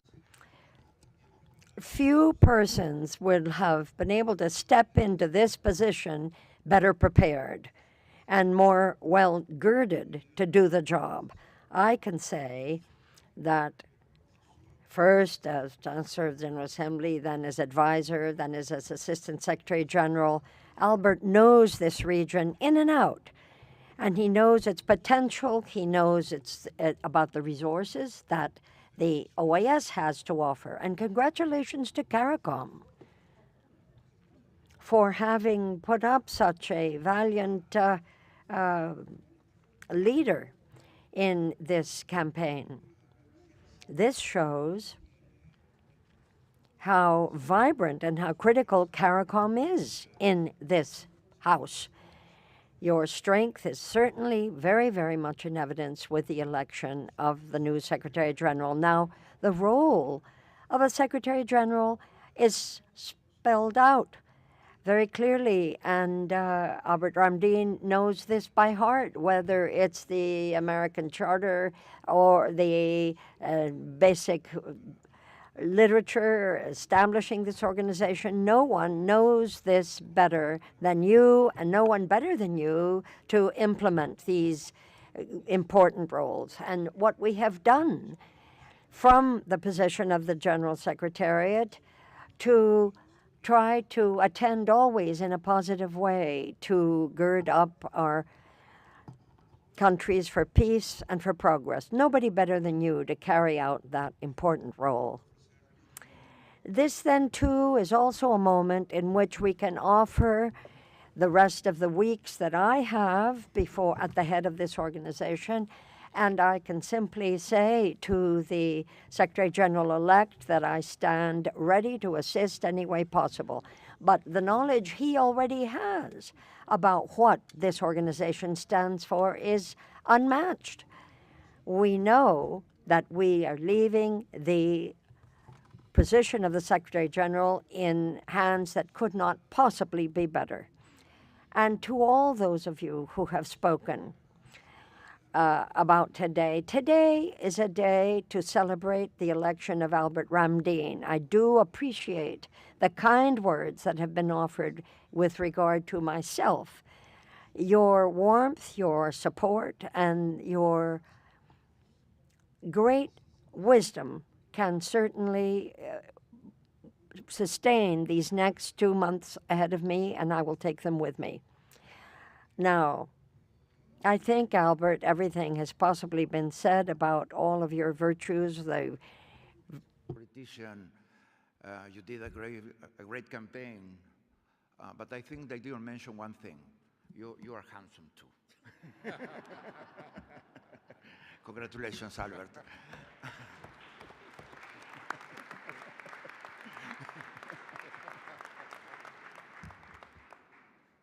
And now I have to present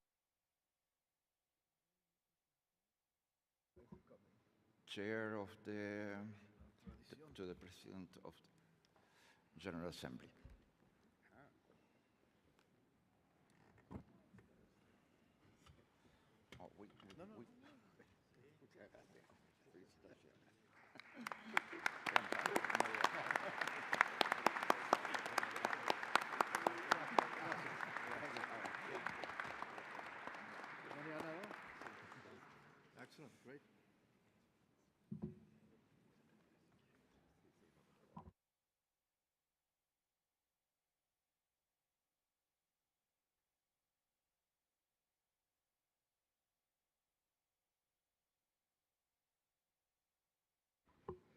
Muchas gracias, señor secretario. Thank you very much indeed, Distinguished Secretary General. Your Excellencies, dear colleagues, we are in the home run, and although this has been a very lengthy session, I think it has been productive. And I can only thank you for your pro-positive stance, for the patience that you have shown throughout, and also your kind words to us all. I myself thank the General Secretariat for its stalwart assistance as I held this position of Chair of the General Assembly very briefly. Let me end also by recognizing the Secretary General-elect, Albert Ramdin. His leadership is well known by us all and has been mentioned in every one of the statements. I must also take the opportunity to express my deep gratitude to Luis Almagro, the Secretary General, who has been at the head of the Secretariat, believe it or not, already for a decade.